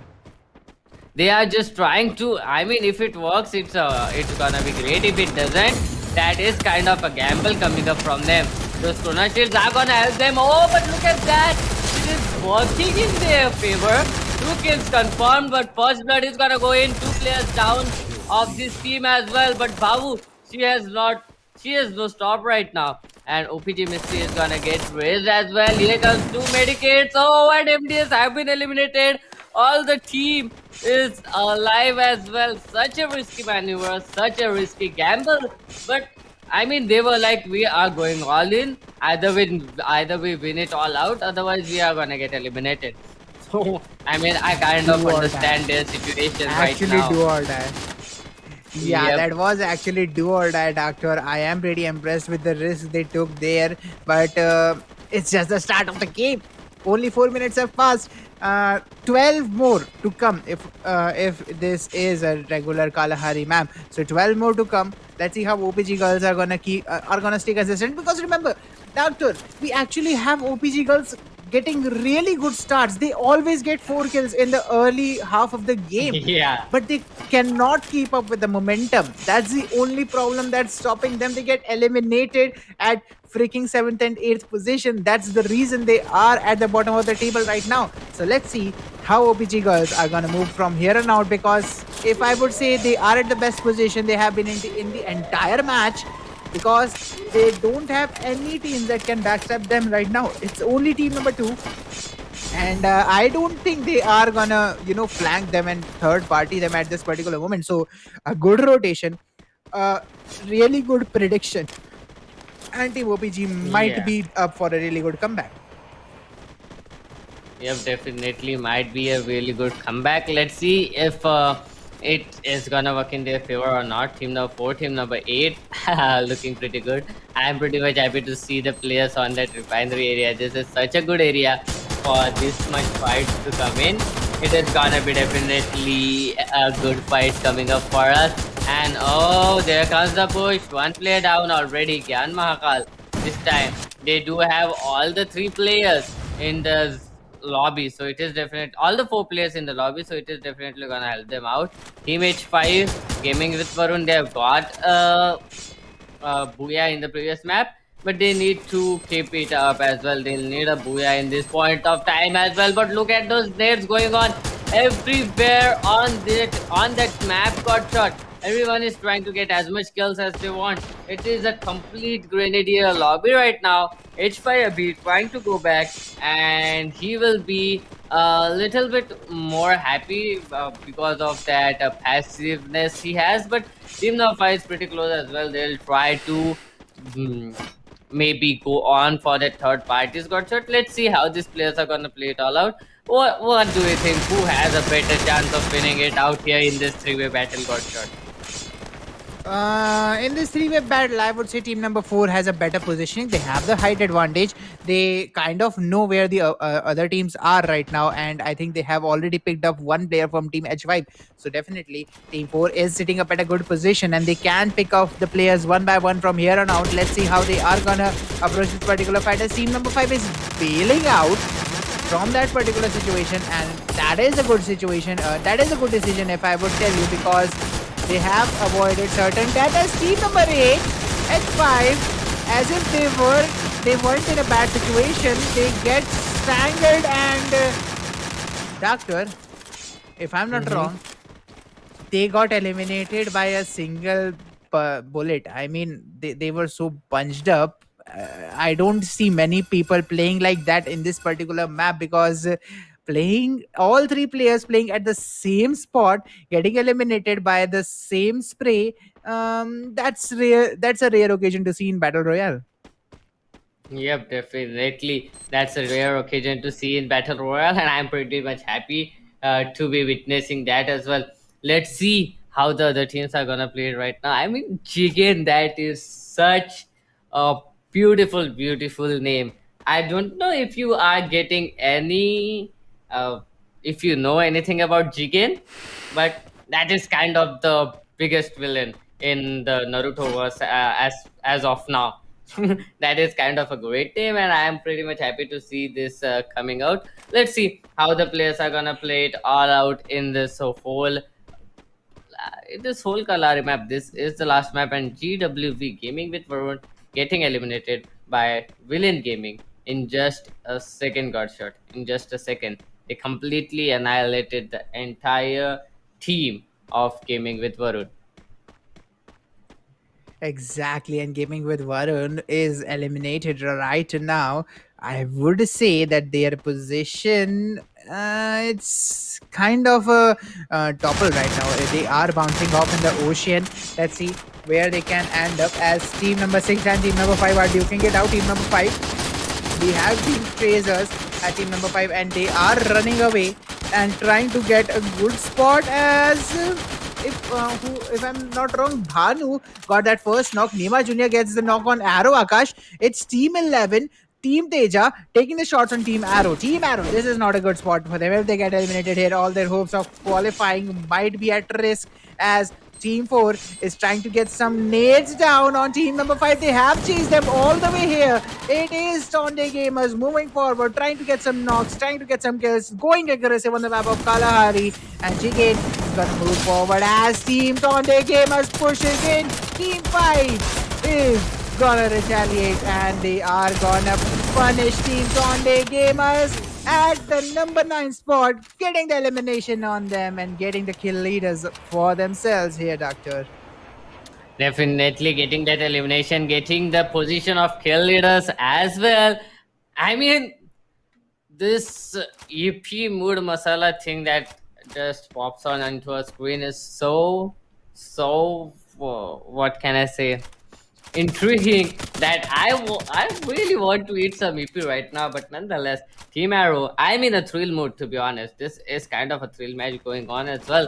Team 11 versus Team 12 against Team 9. All of them are in the same position. Refinery pretty close on that command post. We can see the players are looking pretty good as well. Team number 1, they are making their way inside, and team number 7, 5 and 6 are in pretty good shape. So let's see how the players are gonna play it out, because the next zone is gonna be very tricky. The next zone is gonna be very tough. The players will need to get those kills. The players will need to survive. Just 8 squads left. That means not a lot of kill points are available, but the survival points are available for them. So the players will try to take as much kills as they can, because if they can't, the other team is gonna get it. And oh, I'm a drone. This guy is not stopping. Team Villain Gaming, they are getting those kills back to back. And oh, FLX, they are fighting against Villain Gaming right now, and kind of in a good shape as well. And Team Teja, they are fighting 2 wars at the same time. It is with Team number 9 as well as Team number 1. I mean, they don't realize it that they are playing against 2 different teams. But yeah, they should keep that in mind, that either of the team is gonna give a huge backstab to them. But here comes the push. Team number 9 and team number 12 and 11 are fighting. 9 and 1 are fighting. I mean, the teams that are closest to each other, they are not, but the teams that are farthest are fighting against each other. Pretty great coincidence. Team number 1 and 3 are gonna encounter against each other anytime soon. Here comes FLX Kaushik. He's gonna take down Jigen. Jigen has been confirmed as well. FLX Style on the other hand trying to push up, and Cop is gonna help him up. So Cop will get that kill. He's gonna confirm it as well. Team Villain Gaming, they are being spotted, they are being hunted. It will be Team Mutants getting those kills, and Bull the Cruise with that M249 is gonna confirm the first kill. Team Teja have been eliminated by Team Arrow. Is gonna take down DRS Indra. So it is gonna be kind of a difficult thing right now for the players to keep up. And the players of Team Arrow are in such a great position. I mean, they are lucky that the zone is working in their favor. But nonetheless, let's see how the players are gonna play it out right now, because lots of kills have been confirmed. Team Arrow down to a single player surviving as well got shot. Precisely, and at this moment, Team Mutants, who are left with only 2 players, I would say they are in a terrible situation. But we are missing someone here, Doctor.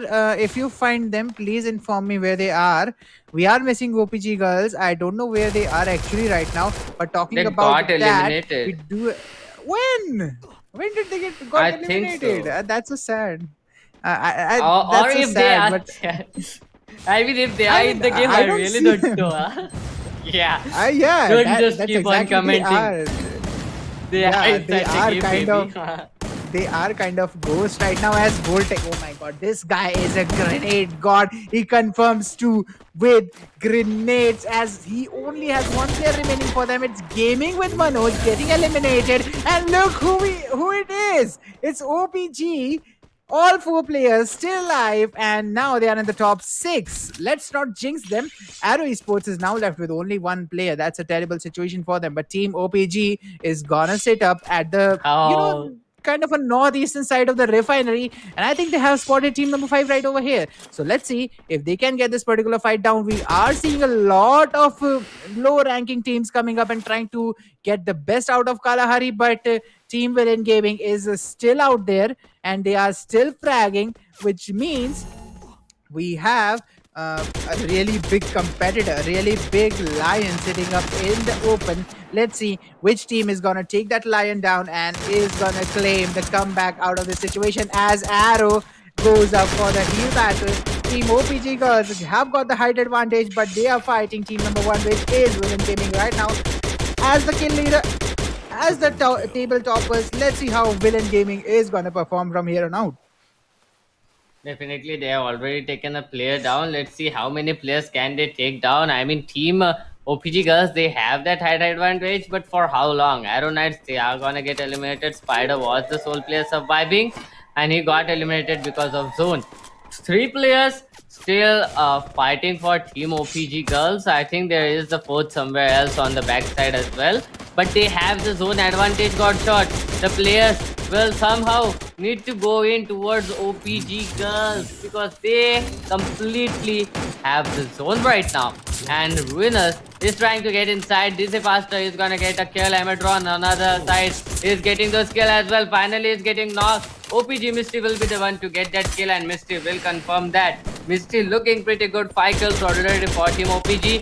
They are at a man advantage here. But looking at it, Simon Gaming getting eliminated. GG Ashu, Villain Gaming down to just a single player remaining. Oh, Ezio Gamer in such a OP position. But Ezio Gamer is not gonna do a lot. But the nades are still a huge problem. Dream Chasers are out. Ezio Gamer, this guy is getting those kills. Now GG Ashu is looking pretty good as well. Oh, the nades are gonna come in. OPG Misty is gonna go down, and it will be Ezio Gamer to get that kill. GG Ashu exactly below OPG Ezio Gamer. He has got 4 kills already, and that is a wonderful play coming up from him. He is gonna get spotted nonetheless, and GG Ashu will try to get as many kills as he can. Who's doing a little bit of damage. Here comes the glue wall. It's a 1 versus 1 situation in between Team Villain Gamers as well as Team Mutants. So it is kind of hard game. Oh, Ezio Gamer, that is bad. He used that glue wall to stop him from coming inside the zone, and that helped him a lot, and that's how he got eliminated. Team Mutants out of the game, and that was indeed a wonderful, wonderful gameplay coming up from Villain Gaming, getting their third booyah, if I'm not wrong, out of this best of 6 got shot.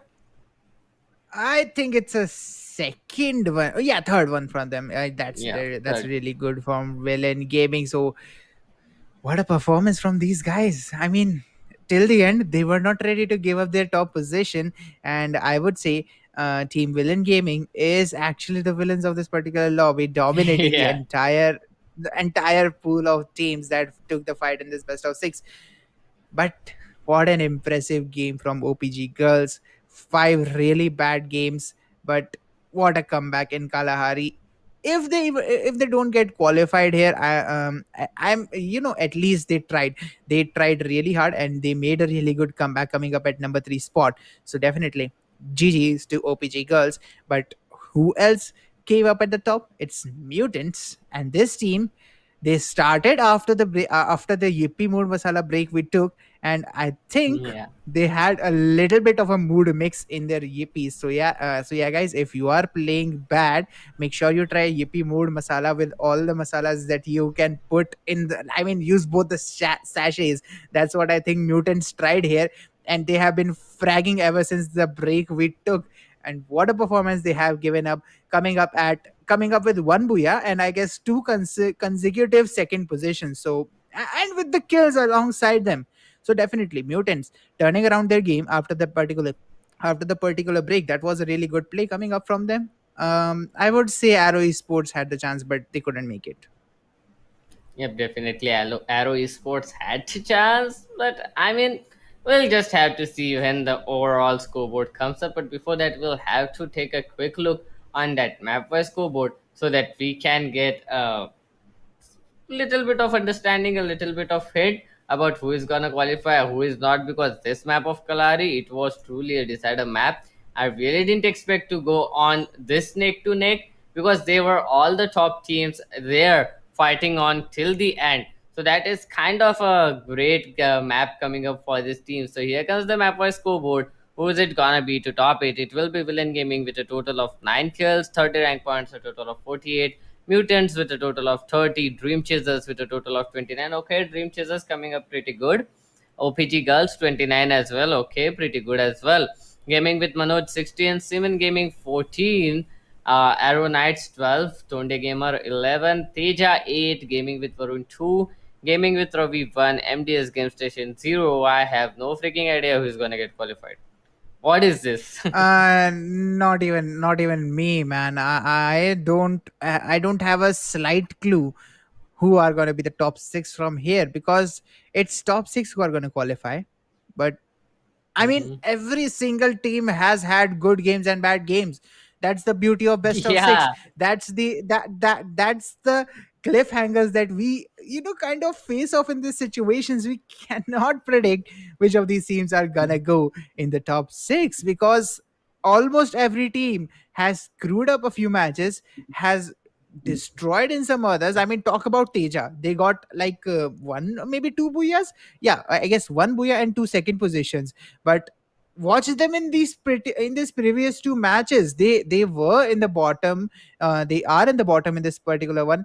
They didn't have a good one in the previous, and before that they were, I guess, in the sixth position. So yeah, Teja had a downfall in the final three maps, but coming up to Tonde Gamers, I think they kind of threw the previous two maps, if I'm gonna be honest, because they were playing very consistently, very precisely, and a really decent game up until the second map of Bermuda. But after that, I think they lost the touch, or I think they lost interest, something like that, because they started throwing up. Arrow Knights, oh man, this team has actually tried really hard. So did OPG Girls. I think OPG Girls, the only factor that stopped them, if they are not going to qualify, the only factor that stopped them was the factor that I mentioned. They were making the same mistakes for three consecutive maps, the first three consecutive maps, and that's they were getting picked off one by one. So, Doctor, I don't think there's a single team in this particular lobby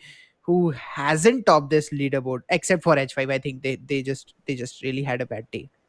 No, they topped Gaming with Varun. Purgatory, that was the H5, map they were. no, no, no, no, H5 that's is not gaming gaming with with Varun. Varun. They are gaming with Ravi. Yeah. Oh, they're gaming with Ravi. Okay, so I mean, Yeah, it gaming with happens. Varun actually Okay. got the booyah. Oh, yeah, yeah. Yeah, It actually, happens. Okay. there are three gaming with the teams. They're gaming with Manoj, gaming with Ravi, gaming with Varun, gaming with Ravi is the H5 squad. But I remember H5 Okay. because they weren't having a really good day today at all. But looking at the MVP, I'm really excited to see if I thought someone from OPG is gonna make it here, but unfortunately they couldn't. Abatron, I think this guy just obliterated the hopes for some other teams to qualify, getting those five kills. Gamer 12 from Mutants, four Yeah. kills. Ethan, four kills from Dream Chasers. That's a really good comeback from Dream Chasers. Ethan coming up really hard. But I would say Villain Gaming and Mutants, both of these teams, I think they are going to be the top Mhm. two when we are going to see the overall leaderboard. And if I would like to make a request, if I would have made a request to them, I would have said, let others play in Kalahari. You can get eliminated or anything, but let others take some points, because that's going to increase the competition. These two teams are clearly in the top two, I would say. Yep, definitely. These two teams and Tunde Gamer. These three teams, to be honest, are clearly on the top because I am pretty much impressed about the play coming up from Gamer in the first four maps. Not a lot impressive in the last two, but I mean every team had those good games and bad games in this best of six. So that overall scoreboard is gonna be equally distributed. To be honest, it is gonna be two neck to neck, and the teams who are getting qualified they'll be pretty much happy because this was a very tough match coming up, even for them as well. I mean, just seeing that match, we knew how tough it was, how difficult it was, and the teams that are gonna get qualified, those are the what I can say, the real gamers, the real players. Those definitely know how to handle that pressure situation at this point of time, got shot, and it will be definitely very much important for them to get qualified, because otherwise it is gonna be the end of their journey in the entire ESPL. We are in Group D. This is the last group. There are no more chances for anyone. So I mean, this is kind of a one-shot deal for them. Here it comes. Here comes the overall scoreboard, got shot. And who is it gonna be on that Infinix Note 10 series smartphone? On our screens, it is gonna be Villain Gaming, Mutant, Simon Gaming, Aeronites, Tunde Gamers, and Gaming with Varun to get qualified for the next level. Got shot. Exactly, and those are the teams who are gonna make the cut. Arrowknights. I am extremely happy to see these guys on exactly the fourth position. The fourth position, not high, not higher, not lower. Exactly, that's the position that I really wanted them to be. Tonde Gamers. We have to talk about the two throws they gave in Purgatory and Kalahari. Yes, they qualified, but they actually let Arrowknights take their spot, and really happy for them. Gaming with Varun making the cut because they got that particular booyah. Team Teja not that far behind, and I mean, look at the tables right now, Doctor. I mean, if Gaming with Varun didn't haven't got that particular booyah, they would haven't they wouldn't have qualified. They wouldn't have qualified, Yeah. and Teja would be in the top. Team Teja, they had really bad three games coming up in Bermuda, Purgatory, and Kalahari after the break.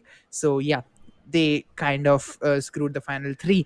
But OPG girls, ooh, a close fight, a really tough fight. But I would say, I mean, look at the kill points they have. They actually have Yeah. more kills than anyone in the bottom after sixth position. They have more kill points, and I would say OPG girls, if they would have played a little bit more passively, a little bit more, if they tried to secure a bit more position points, they would have easily Hmm. got into the top six, even overtaking Teja. So yeah, OPG girls really good try. Actually, a really good try in the final particular match. But oof, that was a good game coming from these two teams. OPG girls and Arrow Knights. We actually saw them fighting. Meanwhile, the other teams, they have had their dominating times. They have had their bad times. But these two teams, they were constantly trying. So that's why at least I am personally, highlighting these two teams, the Arrow Knights and OPG girls. Yeah, definitely. These two teams are fighting with all their might, but don't forget Gaming with Varun. This team, they just because of that booyah, they are here. But the amount of domination they had in that match, like they had like 18 kill points with them and 30 rank points, the total of 48 No, points, exact. something like Actually, that. eight. Actually, eight. Actually, they had Eight, eight kill okay, points. 38. Okay, yeah, 38 Yeah, points, 38. not 48.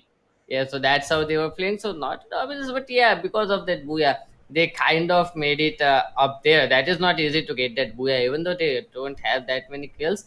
Getting a booyah is pretty much difficult than getting those kills, to be honest, because at that last zone, anything can go in anyone's favor. And to be honest, gaming with Varun, Arrow Knights, pretty good gameplay coming up from them. Arrow Knights were struggling till the end, to be honest, but they somehow got qualified, got shot. And OPG girls, even though they were looking pretty good, but it was not enough for them to get qualified.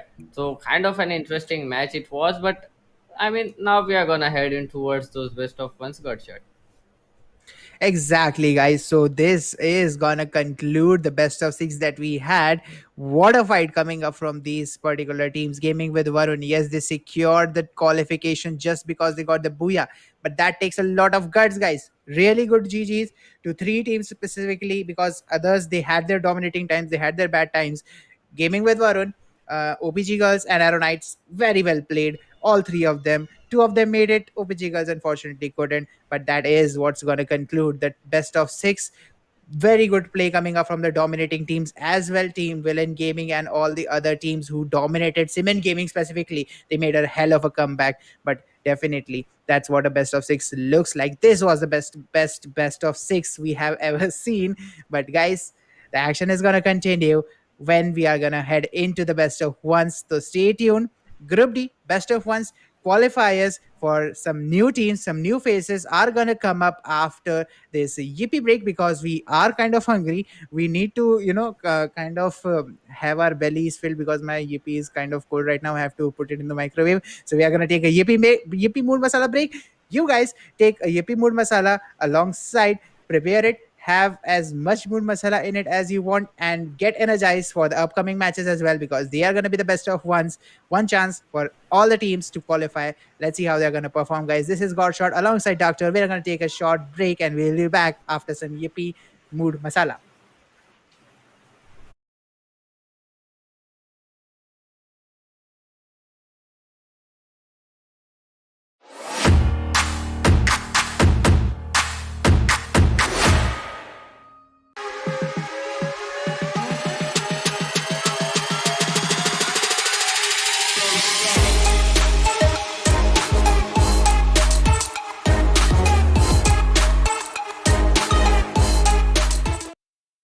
कभी chill mood में,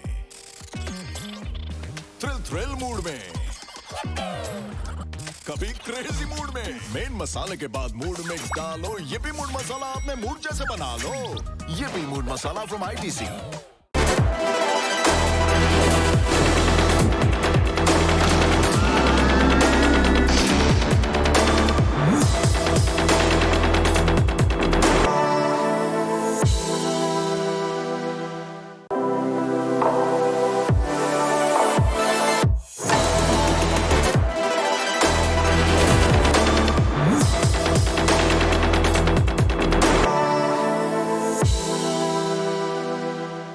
Dhoni always cool, no dude. Dhoni के है और भी mood. कभी chill mood में,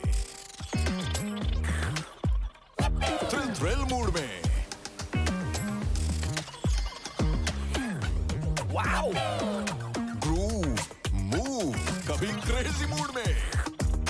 main मसाले के बाद मूड मिक्स डालो, ये भी मूड मसाला अपने मूड जैसे बना लो।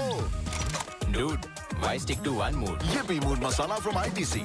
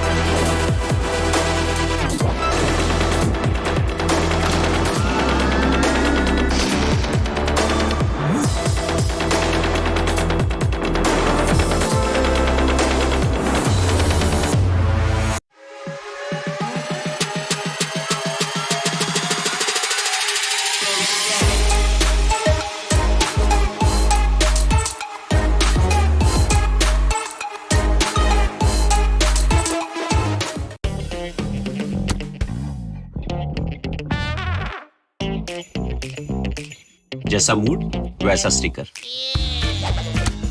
हर मूड मसाला पैक के साथ धोनी के mood stickers free. Collect all 10।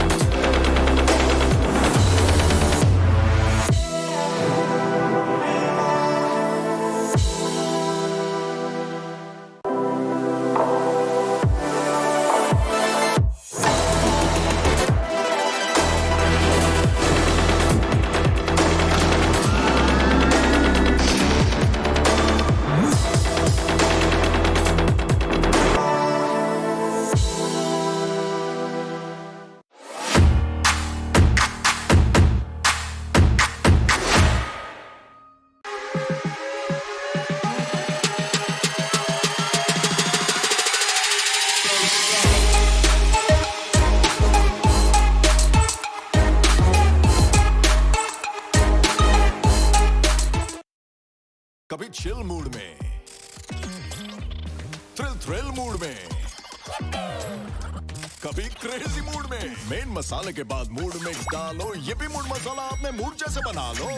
ये भी mood masala from ITC.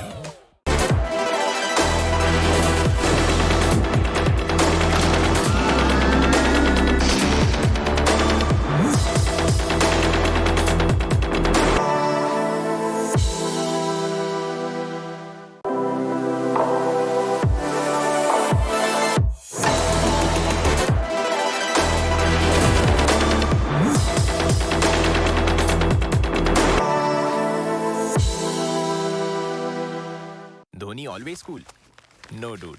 Dhoni के है और भी मूड। कभी चिल मूड में, थ्रिल मूड में, वाओ, ग्रूव, मूव, कभी क्रेजी मूड में। मेन मसाले के बाद मूड मिक्स डालो, ये भी मूड मसाला अपने मूड जैसे बना लो। Dude, why stick to one mood? ये भी mood masala from ITC.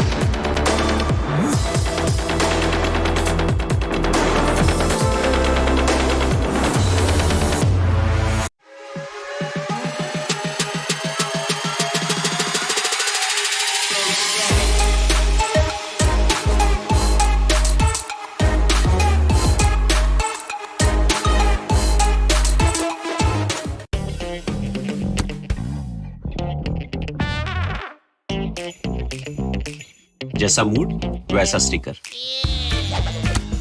Her mood masala pack के साथ धोनी के mood stickers free. Collect all 10।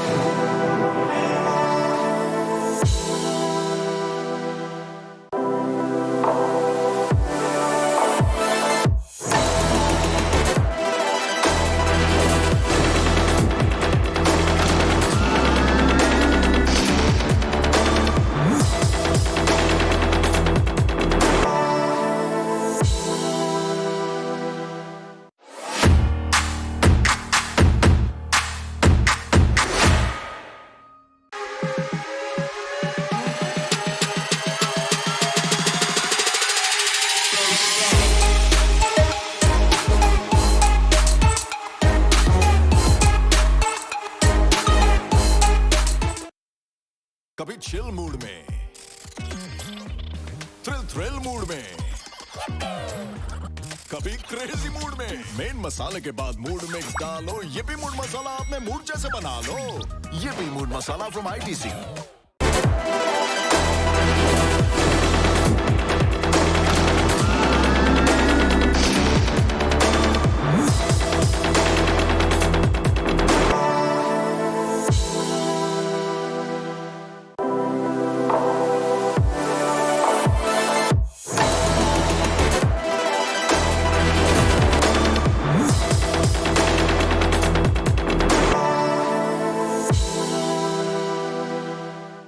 Always cool?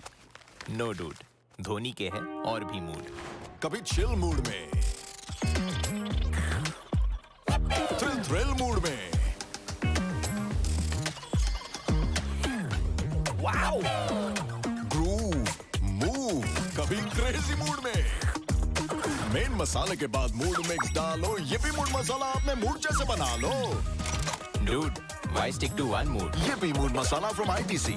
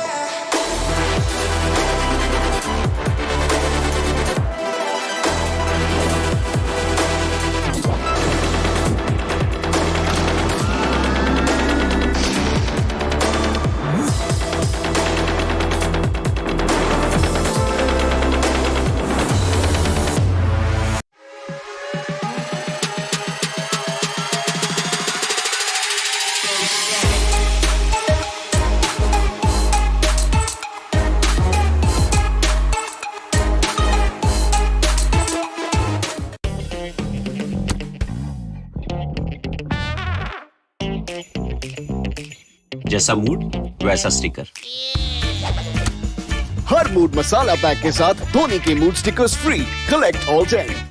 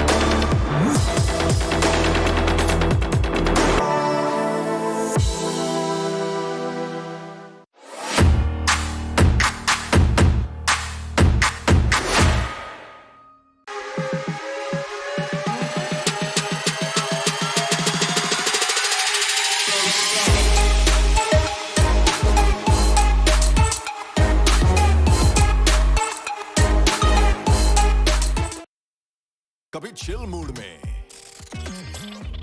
Thrill mood में, कभी क्रेजी मूड में. मेन मसाले के बाद मूड मिक्स डालो, ये भी मूड मसाला अपने मूड जैसे बना लो. ये भी mood masala from ITC.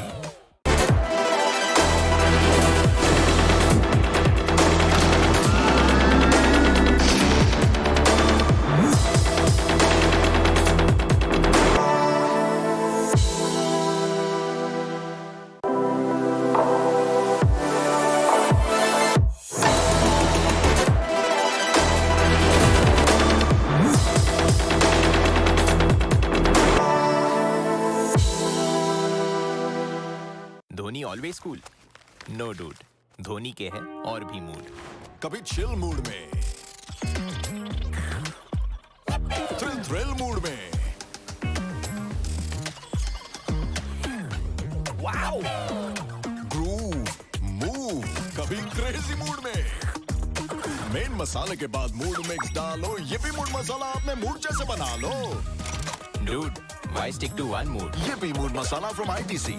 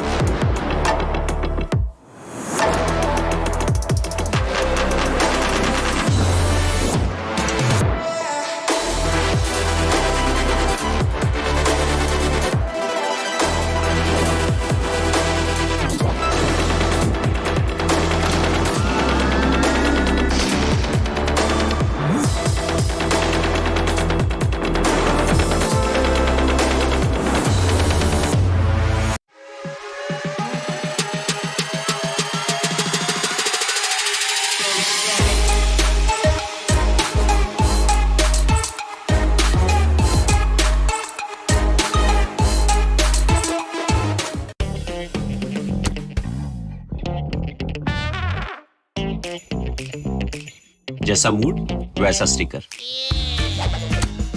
Her mood masala pack के साथ धोनी के mood stickers free. Collect all 10।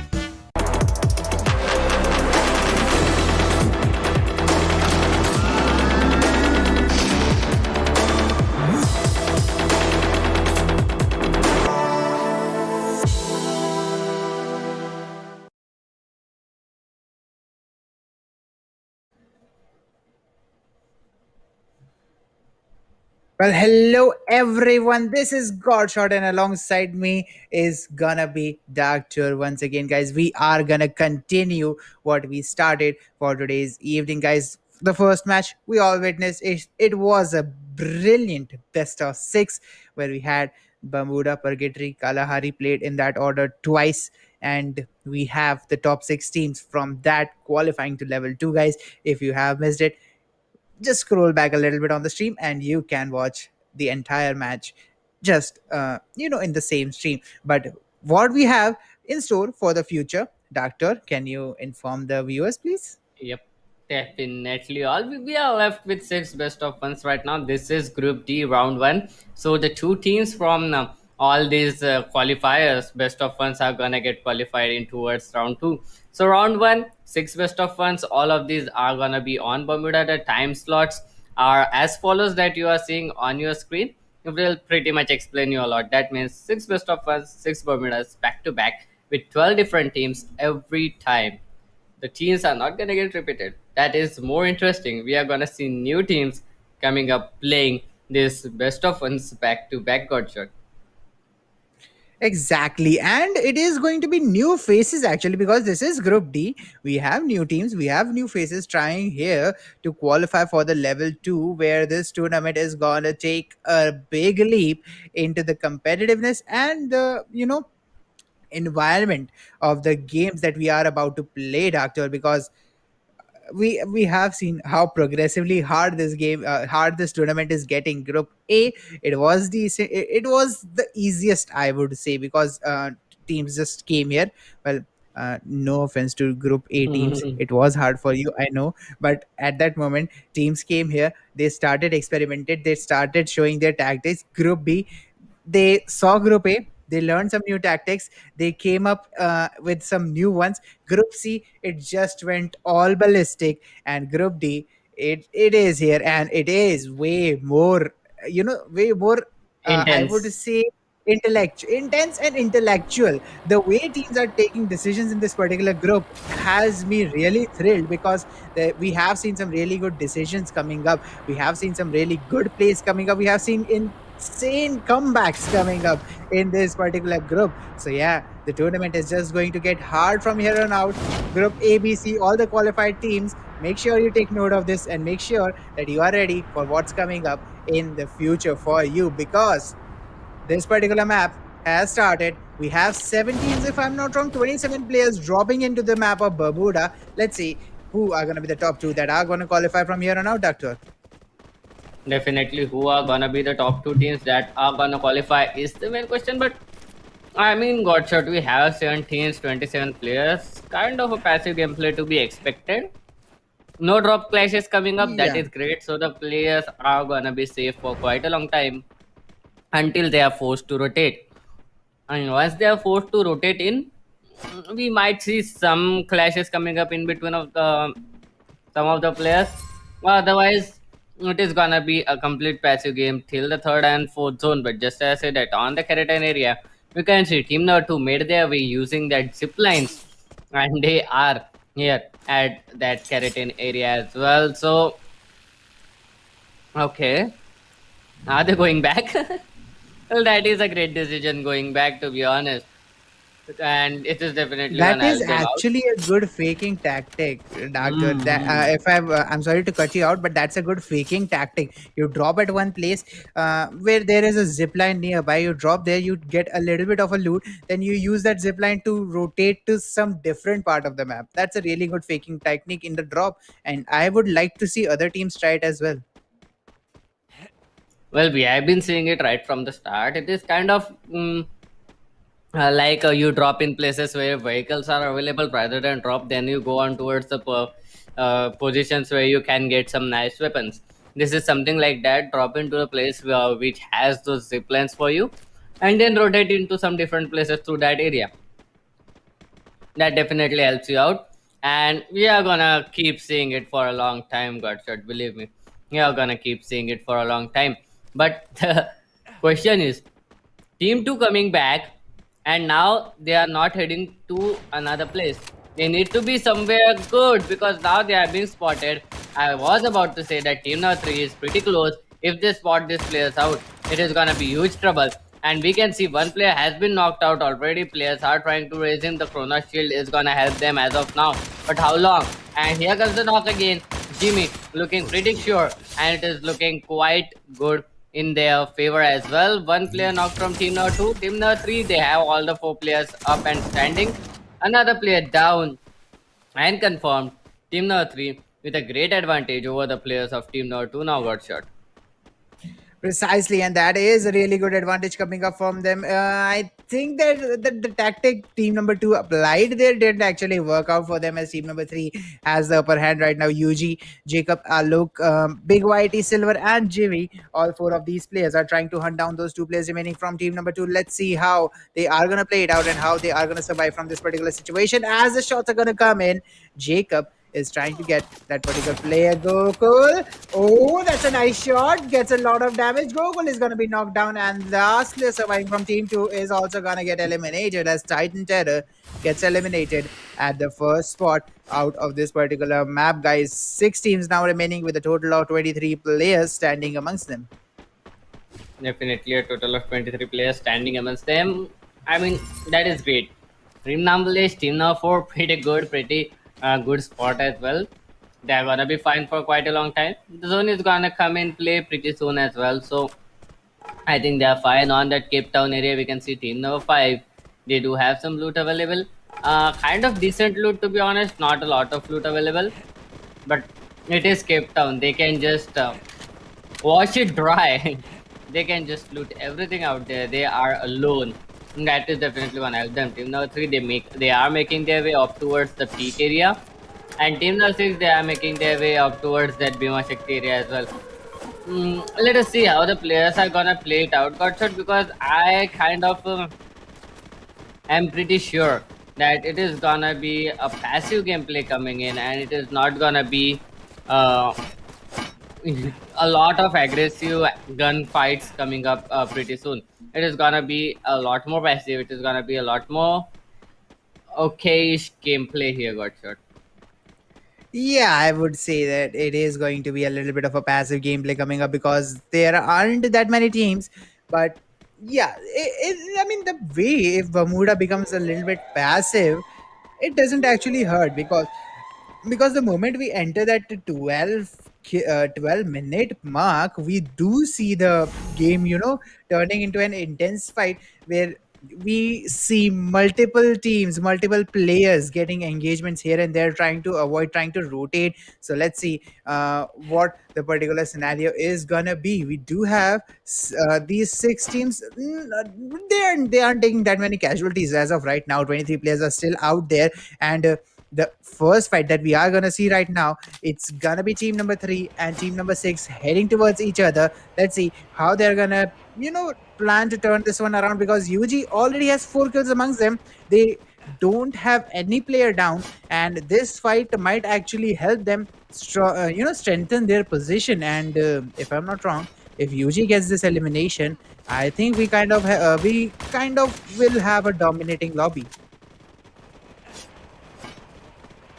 Yep, So let's definitely kind of a dominating lobby. I think, yeah, if UG can get it right. But TF, they are looking like they are having some other plans. Oh, here comes the first knock. Well, Jimmy will trade a player for it. And oh, quite an important shot missed, to be honest, out there. But here comes the rush from Anurag. He's gonna take a player down. Glue wall is coming handy. He's gonna rush in yet again. He is in a huge problem. One more player down from team number 3. He's gonna get eliminated as well. TF, they are completely rushing here, but Jimmy with a beautiful headshot. I mean, he headshotted a jumping person out there. I'll quickly raise his teammate, and it is again balanced to a 3 versus 3 situation. Got shot. I mean, just as you were saying, if they can get those kills, it can be what dominating lobby. I am pretty sure if team number three can get those kills, their confidence is gonna be uh, highly boosted, and it is definitely gonna help them out. But oh, look at team number six. X God Gaming, one player down, another player down. Last player will be Alok, and he has been spotted as well. The glue walls are gonna come in, and oh, X God Gaming have been is gonna confirm another kill. And now, oh, that is great. That is great. Will he or will he not? RNH Joker in such a beautiful position with that emit to be in his hand. Let's see how he plays it all out. Got shot. Exactly, and look at that. It is a 2v2 situations, which means these two teams might have been exactly matched in this particular fight. So yeah, this is kind of a lucky situation where two teams of equal weightage, I would say, come up and fight against each other in a particular lobby. So let's see how these four players are going to interact, because I think for now they are going to fall back from each other and they're going to focus a little bit on the surviving position and a little bit on gaining the positions as well, because if they don't get good positions they aren't going to qualify. I think there's only two teams that are going to qualify out of this particular best of one, so the chances are pretty scarce. Let's see how these teams are gonna go on from here on out, because Team UG already has enough kills to make a really solid position point game, and if they get a good position, that's all they need, and they might be able to qualify. Although good position here is top three, so let's see how far they can take it, as TF is on the same road but they don't have that many kills, doctor. If definitely they are just having just two kills. On the other hand, they team number three, if I'm not wrong, it was they had a good head start. They were looking pretty good as well. Let's see how these players are gonna do it, and are they gonna qualify or not. Team TF now it is gonna be a little bit more difficult because they have lost two players as well. So even though they have those two kills, it is still a 50-50 chance for them for getting qualified. Otherwise, it is gonna be very difficult for them because surviving with two players, there are not a lot of players in this lobby. That is not the problem. But how long can they survive is the question. I really don't know how these guys are gonna do it. But pretty much every kill on the map that has gone down as of now goes in favor of Team UG. Just two kills went into the favor of team number two. If I'm not wrong, team number six. If I'm yeah, team number six. But rest is okay. Looking pretty passive. Team number 5-6 on the same rotation path. 3-7 on the same rotation path. We might expect a little bit of engagement here and there. Got shot, and here it goes. The fourth player of team number 7 has been spotted. UG. I mean, these guys have no stop got shot. UG, they are gonna convert another kill, and it is definitely gonna help them out. There are no players who are gonna come to raise their teammate because they don't have information about UG if there are four players or just two. So they are kind of gonna stay in their position. They are trying to hold it, and that was a great free kill going on in the favor of Team UG out there. Got shot. Precisely, and Team UG, who got those skills, are gonna be pretty strong right now, because definitely they had a really good start. But let's see how they are gonna move forward right now. TF, they are going on that danger zone on Bhima Shakti strip. Let's see where they are moving right. Moving, they are gonna go from here on out, because team number 7 is kind of rotating. Team number 5 also moving in forward, and rotating through that peak area. Let's see if they can manage to open up, make a good entrance out of that situation into the zone. Otherwise it's going to be a really hard situation going for them. X God Gaming, he has one kill for himself. He secured one for his teammate as well, but the team number 1, which is sitting close to both of these players, has a height advantage, has a good peaking angle. So let's see if team number 6 might be able to get the elimination out, to get the successful survival at this point, because team number 1 does have that position where they can easily eliminate both of these players if they spot them. But let's see if they are gonna spot them. The top 6 teams is what we are seeing right now, and 18 players total overall remaining.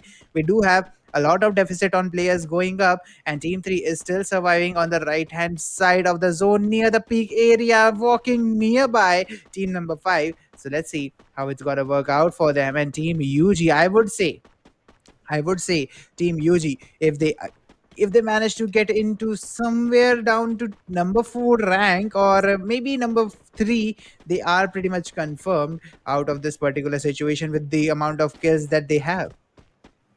Yeah, definitely with the amount of kills they have at this point of time, yeah. If they go in towards hashtag 3 or number 4, they are pretty much gonna get confirmed. But we'll have to wait and see. Just see what is gonna be their plan of action at this point of time. I mean, Team UG, they have those 7 kills, but need to be pretty much sure. One number 1 on headshot. Okay, 3 kills.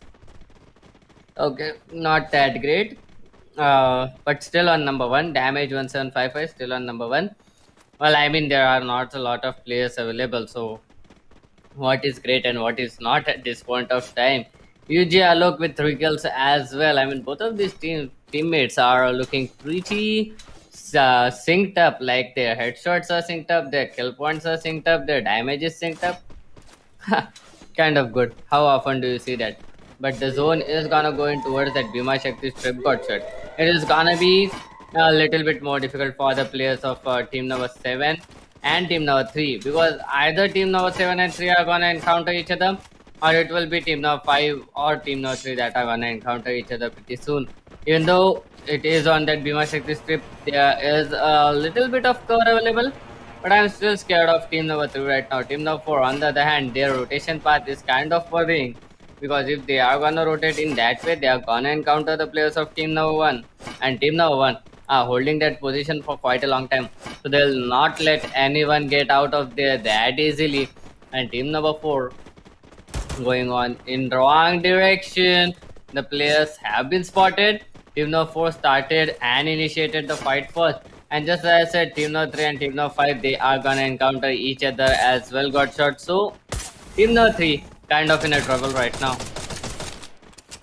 Exactly, and team number 3 in that troubling situation. Let's see if they can make the run for it, as they are being sandwiched by 2 other teams. It's team number 7 and team number 3 on their flanks. Let's see where they're gonna go out, as team number 4 is sitting up at the best spot right now inside the zone, as team number 1 approaches them from the north side, and let's see how team number 1 is going to take this fight, as team number 1 only has 2 players amongst them. Team 6 is also coming up at their flank, so team 1 is now being sandwiched as 4 pushes up.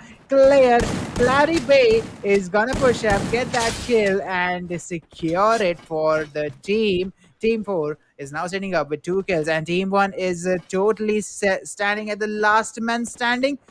Let's see how that particular player is gonna get out, because team 6, they are pretty much very close to here on, and it is not gonna work for that player. I would say Doctor, I think he's walking out of here and kind of giving up, because his team doesn't have any kills, and he's the last man standing, where 3 squads are just on his neck, and they are waiting to chew him off the moment they see him.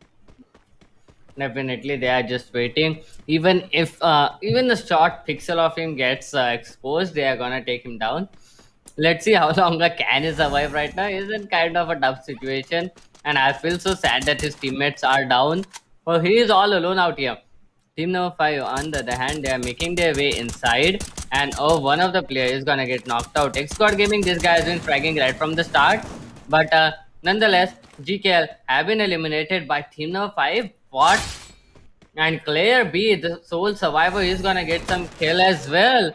I don't know how Warlord is all alone left. And oh, look at, did you just see that? That was a perfect shot. But Claire B, this guy, is gonna get some more kills. And Team Noobs with a total of 5 kills coming back on towards the players of Team UG.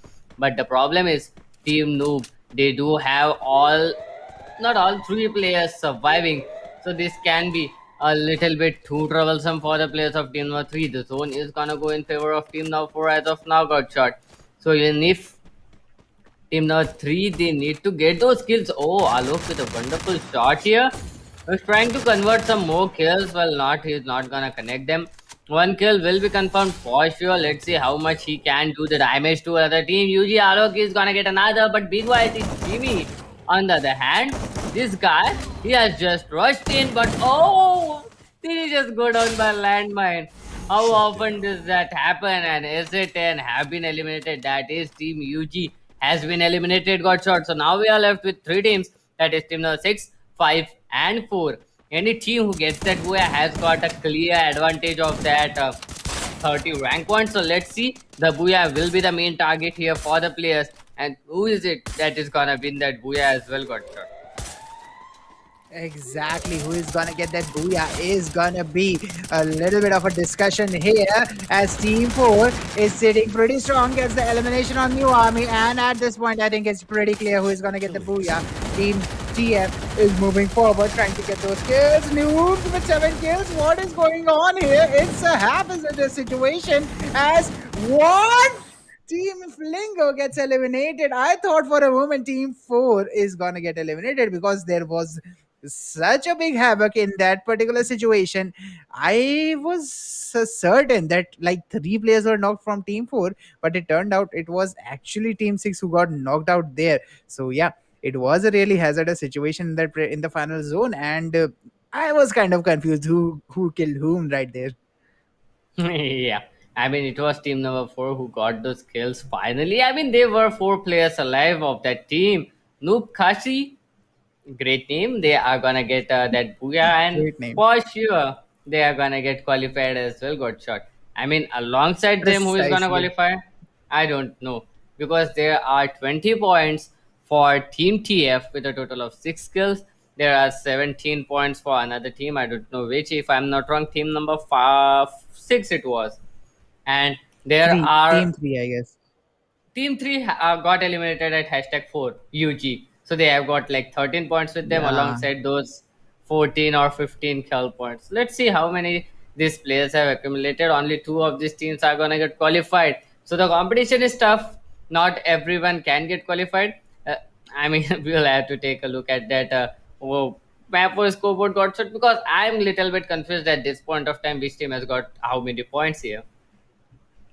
Exactly, and I am also pretty much confused because at the start it was basically only UG who was getting those skills. Then TF stepped in. They got 2 people out of UG, and they kind of went on the survival path. TF, that's team number 6, they survived till the second position. They actually managed to get extra kills, and the second position of the overall rank as well. So yes, there is some good value coming up from Team 6 Flingo over there. So yeah, Team Flingo might be able to make the cut, but Team 4 kind of flipped the switch there, and they kind of dominated the entire lobby. So 7 kills coming up from them, and if I'm not wrong, there were 7 from Team 3 as well. So mostly Mhm. other teams didn't get that many kills, so that we aren't gonna get we aren't gonna see that much of a comeback coming up, but it Oh, UG is. got It qualified. Oh, is. It is Team UG who got qualified. That's what I was talking about. Other squads actually didn't get enough kills, man, and that's the reason. It's Team UG, Team SA10, who actually got qualified at the second position. I mean, it's a drought everywhere. No other squad actually got kill except Flingo. I mean, Team Flingo, even though they have got 4 kills, but looking at those 18 kill points, it gives a lot of much of a difference in between them. 31 and 28. That's not a lot of difference in between total points. But just looking at the kill points, 10-point difference coming in between those kill points got shot. It was kind of a complete domination coming up from Noob Khasi and Team S18 out here got shot. Exactly, and that's the 2 teams that that are gonna qualify for the upcoming rounds and get the chance of qualifying to the next level from this particular, lobby. But I'm kind of interested to see who is gonna be the MVP from here, because both Team Yeah. S10 and Noob Khasi have just dominated, and it's gonna be really hard to see which of them actually got the MVP position because both of them actually have a lot of kills, and I think Team UG had all of them pretty well split up amongst its members. So we might see I mean, two of the a members. little bit, yeah, yeah, two of the members from UG to come up there because they were the last surviving members and they got like three something kills extra. So Team UG, we might see two members in the MVP, but let's see who is gonna dominate the most valuable player because as I said, Team 4 actually had the same amount of kills. So let's see. The MVP scoreboard MVP board actually is gonna come up, and we're gonna see the top three players. They are gonna be from Noob Kasi, and yes, two players are gonna be from UG. It's gonna be Claribel with 5 kills from Noob Kasi. Alok gets 4, and Jimmy gets 4. Both of them from SA10. That's UG for you. And the MVPs. What a performance from these guys! Definitely, and I mean these guys were in sync right from the start. Alok and Jimmy, even they are in sync here at that MVP board with a total of four kills in the end. I mean, what is it? They got like one headshot each. They have got like 1500 damage each. They have like what is the third amount? Kills, 4 kills each. Every the denomination which you can think of in the matter of kills, these guys are in sync. I don't know how. Clearbay, on the other hand, this guy was on fire in the end. If you noticed, this guy just went on killing back to back, back to back. He was the one who got those kills in the end zone as well. Got shot. He indeed had such a great play coming up. I really don't know how he did it, but he was on fire in the end zone. Exactly, and that is the reason his team is going to qualify out of this particular lobby. But what a performance from these guys! It is really, really interesting to see new faces coming up from Group D because we have seen a lot of teams coming up from Group C, and that's the reason. That's the reason we were so excited when Group D started, and when Group D actually started, I personally wanted to see some new faces because group we I was kind of tired of seeing the same faces again and again in Group C who got qualified. Yes, they were showing really great gameplay, but when there's a new player in the turf, it's always exciting. Yeah, definitely, the new player on the turf has some new techniques with him, new strategies, unique approaches come to us, and that's why we are here. That's what we are seeing. We are seeing the players with some great strategies go on in towards the top of this ESPL 3 rounds. This is just the first round for a level one. We have 2 more rounds left for the players to qualify for level 2. So Group D is gonna be more intense than ever because looking at the players, looking at the people right now, it is kind of way more intense than I have ever expected round one to be. Godshot. Exactly, and that's just the round one for you guys. This was just the match number 7. We do have a couple of more matches lined up for you guys. So match number 8 is gonna come up real soon. Make sure you you stay tuned for that particular match. This is me, Godshot, alongside Doctor. We are gonna take a short yippee break, and we are gonna come back with some yippee moon masala tasted on our tongues. See you after the short break.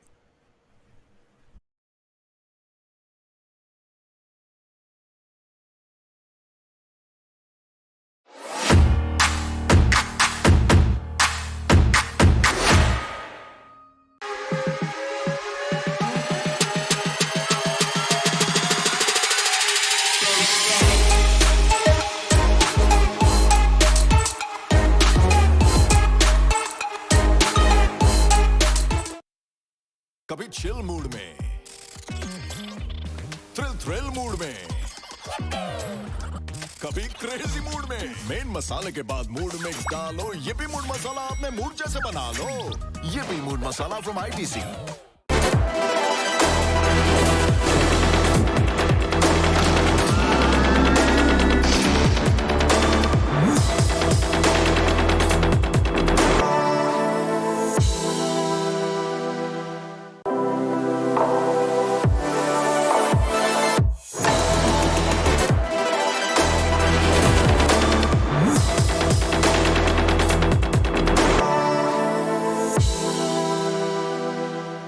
Dhoni always cool no dude, Dhoni के हैं और भी mood. कभी chill mood में, thrill thrill mood में, wow, groove, move, कभी crazy mood में। Main मसाले के बाद मूड मिक्स डालो, ये भी मूड मसाला अपने मूड जैसे बना लो। Dude, why stick to one mood? ये भी mood masala from ITC.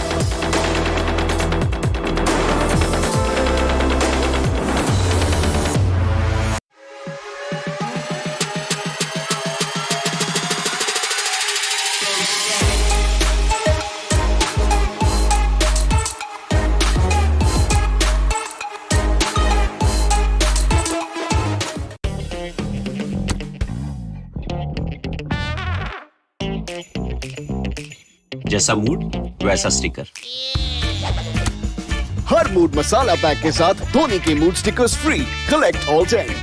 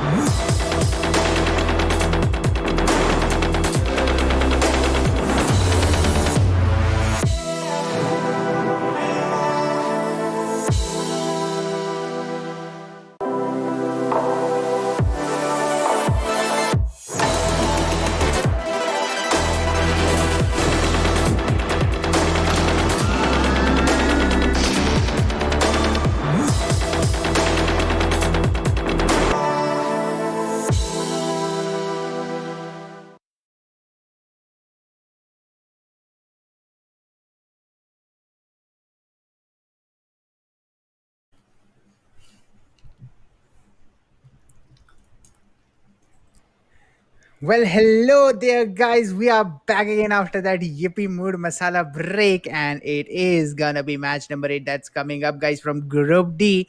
This is Big Outshot. Alongside me, it's gonna be Doctor, and we are gonna be your host for the rest of the evening as well. As we are kind of hosting since the start, so we are gonna stay with you till the very end. Let's see how the upcoming lobbies are gonna turn out to be. The schedule, for all those who don't know, we have already witnessed the best of six maps, best of six match that that was scheduled for qualification to level 2. But upcoming are gonna be the best of one matches that are scheduled up. We already have seen one. The next one is gonna come up really soon. It's gonna be match number 8 for the evening. And Doctor, any predictions right now? I mean, how can we predict? We don't even know who the teams are that are going to be participating in here. But yeah, I think looking at the previous best of ones today, I think that we might again be on a passive road right now. The players might go on a little bit passive. And to be honest, that is because the lobbies are not full. These are the best of ones. The lobbies are not going to get full. So it is kind of going to be that.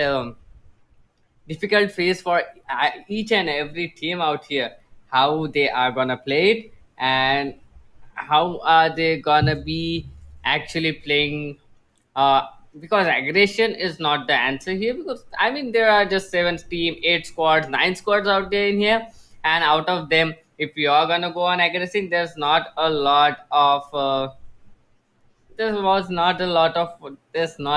what can say point in it. It's a move point. Okay, do you get what Yeah, move point is? I think only friends fans get what a move point means, but okay, if you get I it, think that means you Doctor are a is a friends little fan. bit tired right now. I think Doctor is a little bit Maybe. out of a word, so we are gonna pull him out of this. So yeah, let's see Well, how I this was particular not out matches of are. words, man. I was just Sometimes proving it my happens, point. man. Sometimes it happens. I was proving my Yeah, point. and you did kind of prove your point. So guys, yes, we are gonna move into the game really soon. But what Doctor kind of wanted to say here, that the next match is gonna be interesting for all those who don't wanna go into the details and who are here just to engage and enjoy the particular match that we are bringing for you guys. Doctor is gonna be bringing some really good exciting factors coming up and some really good mathematics, because if I would say Doctor is the one with the mathematics right now. My mathematics is really bad, please don't mind it. But let's see, Doctor, any mathematical predictions for the upcoming match? No. How can I predict it, Godshot? Just give me answers. How am I gonna predict it if I don't know which team is gonna participate in this tournament? This is best of fun. These are the new underdogs coming up. We can't predict how they are gonna play, and we can't even just what am I gonna say? We can't even know what the drop locations of these players are. Once we get inside the map, it will answer all of our questions. The only thing is, 2 teams are gonna get qualified, and those 2 teams need to be aiming for that booyah or that number 2 position. Otherwise, it is gonna be pretty much difficult for them to qualify, because we have seen in previous match, just because they had 9 kills, Team UG they got qualified. Otherwise, it would have been very difficult for them to qualify as well. So aiming for booyah is gonna give you a sure shot qualification. And if you are gonna go in for kill points, then you need to aim for that number 2 position. Otherwise, you are not gonna get qualified, and you might face some difficult times here in the map of Bermuda. And Bermuda, as we have seen today, it has been too much passive got shot. Let's see how the players are gonna play it. Exactly, and Bermuda, I would say the last matches that we have seen, it's kind of turning out of the best. If I would bring up the best of six match that we actually saw, Doctor, Bermuda was actually way aggressive than we are used to seeing. But the previous best of one, I think we are seeing the passive nature of Bermuda coming up, and match number 8 is gonna come up really soon as well, guys. When we are gonna see the Bermuda map come up again, let's see how many squads are gonna end up in that particular map. All jokes apart, it's gonna be a serious matter for all these squads that are hopping into the map of Bermuda, and we are gonna take only 2 from here on out who are gonna qualify for the next upcoming round. So let's see how it is gonna work out for these teams. What is gonna be most important here is gonna be the drop zones, how they're gonna drop. Because remember, Doctor, when we saw the best of 6 match, the reason it was aggressive was because the drop zones were so clustered that every team was finding some opponent to fight. Yeah. And that's the reason we had early picks, and that's the reason we kind of had an aggressive nature of Bermuda coming up in that particular map. But what we have here, we do have 7 teams coming up with 28 total players, and the flight path is one-sided. That means we might see a passive nature for this particular map coming up in this particular match. And let's see which of these teams has the best passive gameplay and which of them can actually turn up the aggressive gear when they need it.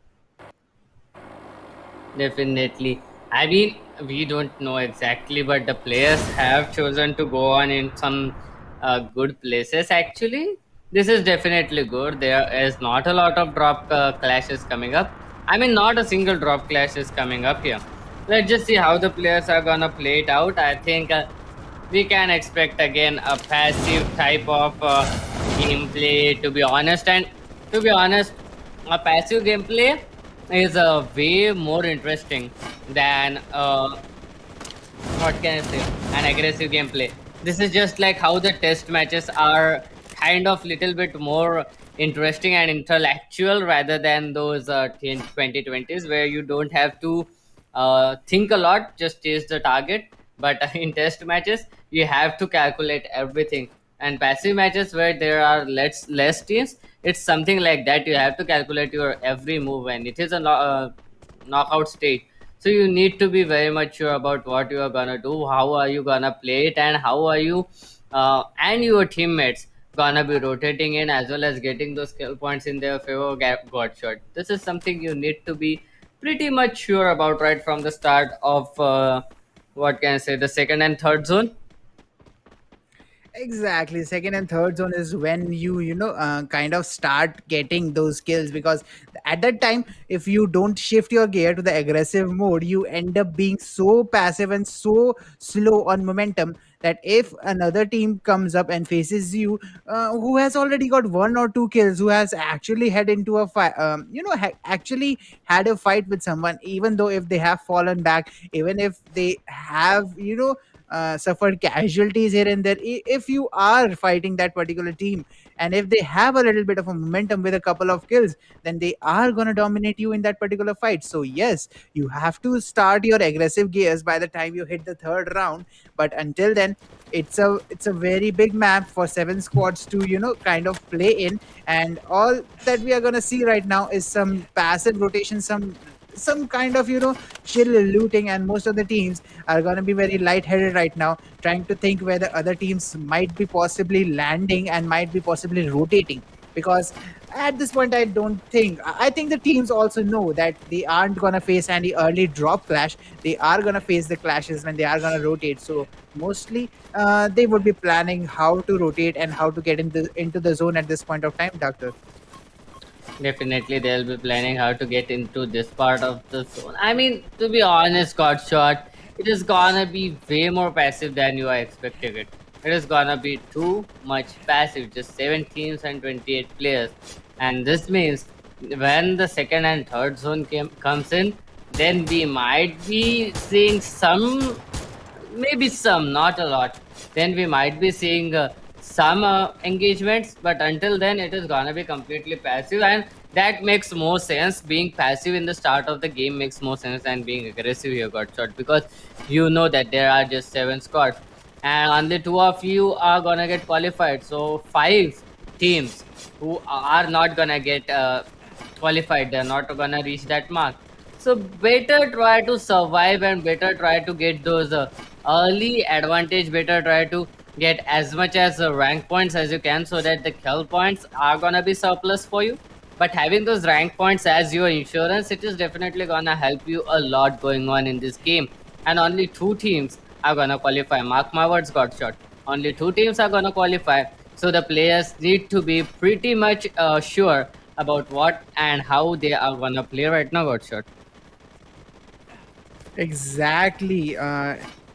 And let's see how they are particularly gonna rotate from this point out, because the time that we see is coming up as 5 minutes are gonna come in and close up on the UAV as well. Pochino is the area where we are gonna see the UAV pop out, and team number three is kind of evading it. That's a good move, that's a bold move when there aren't that many teams who are contesting in this particular match.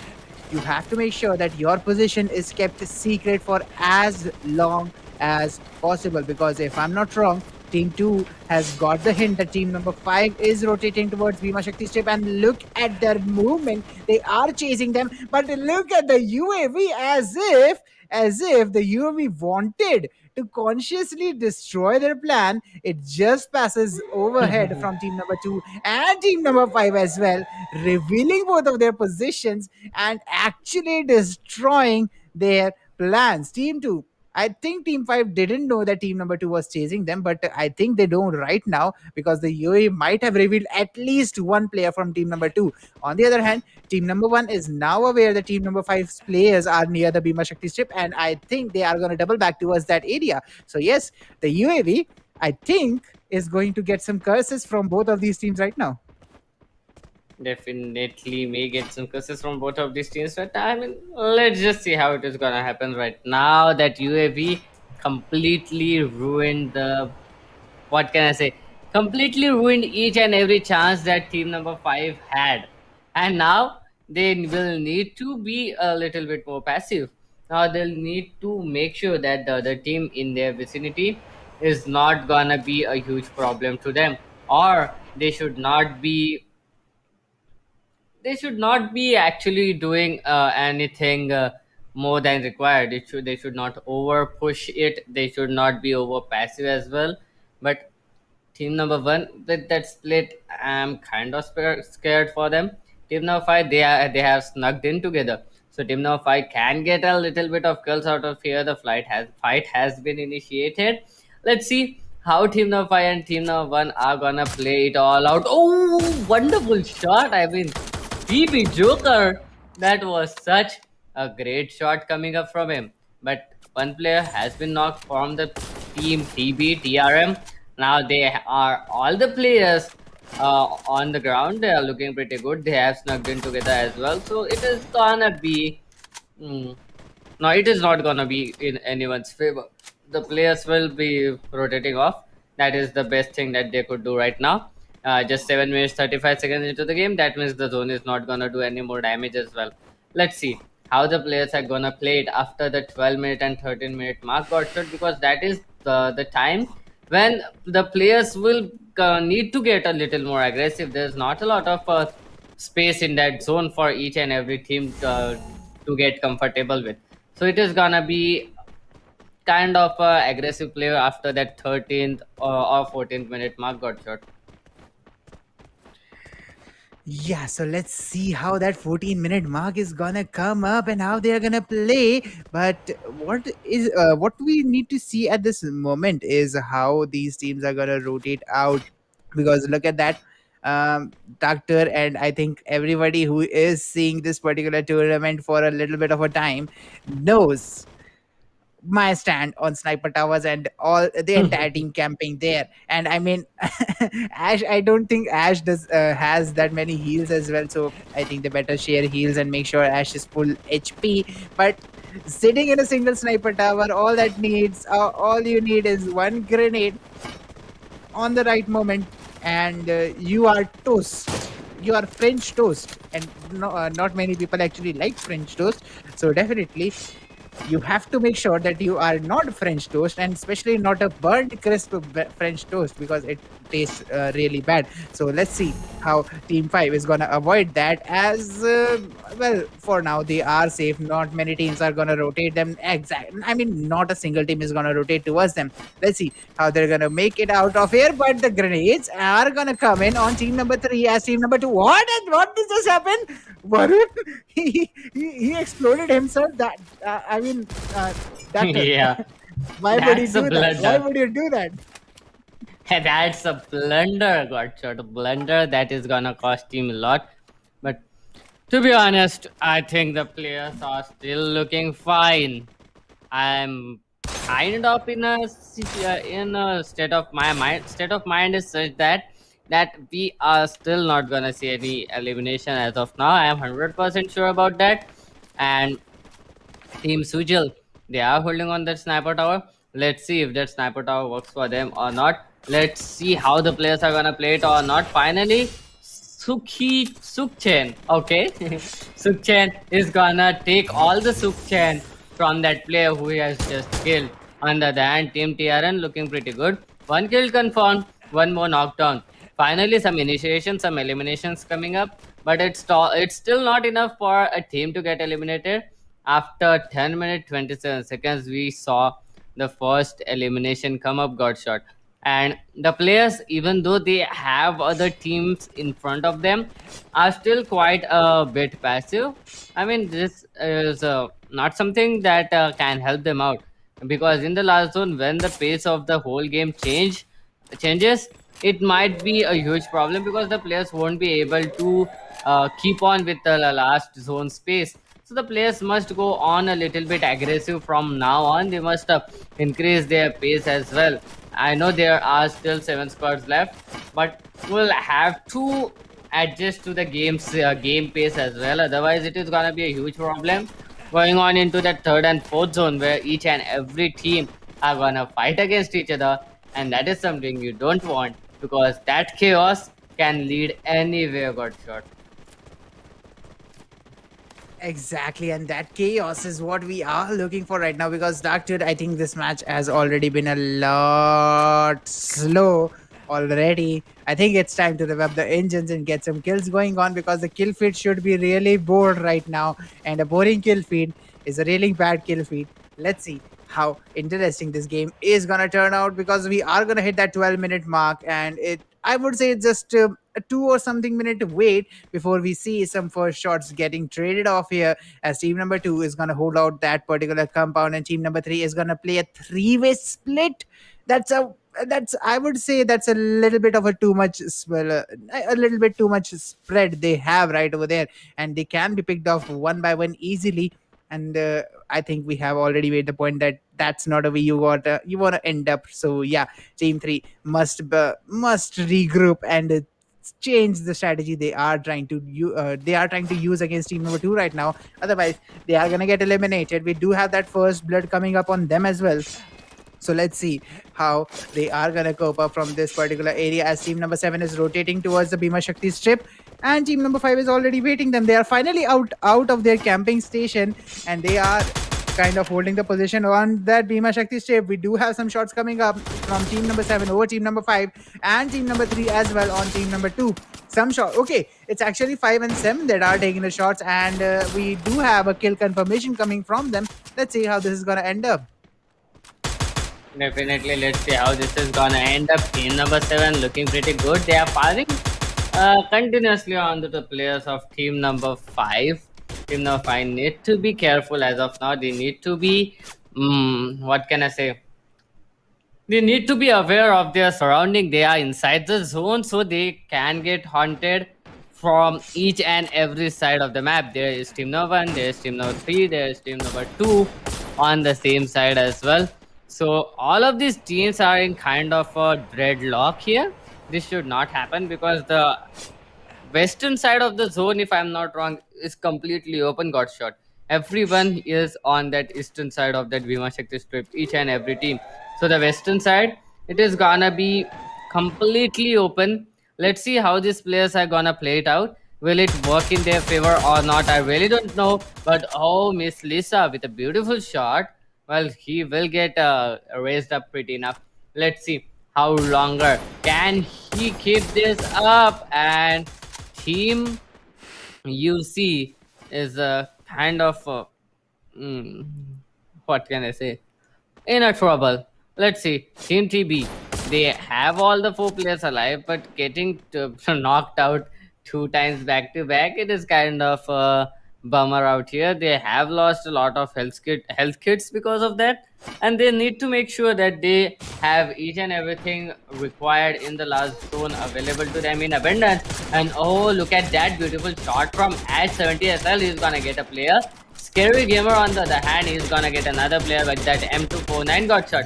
The players are looking pretty fine, but Scary Gamer is outside the zone, and oh, he's gonna get knocked out, and there's no one who can raise him as well. So finally, the time bomb might get blasted anytime soon. Got shot.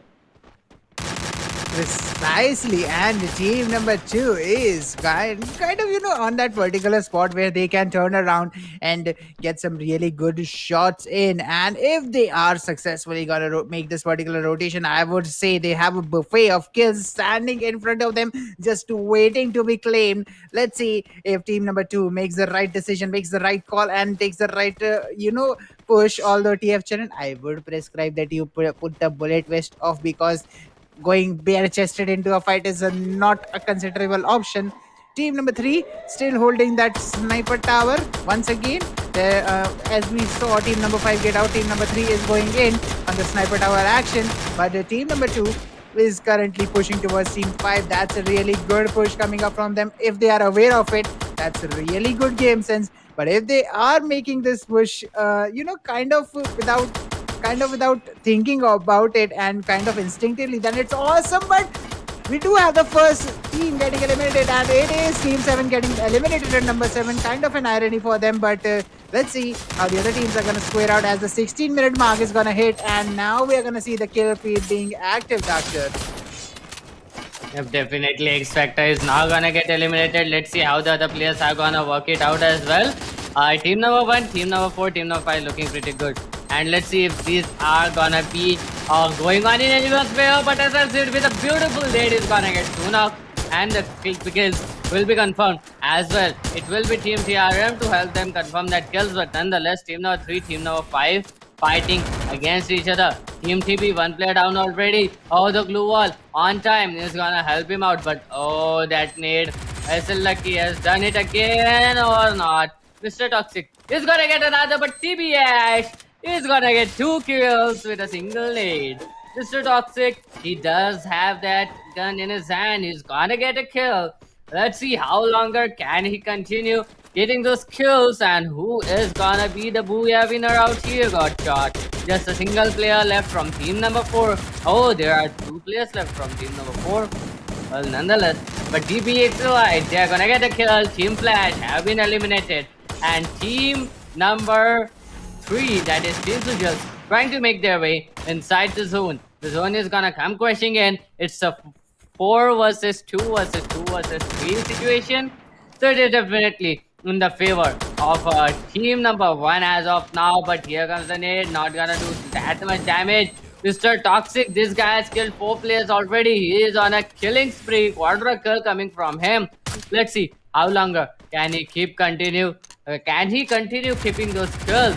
Let's see who is gonna be the Booyah winner. Dark Phoenix is gonna go out as well. Got shot. And there are just 3 squads and 8 players left.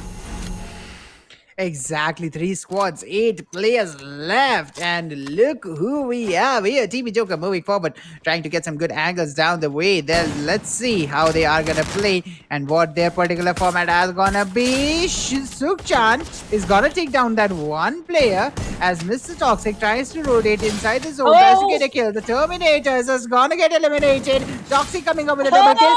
TV Esports gets eliminated. What a play! Oh my god! A doctor, if I'm not wrong, only one person got those 8 kills.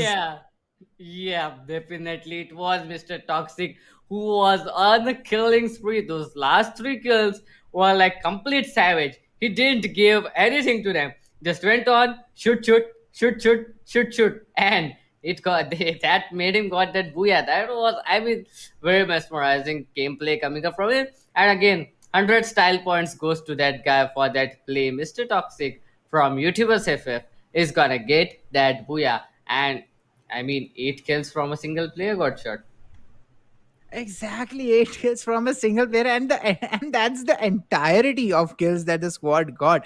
So yeah, that's some really dominating performance from that guy coming up. Toxic, what a game, man! That was really good coming up from you. Let's see how his entire team, squared up into the entire lobby, because 8 kills from you from Toxic alone, and I mean that's the only amount of kills his squad got. So let's see how they're gonna work around and how they're gonna play in the upcoming maps, because getting the booyah and getting those 8 kills, it's pretty sure that they are qualified.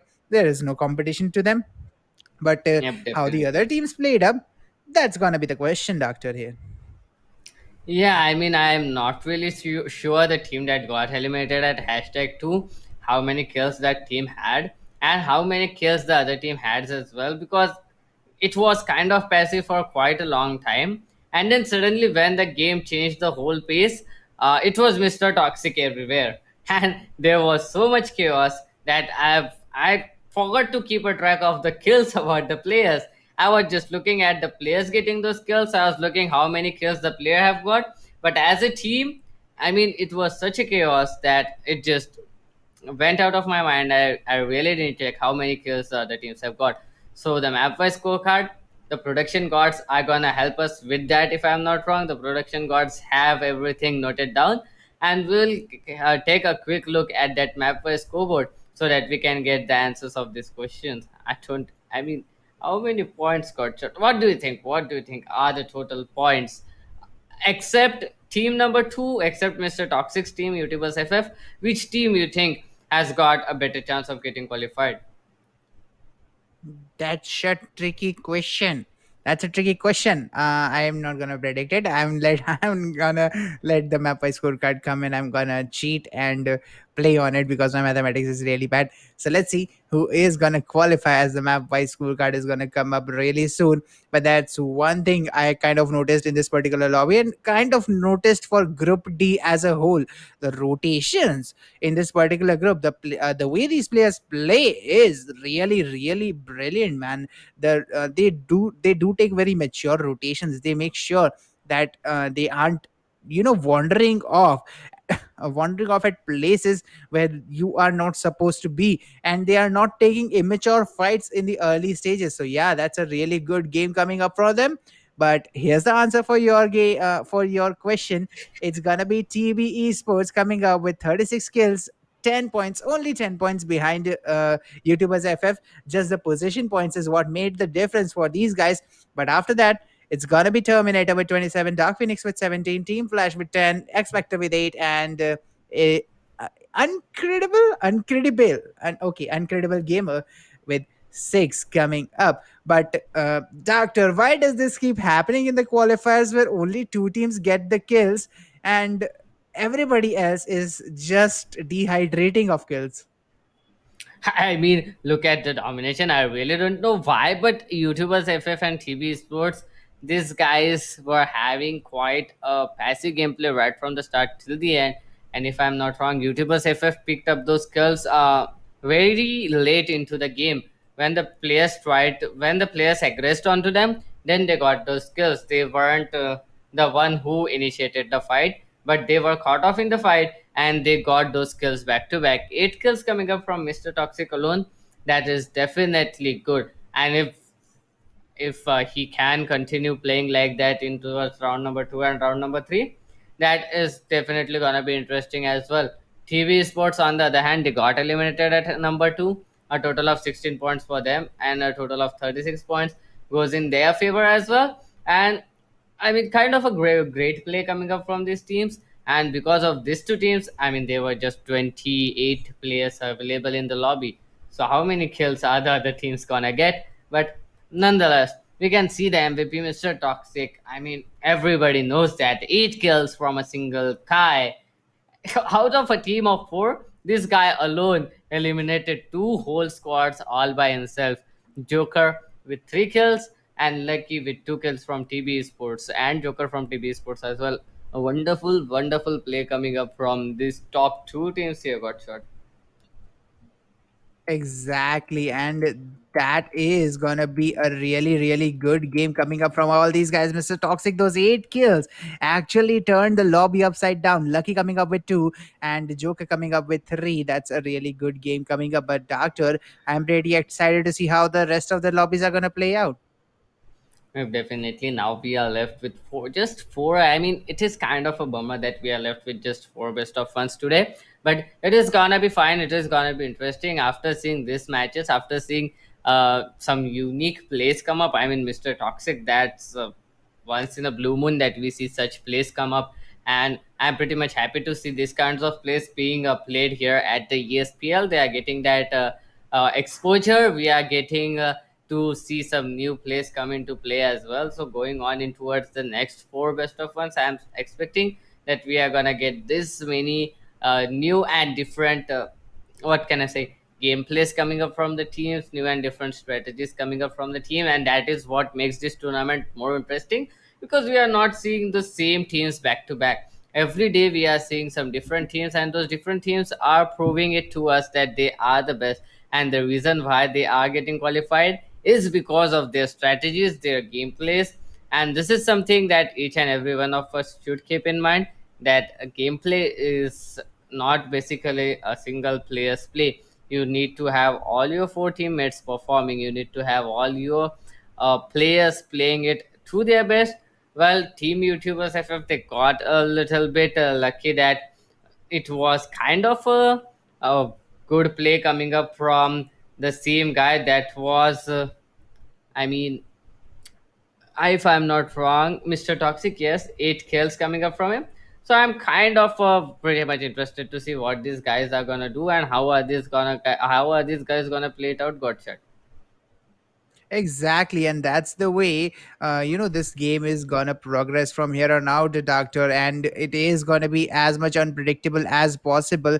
But guys, we have to kind of real see how this particular thing is gonna play out. All we need is just yippee break so that we can re-energize, and we will see you after this short break, guys. So stay tuned, please don't go anywhere because the next match is gonna come up really soon, guys. See you after the short break.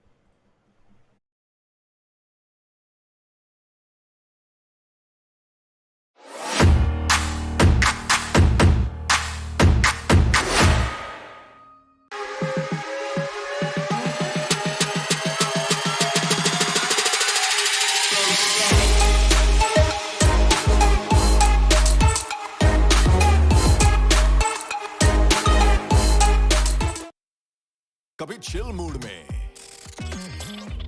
Thrill mood में, कभी crazy mood में। Main मसाले के बाद mood mix डालो, ये भी mood मसाला अपने मूड जैसे बना लो। ये भी mood masala from ITC.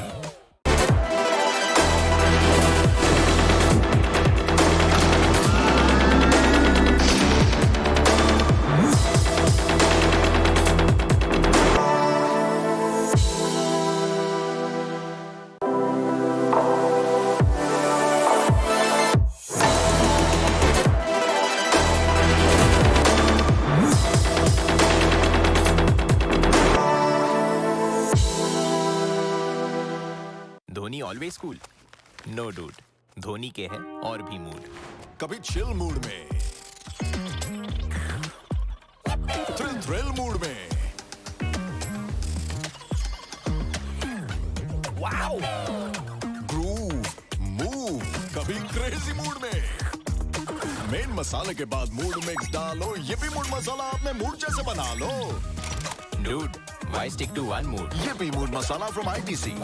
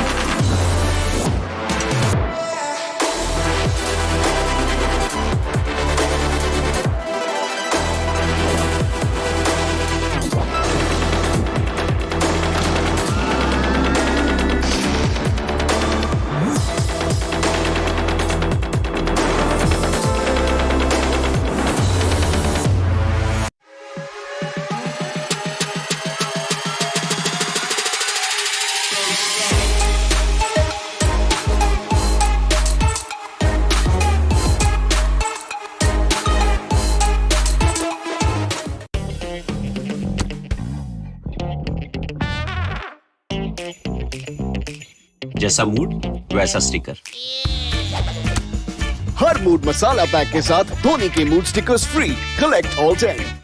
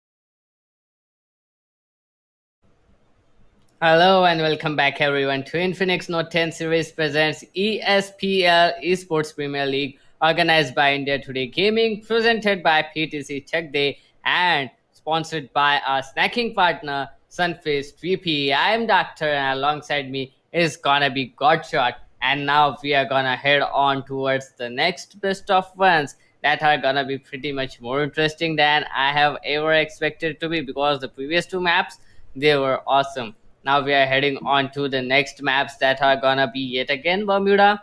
Four best of one maps left, and it is gonna be interesting. Got shot.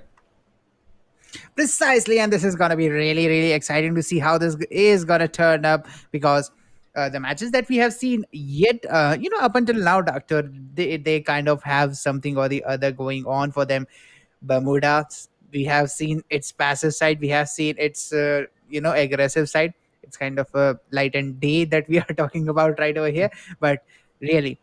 We have seen quite a variation coming up from the gameplays in this particular day, and the next map that is which is also going to be Bermuda. It's going to be a BO1 match, and it is also going to be a qualifier for top two teams that are going to qualify for the upcoming rounds. Six teams, if I'm not wrong, are coming in this particular one with 24 players, and the drop path is going to be kind of a balanced one. Let's see how this particular lobby is going to turn out, because the previous ones, the predecessors that we have seen for this particular lobby, have all been pretty passive in the early games. Yep, have been pretty passive in the early games, and now, I mean, Team Number 1 and Team Number 6 both are dropping down on towards Cape Town. If Team Number 6 makes their way on towards Keratin, that is gonna be a little bit good.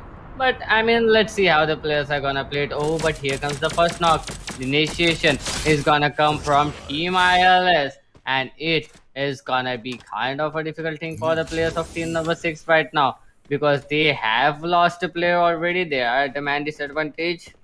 But I'm not sure if Team Number 1 has the full information about the players of Team Number 6. Otherwise, they would have completely aggressed onto them and tried to end everything out there. But the fact that they got just a single kill and let the others go away, I think for sure that the players didn't have exact info, and that is why Team No 6, they were able to get away from there. Okay, one player lost, not bad. You can still survive into the game. There are not a lot of players available, just six squads. So playing with a three-man squad, I mean, it can be possible for you to qualify in. It can be possible for you to get those kills, try to survive till the second and third round.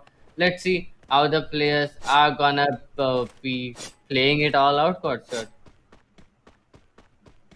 Exactly, and how they are gonna turn up in this particular fight is what's gonna interest me right now, because there's only 23 players that we are seeing right now alive, and that's not that many players that we are gonna see an aggressive side of Bermuda coming up. So definitely, I would say up until the mark of 12 minutes, Doctor, we are gonna see more of the patience side coming up here.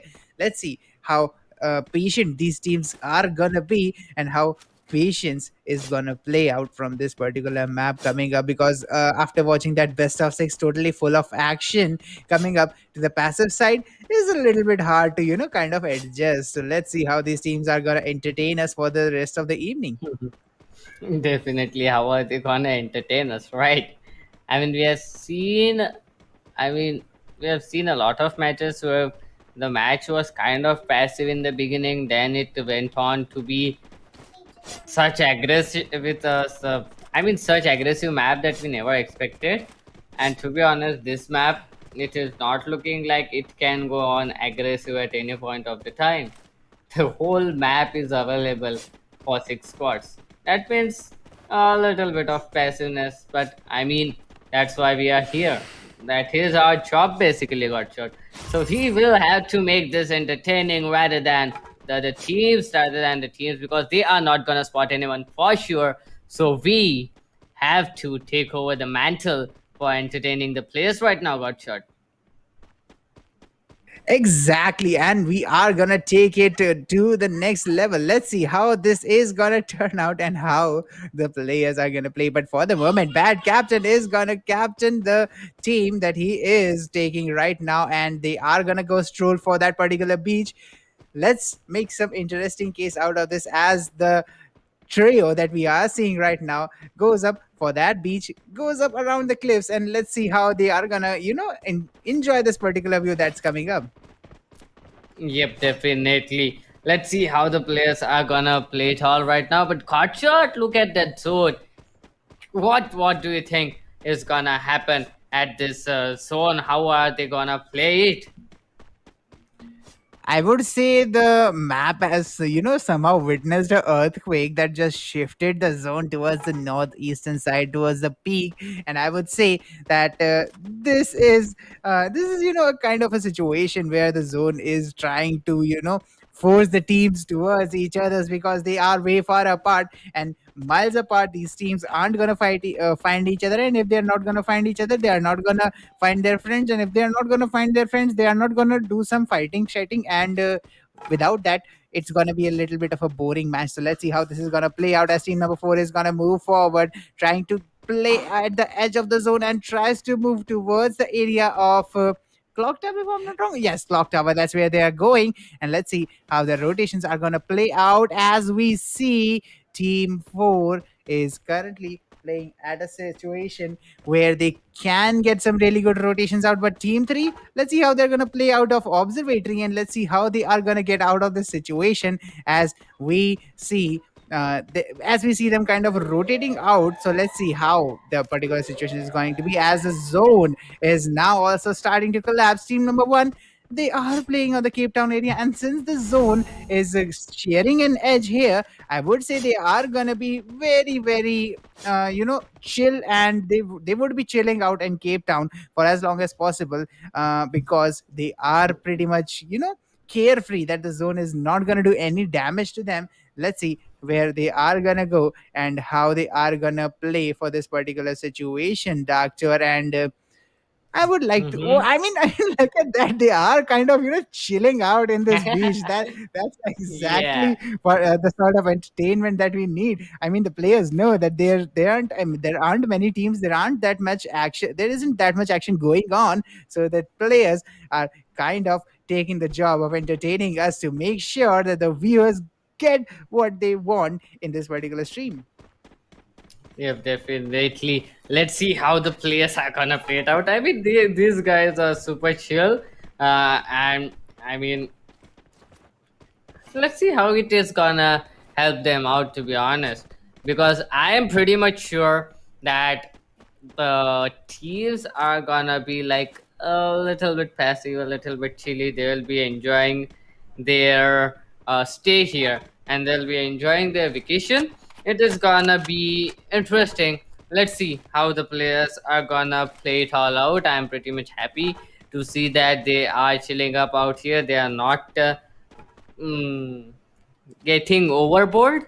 That is something that is very important. The players need to be calm every time, every point of the time. So this is definitely good. This is definitely gonna help them out. So let's see how the players are gonna play it all out, Godshot, because looking at the strategies coming up from them, I think we can still assume that it can be a little bit more passive than the previous gameplay, than the previous map.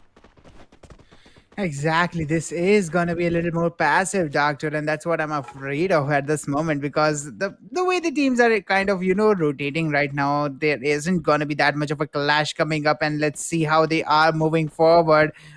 So let's see how this is gonna play out. As team number 4, we do have them coming up with the Bhima Shakti strip, and finally we have two teams that are up to, kind of meet up with each other. They have agreed that we are friends, and we are gonna accept the friendship from team number 3, and we are gonna take the gift from team number 3. TFL Black takes the gift, gets knocked, and almost gets confirmed. Team number 3 is gonna go push up on him and get the kill, as CC Oreo is gonna confirm and try to get another one, as the shots are gonna come in. Team number 4 is trying to play out. Legend AK is gonna get knocked again from team number 4. Let's see how team number 4 is gonna survive, as the third player goes down.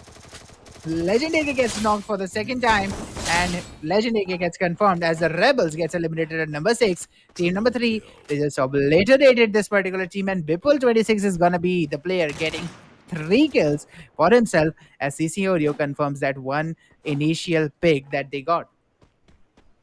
Have definitely one initial pick that they got. It is gonna get confirmed. I mean, that is gonna help them out a little bit. Finally, I'm pretty much happy to see an elimination come up.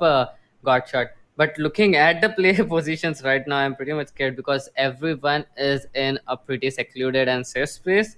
So it should be again kind of safe for everyone. But they'll need to have those kill points right now because now team number three, if I'm not wrong, that is right. Team number three, they have got 4 kills.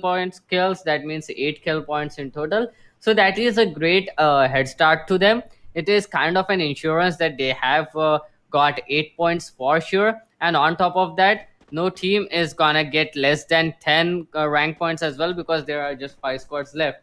So they have got the insurance of 10 rank points, 8 kill points, 18 points secured by them as of now. Even if they try to survive a little bit longer, they are gonna get some, what can I say, some understanding of where they stand on that overall scoreboard, and that is what every team should think of as well. Got shot,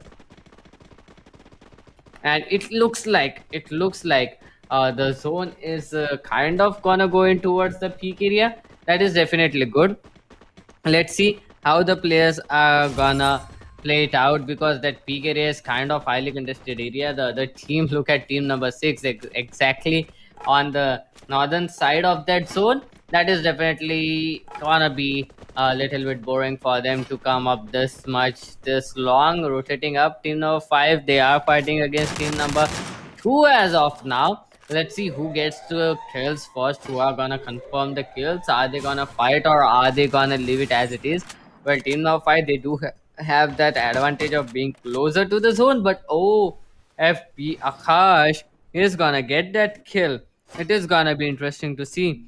And let's see how the players are gonna play it. It is gonna be definitely difficult for the players of team Exactly. number 5 as of now. Got shot because team number 5, even though they have that Precisely. zonal advantage, first knock goes into the favor of team number 2. That means team number 2, they have the confirmed one thing for sure, that the team in front of them, they are gonna be in a little bit of a demoralized state, and team 2 can work on it, but they are going on for that long racket. That is definitely good as well. Got shot.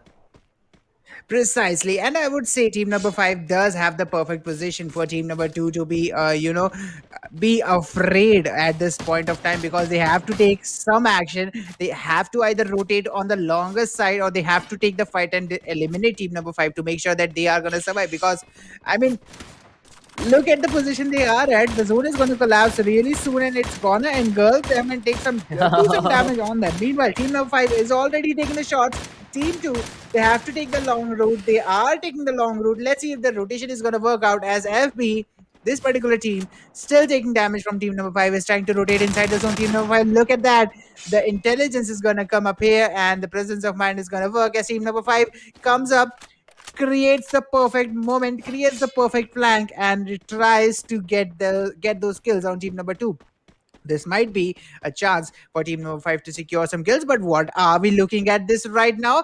Both of the teams are moving away from each other. If I'm not wrong, team number 5, that one player might be going for the flank or he might be going for the lurk, but what are the other three doing? They are not closing in on team number 2. They are actually bailing out. Team 5 actually had the advantage out there, but they are bailing out of that fight. They are giving up those 4 kills if they successfully executed that particular push. But team number 2, it's a lifesaver for them. It's a lifeline for them. Let's see how they're gonna use this particular lifeline, and let's see how far they're gonna take this particular map. Yep, definitely. How long are they gonna take this particular map? I mean, this map has been going on forever, to be honest. For just 6 squads, it should have ended up pretty quickly. But looking at the drop locations for the players, it was definitely gonna be a passive gameplay. We still have 5 more squads left. I mean, just a single squad got eliminated in last 13 minutes. Let's see how the players are gonna play it. I'm pretty much excited now because now the players are closing in the distance. Now we can assume that there might be a little bit of aggression. There might be some kills popping out pretty soon. Team FB looking pretty good. I mean, they do have 0 kills right now, but they are at a great position. near the zone, end of the zone. Team number 5 making their way onto the players of team number 1. Who are they gonna be getting? I mean, who are they gonna get the first elimination? Who is the player that is gonna get eliminated first? I don't know what happened to me at that point of time, but nonetheless, you guys understand. Here comes the initiation, but oh, look at that shot going on by Sir Uthai 2000. That was a wonderful shot. He did great. Let's see how longer can he keep on continuing doing that. And I mean, he is gonna get hit. That is a great retaliation coming from them. But will get raised nonetheless. Team number 5, they are gonna aggress on them. It is gonna be a huge trouble for the players of team number 1 got shot. Precisely, and team number 1 is gonna face that particular fight as Dave gets the knock on Villain Vida. Tries to get another kill. Let's see how this particular fight is gonna turn around as the shots are gonna come in from Dave, who confirms the kill on Villain Vida. And AKT Lona is gonna get the kill on, if I'm not wrong, that's Tami Khan. Tami Khan, if I'm not wrong, but I might be wrong because I couldn't see that particular name exactly. Let's see how the team is gonna react as team number 5 tries to get a knock, gets the trade on SC Dave, gets the elimination very quickly, didn't waste any time as team number 1 is now down to 3 players. Team number 2, we have them rotating towards team number 3, and they have lost one of their players. I guess one or two of their players. Okay, one of their player was lost, and he is, I think he's kind of eliminated right now as team number 3 is circling them on the map right now. Meanwhile, team 1 and team 5 are gonna continue their engagement. As of right now, the zones are gonna collapse in. Both of the teams are gonna be stuck out at the edge of the zone as Ripple comes up on a quadra kill. Team number 2, that one player, look at that, it's a cage for him, and if a grenade goes in, oh, Ripple doesn't have a grenade, so he has to break all those glue walls, the monument of glue walls that's in front of them. All right, that's the grenade, and let's see if team number 2, that player sitting inside, I mean, doctor, this is a hilarious moment as the players try to break the glue wall. They break the glue wall, and Satyam is going to confirm that particular kill. Team 3 is now on a 7 kill streak. Let's see how far they can take it because still 5 squads are remaining with 12 total players. We count 3, okay, 4 from them. That makes 8 from the other 4 squads. Yep, definitely. And FP Sports, just as you say that, they are gonna get eliminated. We are down with just 4 squads, 11 players standing. Let's see how long are these 11 players stand on for, because 16 minutes, 17 minutes into the game, and it is definitely gonna be a little bit interesting. The UAV has been deployed by Bipul. Let's see. Oh, that UAV is in perfect position. Here goes the nades. That nade is not gonna do any damage as of now. Let's see how longer is he gonna be able to contest that zone. SOD Spidey, he's gonna get a kill. Villain, he's gonna get another. The nades are gonna come in. Bad Captain is gonna get one. Insane Lords have been eliminated by SOD Spy D. Team ASM looking pretty good. They are trying to make their way inside the zone, but Bad Captain has been knocked out by the play zone. And oh, here comes the push by CC Oreo. He's gonna get a knock. He's gonna confirm it. Now Storm is left all alone to fight these guys, and M249 into play, and it will be Oreo to get that kill by a VSS right now. And the players are rushing in, 2 spots left, and Pro Tamizan TN have been eliminated, and with a total of 13 freaking kills, it will be team number 2 to get that Booyah got shot. Precisely, to get that booyah. That was a really good game coming up for them. And since they have got the booyah, I am pretty sure they are going to be the top team coming up as the qualifier. But who's going to be the second? That's going to be the big question that we need to be answered right now. Let's see how the other teams played out too, and who's going to secure that second position. Because if trend goes well, I think we have only seen one Bermuda where actually the second surviving team won the second position, and that's the previous one. Yeah. Before that, every single Bermuda map that we witnessed, okay, well, first of all, Soul of Dragon actually won this particular booyah for the Bermuda map.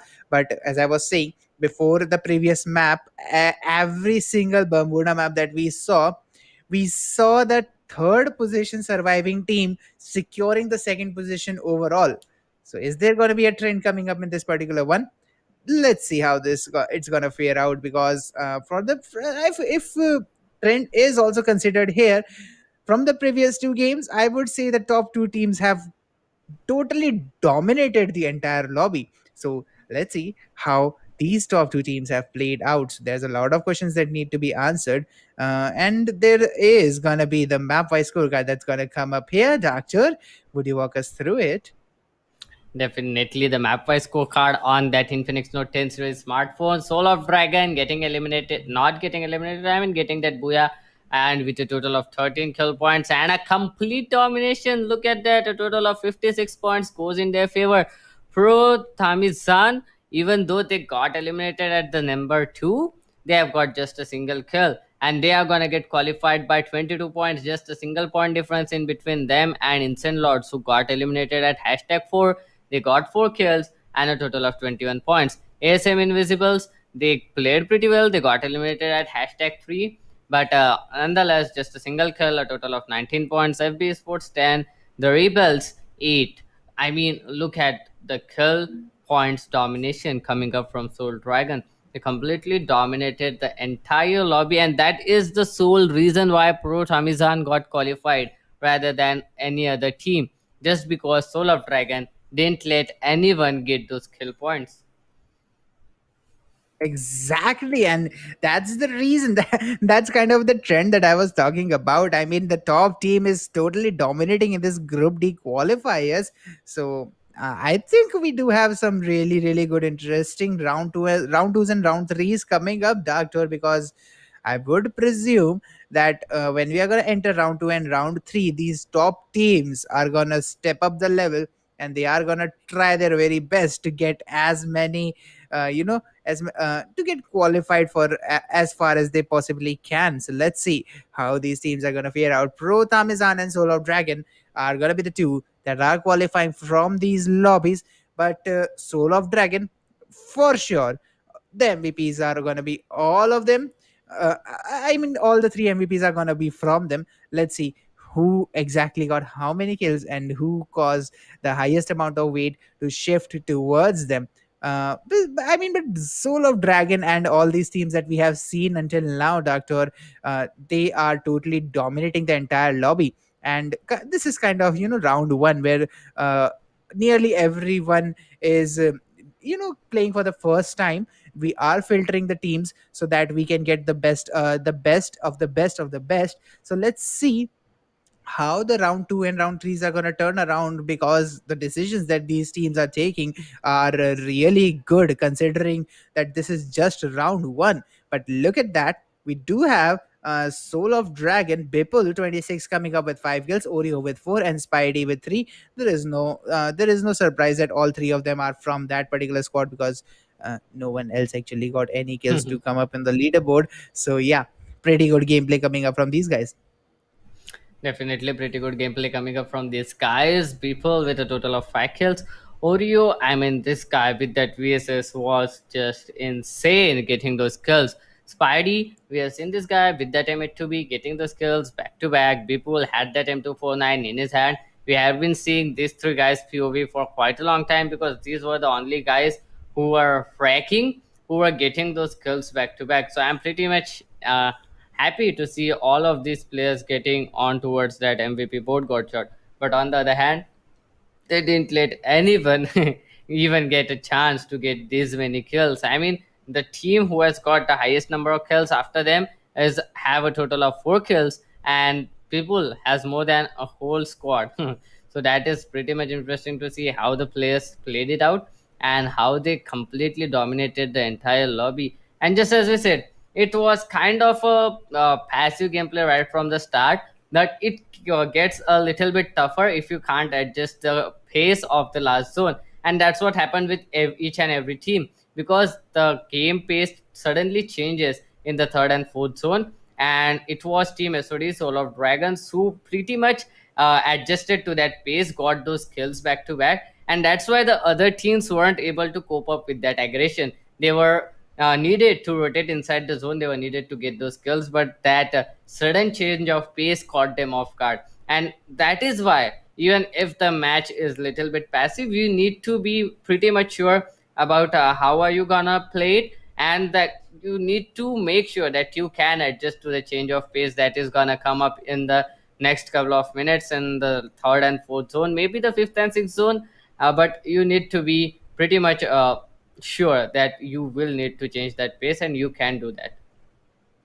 Exactly, and Bermuda is the map where you have to grasp that capability of changing the pace when you need it. Because early on, mostly it is a passive map, but you have to switch the pedal to aggressive somewhere around the 8 minute mark. But I mean, many of the teams are capable of doing this, but since these are a little bit of a passive side lobby, it is really good to see that these teams are capable of doing it. But let's see how exactly they will do it when they are gonna face more people in the lobby, and a very tougher, actually tougher competition. So I'm going to be pretty excited to see these teams coming up forward. But for today, this is going to be the ninth match if I'm not wrong. But we aren't done Eight. yet, guys. We do have Yeah. 2 minutes. Yeah, this was the eighth match. We do have two more lined up for you. So guys, make sure you're staying tuned.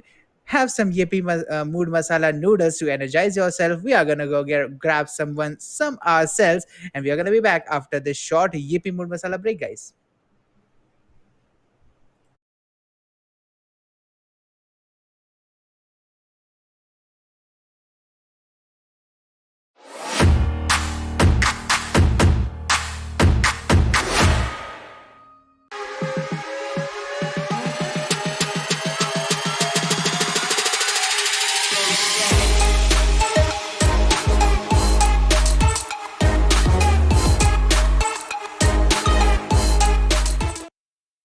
कभी chill mood में,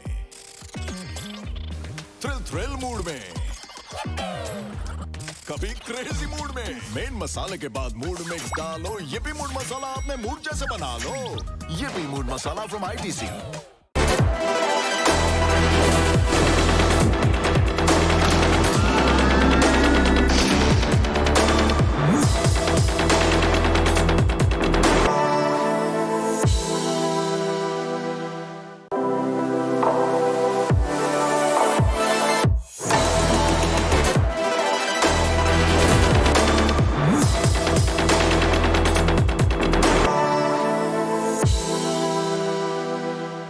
Dhoni always cool, no dude.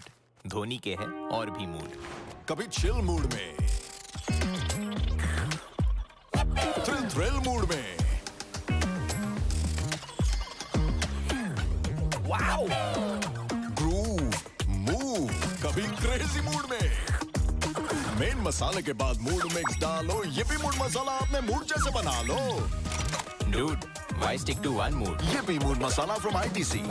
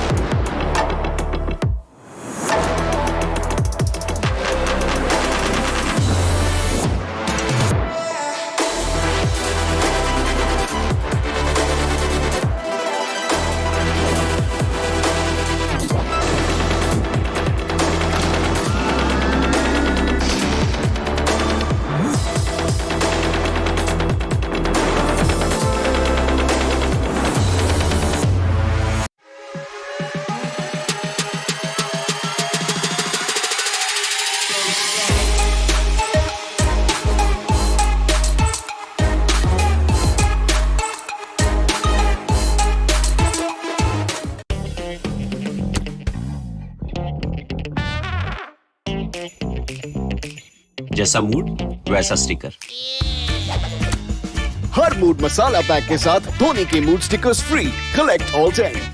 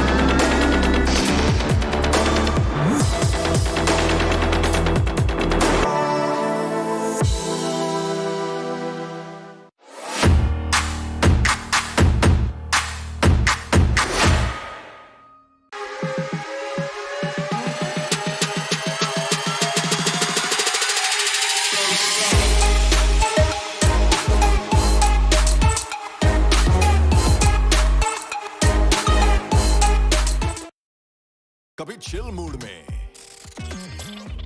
Thrill mood में, कभी crazy mood में। Main मसाले के बाद mood mix डालो, ये भी मूड मसाला अपने मूड जैसे बना लो। ये भी mood masala from ITC।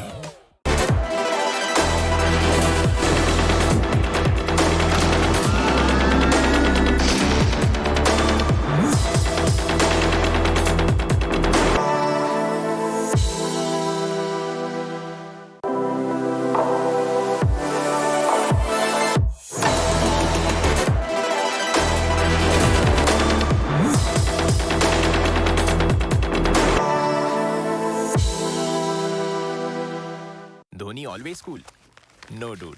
Dhoni के है और भी मूड। कभी चिल मूड में, थ्रिल मूड में,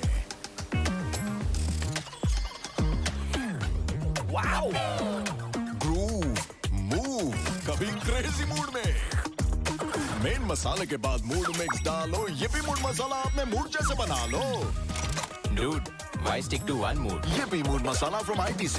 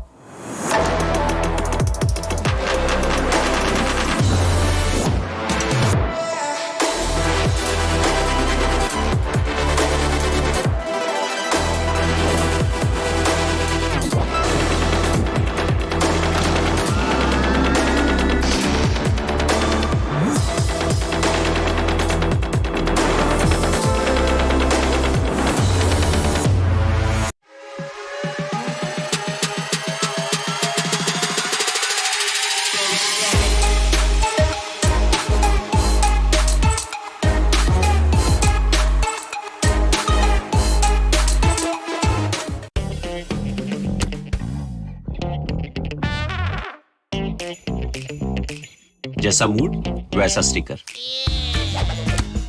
हर मूड मसाला पैक के साथ धोनी के mood stickers free. Collect all 10।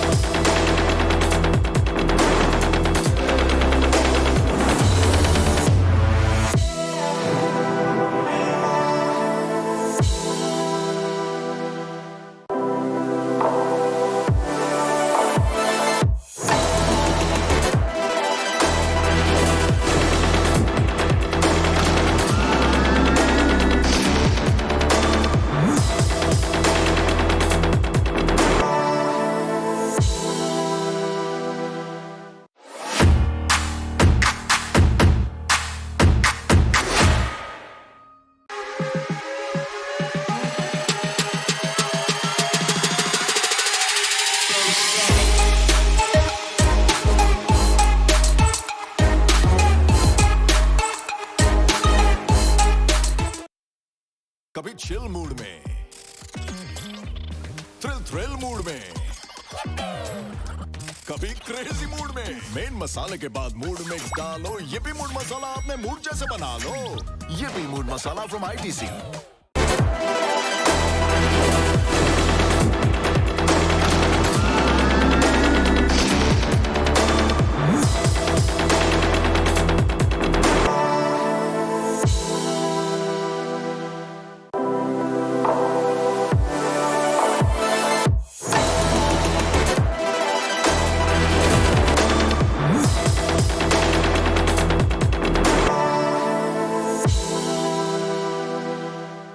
Dhoni always cool no dude Dhoni के है और भी मूड कभी चिल मूड में,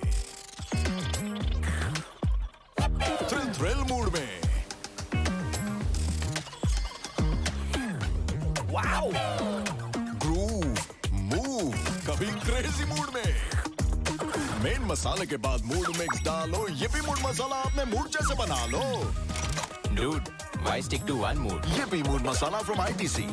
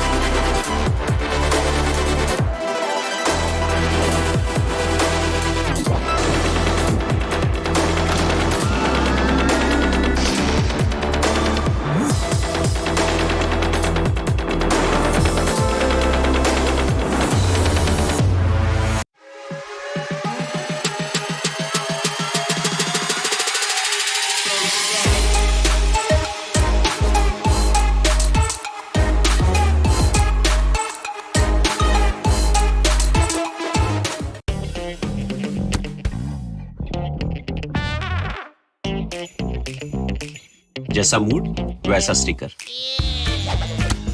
हर मूड मसाला पैक के साथ धोनी के mood stickers free. Collect all 10।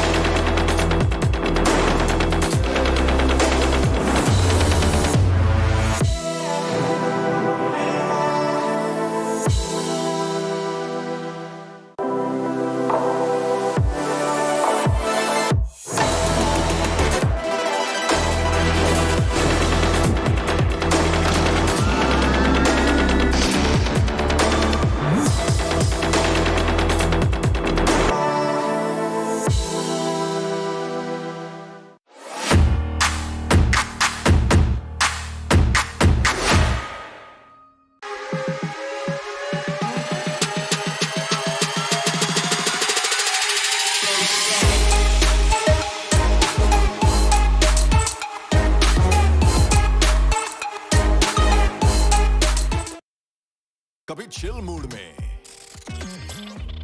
Thrill mood में, कभी क्रेजी मूड में। मेन मसाले के बाद मूड मिक्स डालो, ये भी मूड मसाला आपने मूड जैसे बना लो। ये भी mood masala from ITC।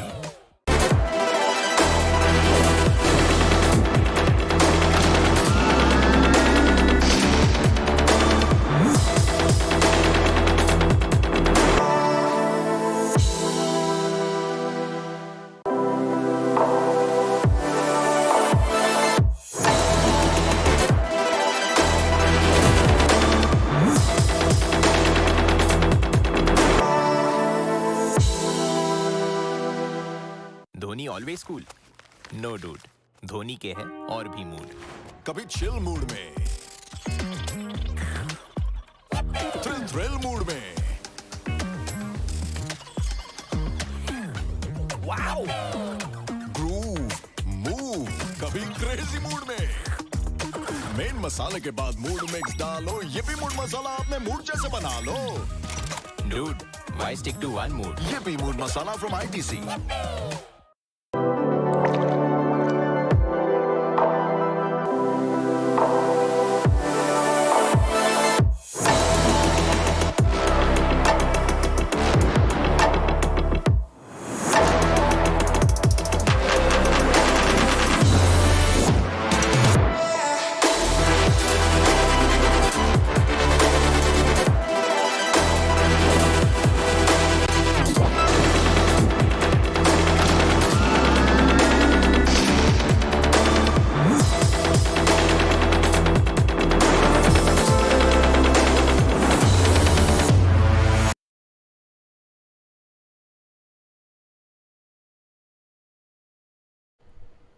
Hello and welcome back to Infinix Note 10 series presents ESPL Esports Premier League organized by India Today Gaming, powered by PTC Check Day and presented to you by our snacking partner Sunfish TP. I'm Doctor, alongside me is gonna be Godshot, and we are here with another best of one, another beautiful best of one, I must say. I'm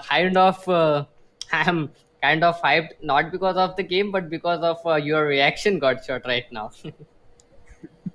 Exactly, I am also pretty much hyped up after having that yippee mood masala. I think those spices just are kind of hanging over my head right now, because these games are also pretty much interesting to watch out, because these players, these teams, they are showing some really good skilled gameplay. And all I see right now is that these players are gonna go into an intense tournament that's coming up for them, and the intensity from here on out is only going to increase, doctor.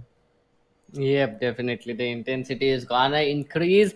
And to be honest, this is just the round one. And the amount of intensity round one contains, I don't know what to expect from round two and round three, because these round two and round three will have the best of the best players of the whole round one and then round two respectively. So it is gonna be kind of an intense journey till round two, and still we are up with round three, I mean, and then level two start, which will have all the savage players who have crossed the limits and passed on from round one, round two, and round three, went on to level two. So it is gonna be interesting. We are jumping with 12 squads and 48 teams got shot. I am so happy right now.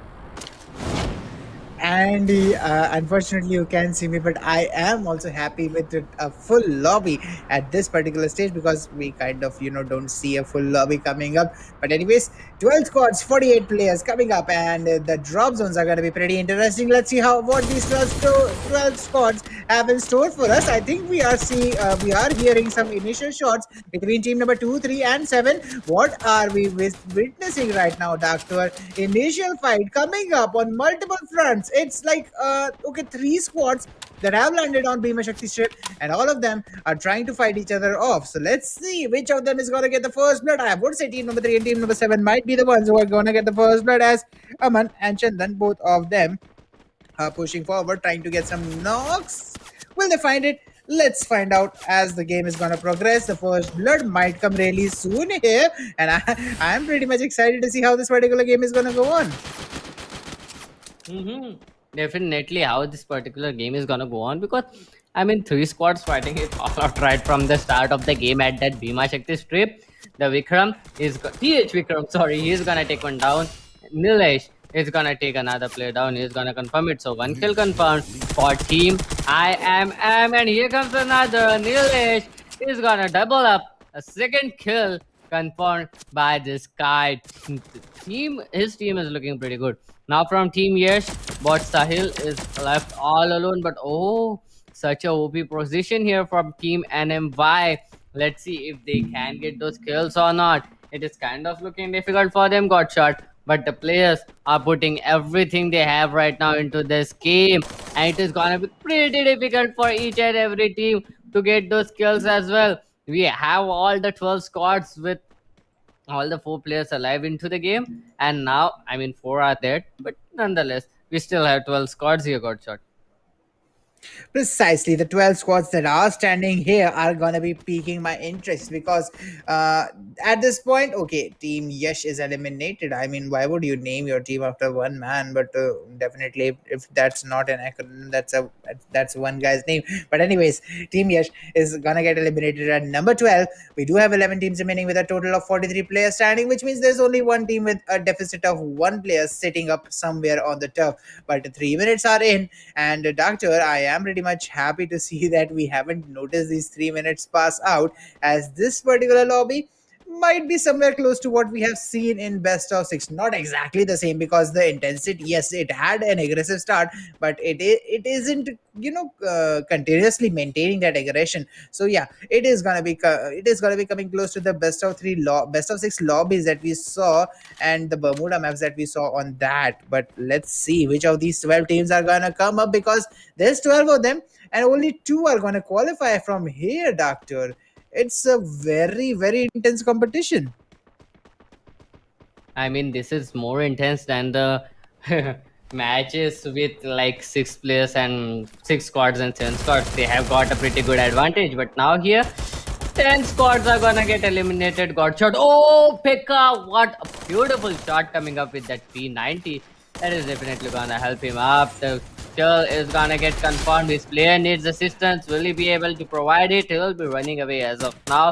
Great choice, 18 HP on him. He needs to heal up as quickly as possible, but look at that.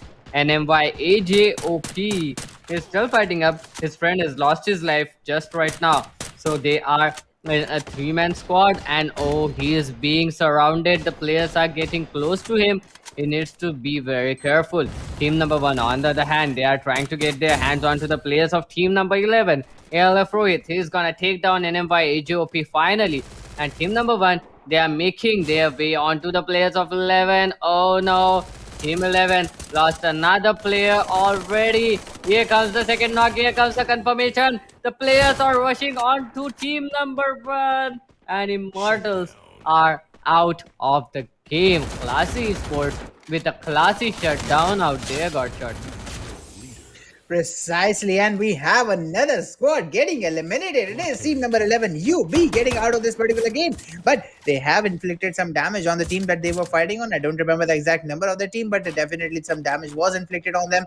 But looking up that, 9 teams remaining, 34 players standing. Okay, so those 2 players that are missing in this particular lobby are from that team, which is currently at Cape Town. I think it's team number 1, but I'm not sure what the number of the team is.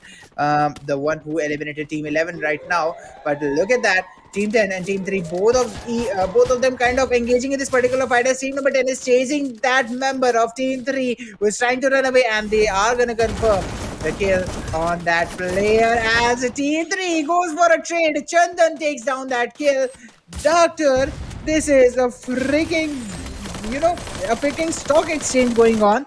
Every single team is playing on trades as of right now, and Aman is gonna confirm another kill. Oh, he gets knocked before he can confirm that kill. Although, let's see if he's gonna get confirmed, because Team 3, they are mounting a counter attack. They are gonna lose one play. Okay, Team 10 is gonna use a second player. 2 more standing in front of them. Let's see if they can try to get the kill. Four Guns Gaming gets eliminated. Sia is gonna get a double piece, but look at that. Team number 10 now with the 7 kills, but they lost those 2 players. Doctor, that's the best stock exchange value I've ever seen. Yep, definitely. That's the best. Not the best card shot here. Maybe a good trade, but not the best. But yeah, the best would have been all the 4 players down and none of the teammates getting traded. That would have been the best. But nonetheless, that was a good gameplay coming up. Let's see how these players are gonna play up. ALF Rohit, he has got 3 kills. Pekka, that was the guy from team number 1, I guess. He has got 4 kills for himself. He eliminated an entire enemy squad, that is Team UB, by himself. So there are a lot of players with too much potential in them. Let's see how these players are gonna play it out. Mm, will they be able to qualify or not is the main question, because only 2 squads are gonna get qualified here. Got shot only 2. That means 10 squads are gonna get eliminated. This is a knockout zone, so the players won't be able to mm, redeem their mistake out here. So it is do or die situation for them. Let's see if they can do it, or are they gonna die in this tournament. That is definitely gonna be the main question here. There are too many teams who are looking pretty good. If I have to name some, I'll say team number 1, team number 3, they are looking pretty good. Team number maybe 4 as well, looking pretty good. If they can take it out, it is gonna be definitely a very, very beautiful game in the end, in the third and fourth zone got shot.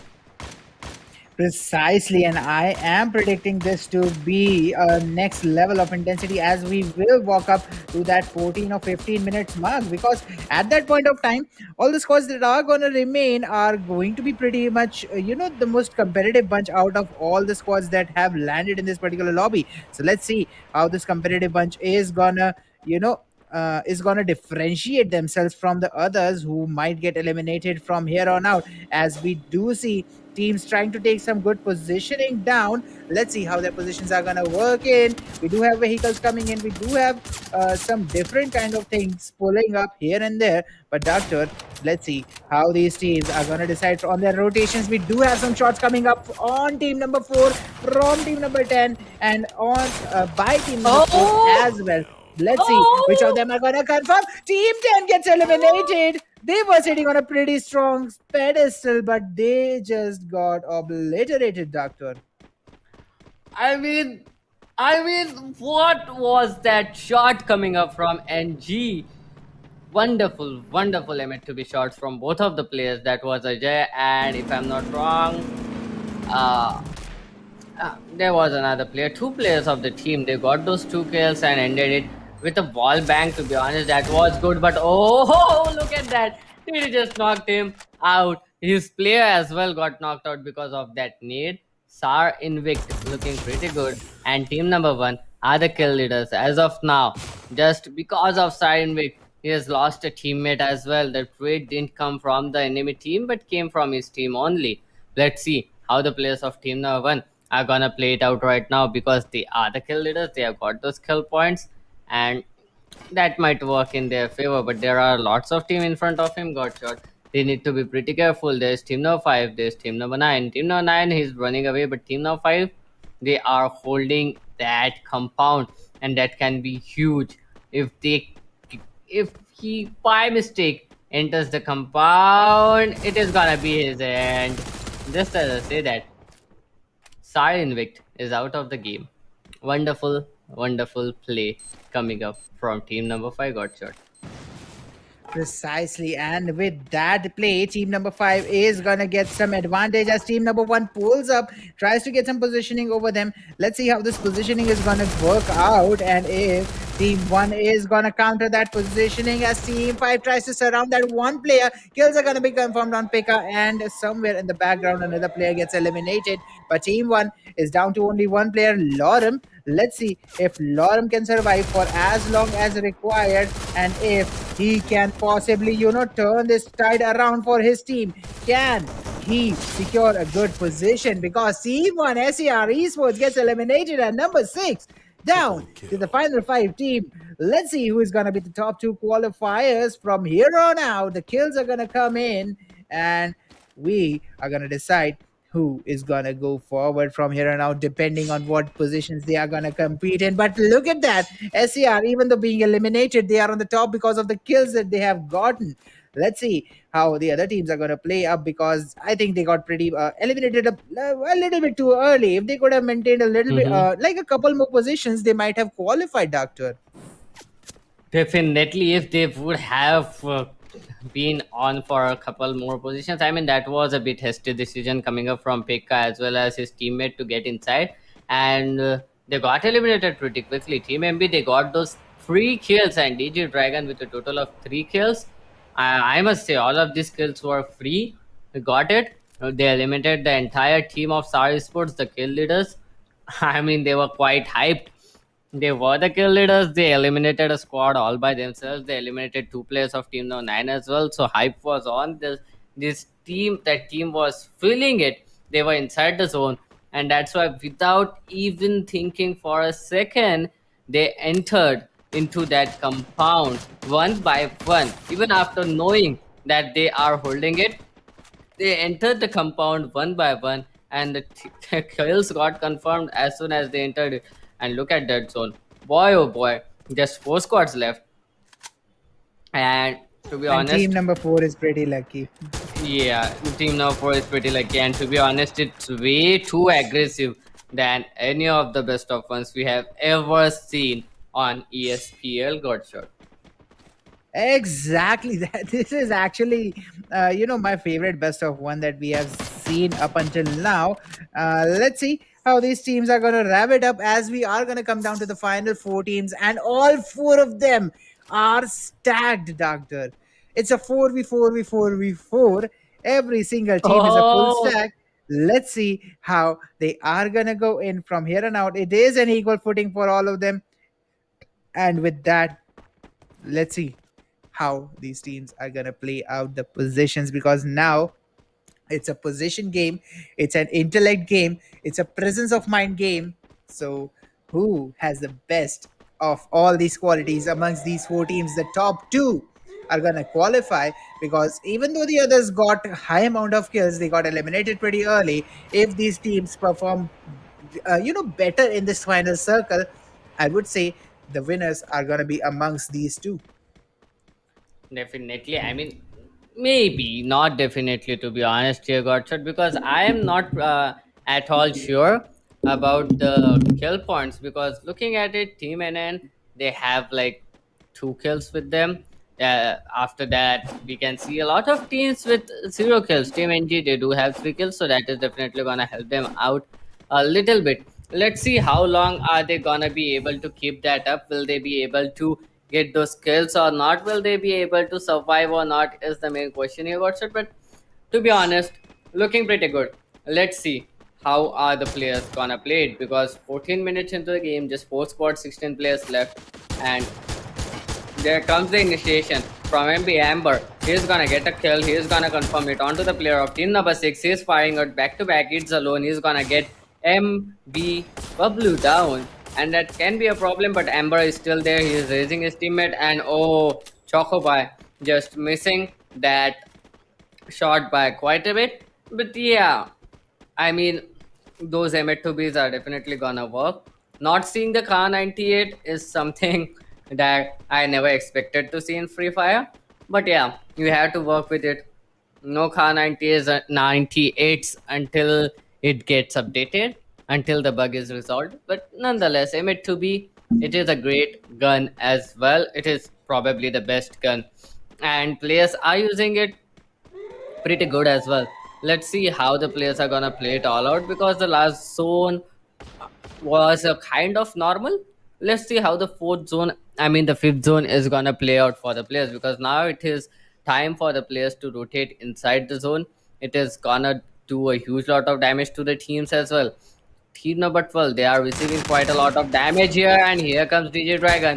He's gonna try to get some kills out of here. Oh, look at that shot!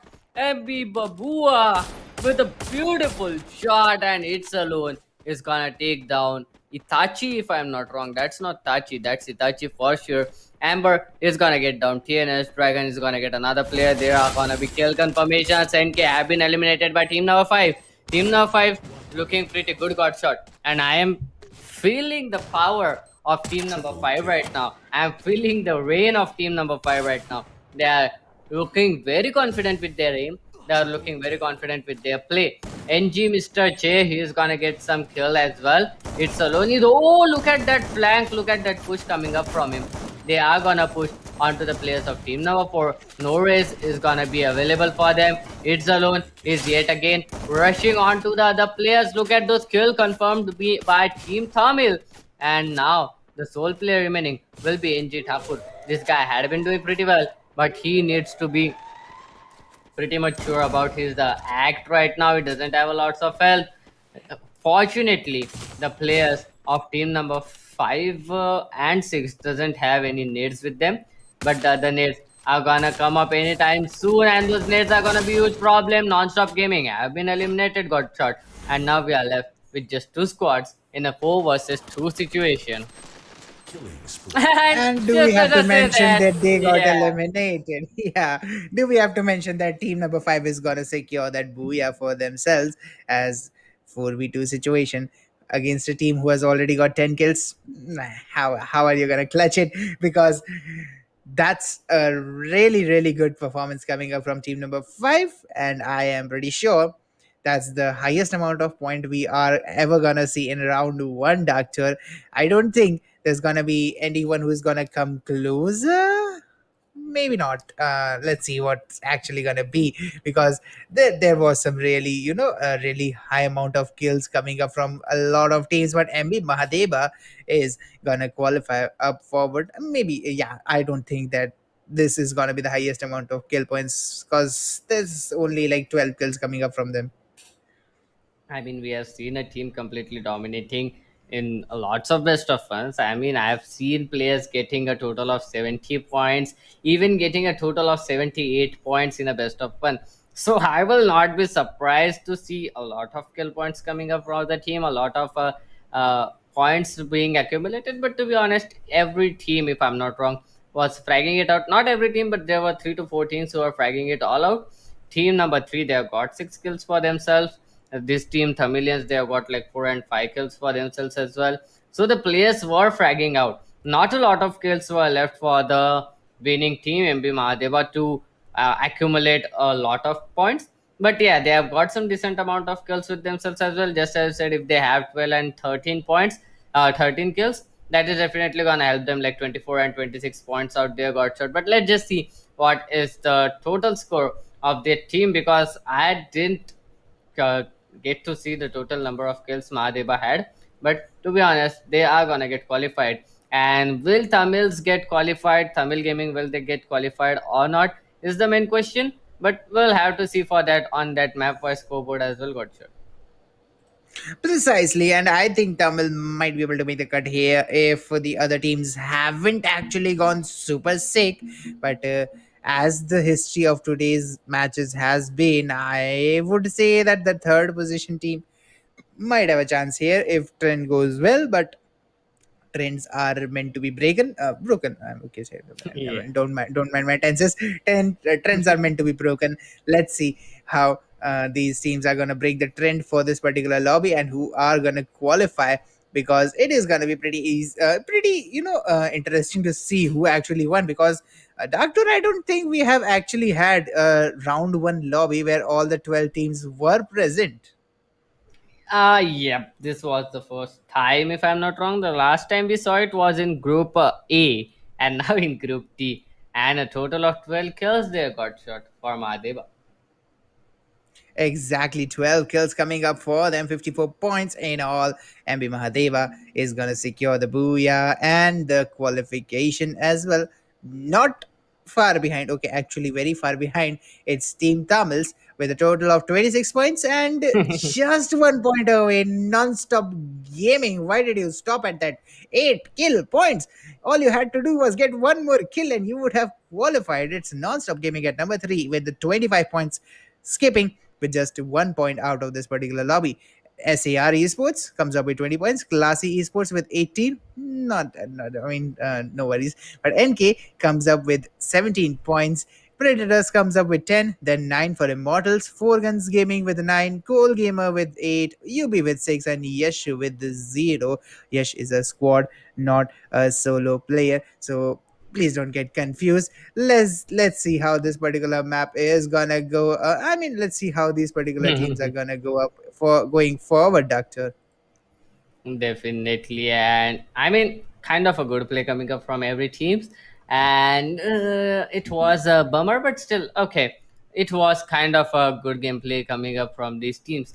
Now the main question is, who are gonna be the MVPs of this match? Who are gonna be the players who have scored and who have topped the kill board all by themselves? Because MB Mahadeva,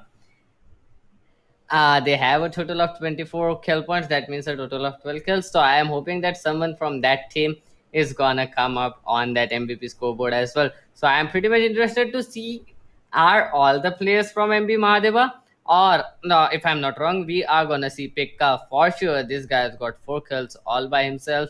There was one more guy from Team NG. This guy got like 4 kills all by himself as well. So I am not sure if all the players are gonna come from MB Mahadeva, because each and every team had that solo player who was fragging it all out, got shot. So that MVP board is definitely gonna be kind of well Pretty stacked. distributed, if I'm not wrong. Yeah, Yeah, well distributed kind and of stacked. well distributed. Yeah, and here it is gonna be all our predictions are gonna be going away. Amber, Oregon, and Pekka are gonna be here, and it's gonna be two from Mahadeva, Amber, and Dragon coming up with 5 and 4 kills each. Pekka comes up with 4 from SAR Esports. So Doctor has got a dear favorite, Pekka, coming up with those 4 kills.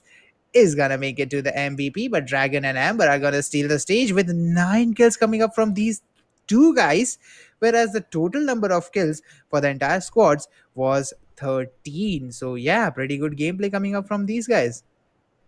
Definitely pretty good gameplay coming up from these guys.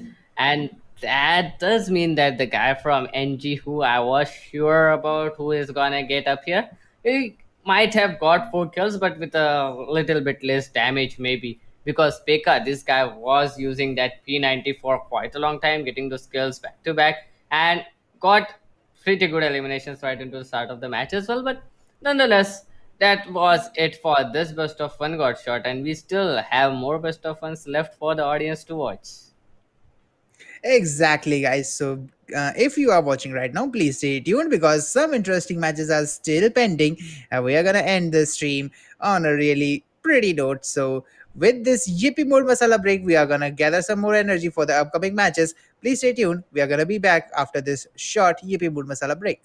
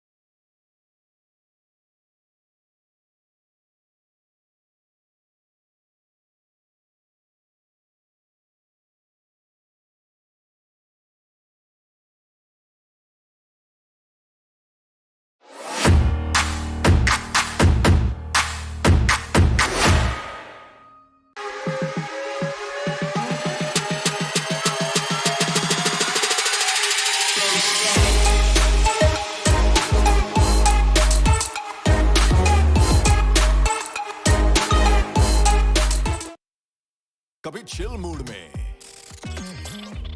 Thrill mood में,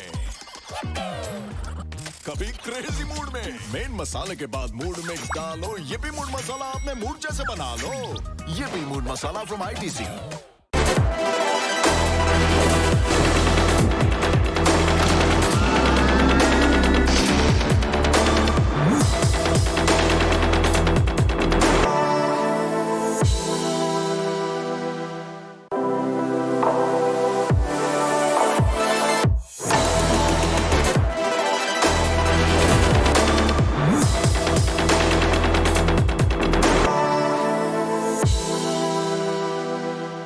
Dhoni always cool, no dude. Dhoni के है और भी mood. कभी chill mood में, thrill mood में, wow, groove, move, कभी crazy mood में। मेन मसाले के बाद मूड मिक्स डालो, ये भी मूड मसाला अपने मूड जैसे बना लो। Dude, why stick to one mood? ये भी mood masala from ITC।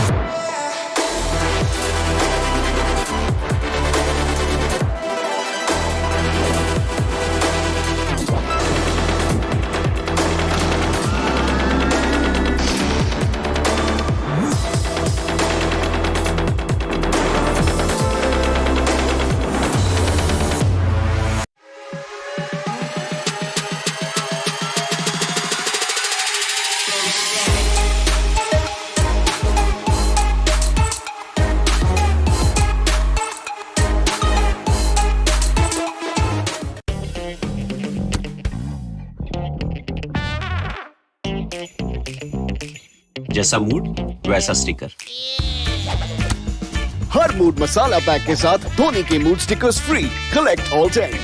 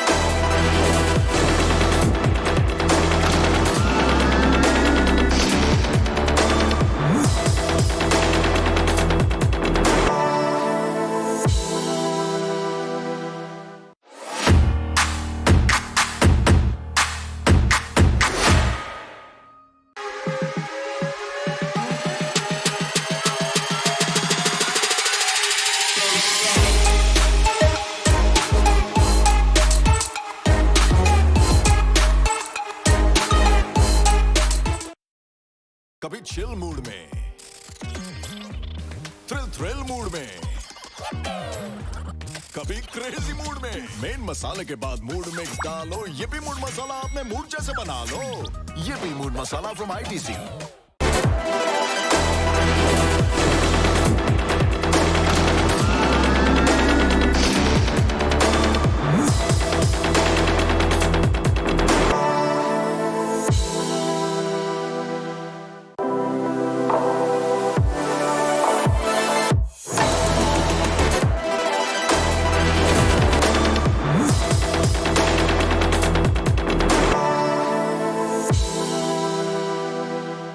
Dhoni always cool, no dude.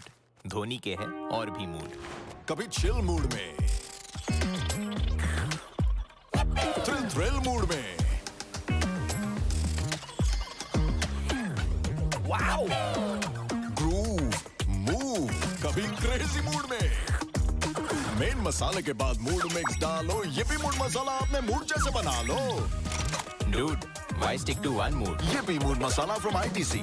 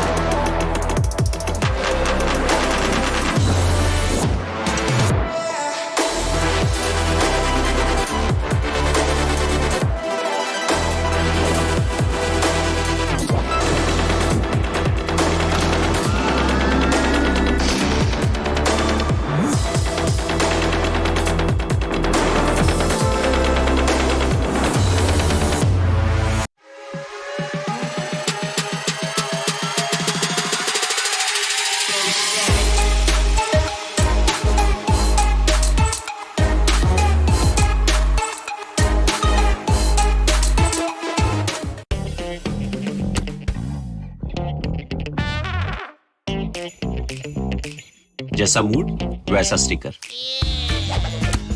Her mood masala pack के साथ धोनी के mood stickers free. Collect all 10।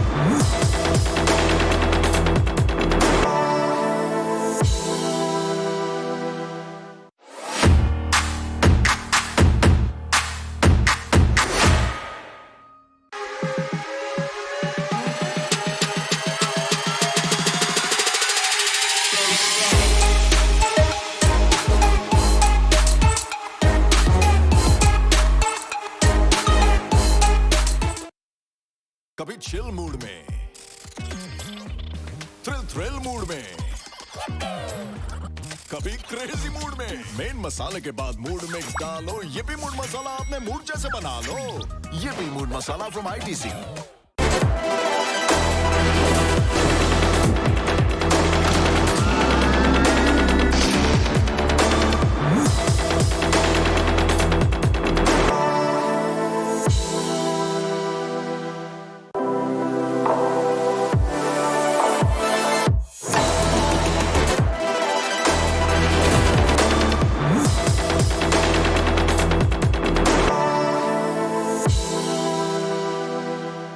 Dhoni always cool no dude Dhoni के है और भी मूड कभी चिल मूड में थ्रिल मूड में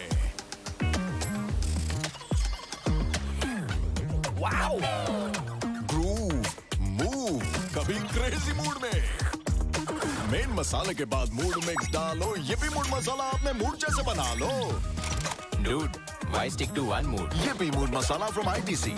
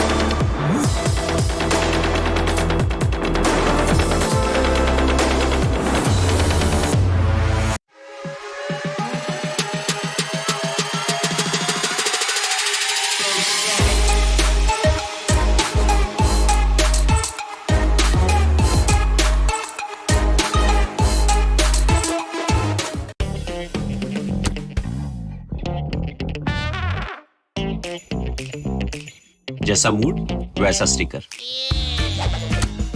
हर मूड मसाला पैक के साथ धोनी के mood stickers free. Collect all 10।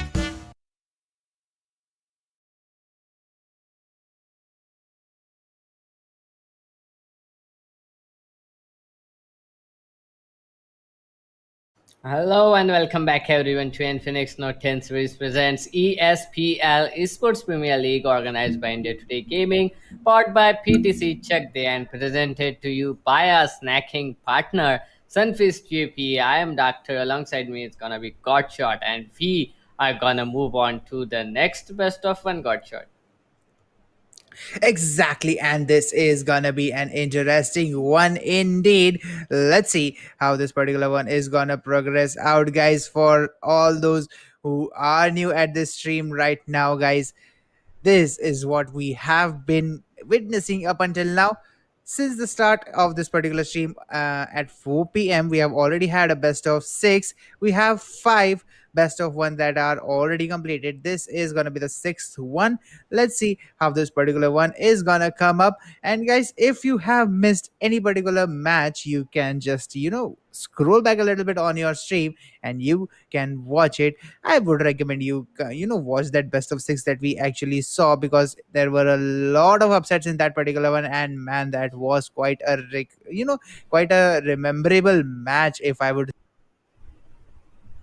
Yep, definitely. That was quite a memorable match. And I'm pretty much happy to see that best of six come into play. And now we are gonna head on towards that best of one as well. I mean, we have seen five best of ones. Some of them were pretty passive, some of them were pretty aggressive as well. And the last best of one match, which we just witnessed, that was kind of more aggressive than we thought. But yes, we are gonna head on towards the next bit of one, and that is gonna be kind of an interesting match, to be honest, Godshot, because now this is the last best of one of the day. We have seen a lot of passive, a lot of aggressive. I really don't know what to expect from this last match, and that makes it more interesting because we can't expect anything. Everything that is gonna come on our plate is gonna be a complete surprise for us, Godshot. Exactly, and what's not a surprise for you guys is EP Mood Masala, because I kind of had a plate right now to re energize myself for this particular match.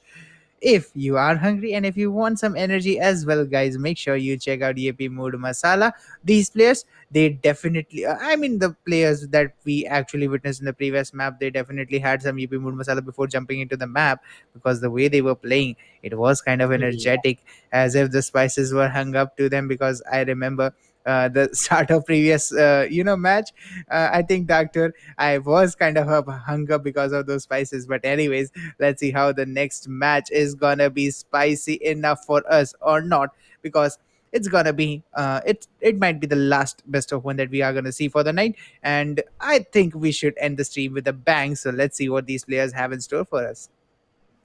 Definitely, that is definitely gonna be a surprise. And indeed, to be honest, as per the trend of ESPL, the last matches are pretty interesting. I really don't know why we are playing with random players for this qualifiers, but yet in the end of the day, somehow, somewhere, the players are like going berserk, and that actually gives us a lot of surprise. And that is what I'm expecting in this match as well, to end it up in a bang. And I mean, a 25 lakhs prize pool is on the stake. The players, two teams are gonna get qualified, and they are gonna go from level 1, level 2, level 3, and then level 4 to get that 25 lakh prize pool got shot.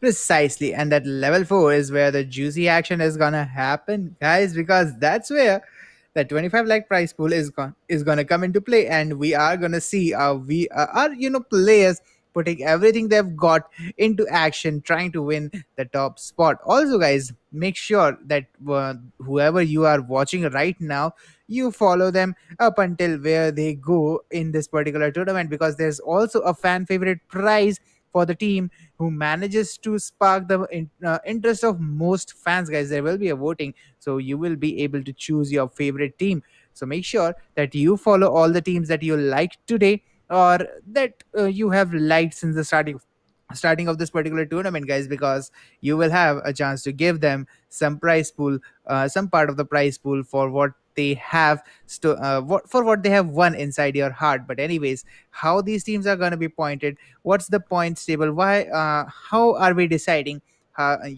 these teams to be qualifying or not? It's the points table that's in front of you. Rank 1, the team that survives the last, the team that gets the booyah, gets a 30 point. Rank 2 gets a 20. Rank 3 gets a 17. 4 with 13. 5th with 10. 6th with 8 points. And from there on out, 6, 4, 3, 2, 1, 0, from 7th to 12th rank. And that's how we are gonna point, that's how we are gonna give the teams the points that they need. Also, every kill that each team gets has 2 points, and that's where the magic happens. That's where the upsets happen, doctor. And that's where the teams need to make sure that they are pretty much balanced. Definitely, one kill gives you two kill points. That is definitely interesting. And more interesting thing right now is that 1,50,000 giveaway, diamonds giveaway, which is happening right now. All you have to do, if you are watching us from Facebook, comment down below hashtag ESPL 2021, hashtag GamesFM, along with tagging 5 of your friends and your UID. Remember, your UID is pretty important. And if you are watching us from YouTube, all you have to do is comment down below hashtag ESPL 2021, hashtag GamesFM, and write down your UID there as well. And 3 lucky winners will be getting 500 diamonds today. And I mean, they are gonna be announced on our Instagram handles that have been popping right down. I think here, yeah, here, popping right down here. It is kind of mirror image for me, so I have to test it out where I am Yeah, pointing. it's So right yeah, below, it's right below, doctor. yeah, it was right below here. So I think they have gone now, but yeah, you can follow India Today Gaming, ESPL India Today on, and Gaming Tuck on Instagram, Facebook, Twitter, and YouTube. And that's where you are gonna get all the updates of this beautiful tournament, all the upcoming updates. I mean, now we are here in that group T, that means the level of this game is gonna get increasing, and it is gonna be like level 1 we are watching right now, then level 2, level 3, and level 4. The players have to grind it through all these 4 levels to get their hands on that prize pool of rupees 25 lakh. Plus, you fans play a very important role in this prize pool as well. You have to vote your favorite team out there in the comment section below, and support them throughout the stream so that they can get that fan favorite prize pool of rupees 30,000 in the end of this tournament. But talking about the game, we are diving straight into it with a total of 6 squads, 24 players from Sentosa Island going on towards the observatory, dividing the map in like 50-50 ratio. Yeah, 50-50 ratio. And it is gonna be kind of a passive gameplay yet again, Godshot, because we can see the players are dropping in towards different areas. They are not contesting a single drop. So it is not gonna be that hard. The players will be a little bit passive. The only thing is the shipyard area where Team Number 6 and Team Number 4, they are both making their way on towards that blue zone. So it might be a little bit dangerous there for the players of Team Number 6. Rather than them, everyone else is looking fine. We have to see if there is gonna be that early engagement, the premature fight. Is it gonna come in for the players of team number 4 and 6 or not? We can see team number 6 landing up quite late. Team number 4 have already landed and they have got some guns in their hands as well. So it is gonna be a little bit difficult for the players of team number 6. Those chrono shield are not gonna help them forever. The players are trying to get some kills out of here. The players are trying to get as much as skull points they can get right from the start.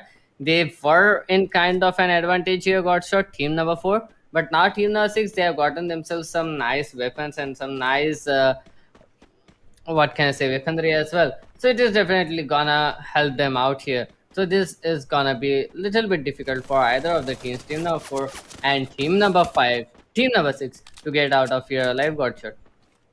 Precisely, Team 4 and Team 6 have decided to land up on the same spot. This will end up in a little bit of a little bit of a confrontation coming up from both the sides, as Team number 6 takes a lot of damage, where Team 4 doesn't get traded that much. So yeah, Team 4 is looking at a good spot right now. I think they have the better loot. They have they have the major part of that blue zone to themselves.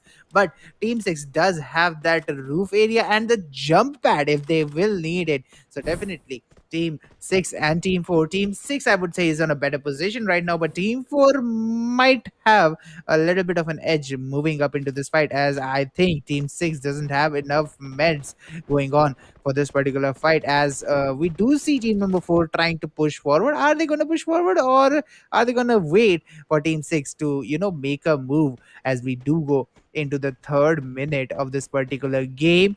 I think this is gonna be an incredible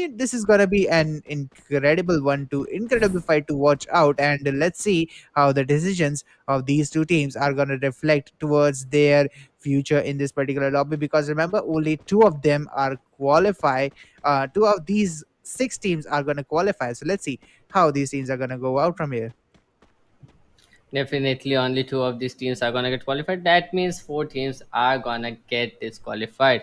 That is kind of a bummer, but there's a lot of possibility for the players to get qualified. That is 40% chances for the players to get 30% chances for the players to get qualified here. That is a big probability, to be honest. 30% is a lot, and players can give out everything here. It is gonna be a little bit interesting to see who are gonna get qualified and who are not. Let's see what the players have in the on the table for us.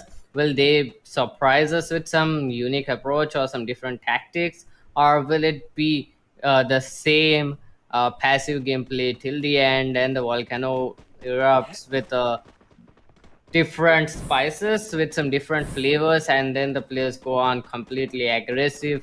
Team number 1 lucky enough to be inside the zone. Rest the other teams, they'll need to rotate in. Team number 4, they are inside, but they are having a good chance of blocking the rotation path of team number 6 at this point of time, and that can be pretty much great for them. That can help them out, because it has been kind of a rivalry in between team number 4 and team number 6 on their drop clash. Let's see if they can finish them off right now or not, Godshot. Precisely, and there is another couple of teams trying to get an engagement going on here. Although we do need a priest to make sure that this engagement actually happens, but the engagement has broken apart, and both of these people, both of these teams in the couple are gonna go on a rampage. I mean, they aren't even married yet, and they are, kind of having their lovers quarrel. Let's see which of these two is gonna win this particular fight. As one player from team number five is gonna be knocked, and he's gonna be rest pretty instantly. So yeah, there isn't gonna be too much damage coming up on team number five, as team number two is gonna move forward, try to get some advantage as the okay, but let's see how they are gonna fight this particular one out as they are playing around the trees. The glue walls are gonna be taken down, and team number two. Okay, now they are gonna lose one player. Let's see if it's gonna be confirmed. He's gonna get confirmed as team five does have a player being knocked. It is a risk for them. Let's see if both of the teams confirm one kill each. But this is the second engagement that we are seeing breaking out, and we have team number two, the team that initiated this engagement, losing one player. But on the other hand, Furkan gets a kill in the background. Oh, GXF Mafia gets knocked yet again.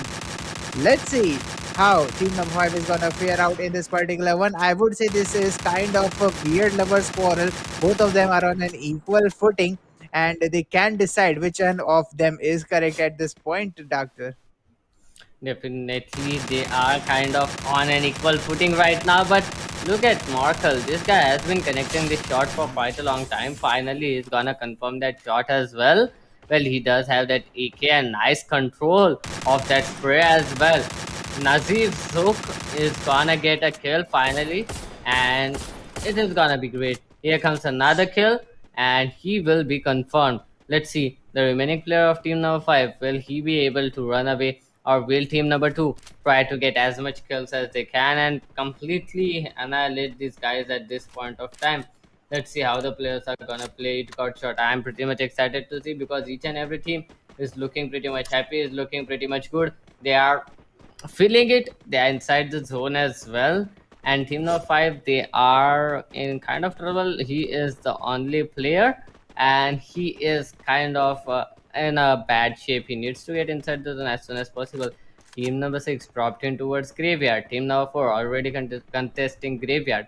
So team number 6 might be in trouble, but team number 4, they don't have good positions as well. Let's see how the players play it out. Team number 6 looking pretty confident about their position. I think they are hearing the sounds of the players below them, so they exactly know where the players are. And oh, Gunjan, he might not expect the players to be on top of that building, and he can get eliminated. Pretty sure the guns are out, and Gunjan, I mean, pretty bad shape right now, pretty bad position. And oh, he's finally gonna get hit. He's gonna run away as long as possible. Here comes the 1v1. I mean, not 1v1, but both of the players' cameras. And it is definitely gonna be helping us a lot. He is gonna be safe as of now, got shot. Exactly, and for the moment, being safe is something that they need to consider right now, because it is pretty early on in the game. Yes, it is it is kind of a drought situation here, where we are not seeing any bullets being traded off here and there.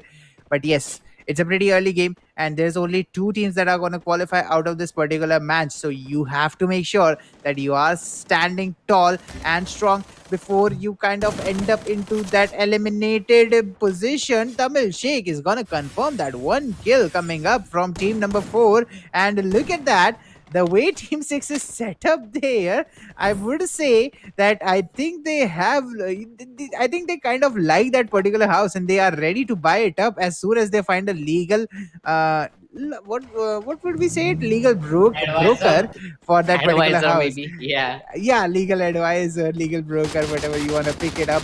But yeah, they are in the terms of buying that particular property. Let's see how this property is gonna square out for them. I mean, they are checking every single corner of that house, so yeah, I think they are pretty much interested in it. I mean, they are pretty much familiar with it as well, so they have been looking onto it for a long time, and that's why they are able to get those kills out of there. Team number 4, they had to vacate that area as soon as possible. Team number 6, they are pursuing them, got shot. And to be honest, this is something important. They need to pursue them as soon as possible. Otherwise, it is gonna be kind of bad situation for them. Let's see how the players are gonna play it, because T6 they need those kill points. They already got a kill onto one player, but if they can get more, that is definitely gonna help them out. Godshot. Precisely, and that help is gonna be really needed at this point. But look at that, the UAV is gonna reveal the position for team number six, and this is gonna put them at a lot of risk because definitely team number six revealing their position isn't something that they need right now because there aren't that many squads in this particular map, and since there is a deficit of squads, every single squad is waiting for any single info that they can probably get, and letting your position be revealed is something that you aren't that you don't need at this moment. Team 4, their position is also revealed, and team 6 is gonna be really helped out from this particular thing because since team 4's position is revealed, team 6 can make a proper plan and they can rotate through the proper channels. Definitely. I mean, the players, the squads are like coyotes right now. They're just waiting to feast onto any prey that is being revealed, that has been located, and that is kind of mentality that is required at this point of time. Because yes, there is a deficit of squads. There are less skill points available for you. Kind of you have an insurance of those rank points. So if you can get those kills pretty early on, that is definitely gonna help you out here, and it is definitely gonna put you up in a better position for qualifying in towards round 2 Godshot. Because looking at it, it's looking pretty hard. Team number 2 now they have initiated a fight against the players of team number 4. Nazif Zoki, he's gonna get a kill. Will he get revived? I don't know. But they are converting a lot of kills here, but the kills are not getting confirmed. That is the main problem here, Godshot, because confirming the kills is kind of an important point. A new kill leader is gonna come up. I mean, 3 kills here for Team ACS. That is definitely good. Team ACS looking pretty powerful right now. They haven't eliminated a single squad, but they have put a lot of squads in player deficit, and that is definitely something that it may not be helpful for them now. But going on in towards the last circle or the second last circle, it is definitely gonna help them out. Godshot. Precisely, and that help is what they need right now. Every single squad here is trying their very best to come up in that top 2 spot and qualify for the next round. Team number 6 taking that particular position. Let's see where they're gonna rotate from here. From here on out, as team number 6 is taking their positions on the area of Kotlistova, where team number 1 is rotating, and this rotation blockage, the Oh, gatekeeping might be a really tough situation. Team 1, what a shot coming up from Tint.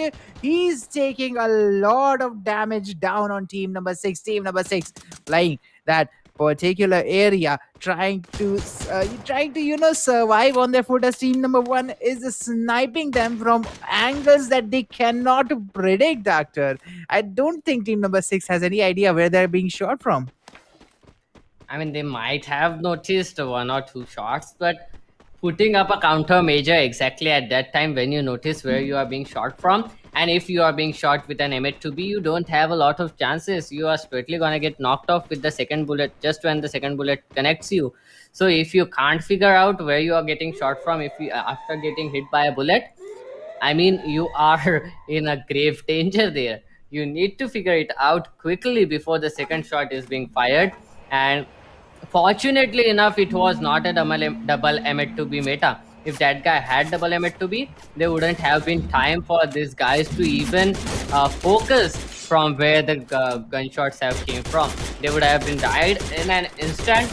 But nonetheless, team number 2 and 3, they are fighting as of now, looking pretty good. I might as well say that team number 3 is in great position rather than team number 2.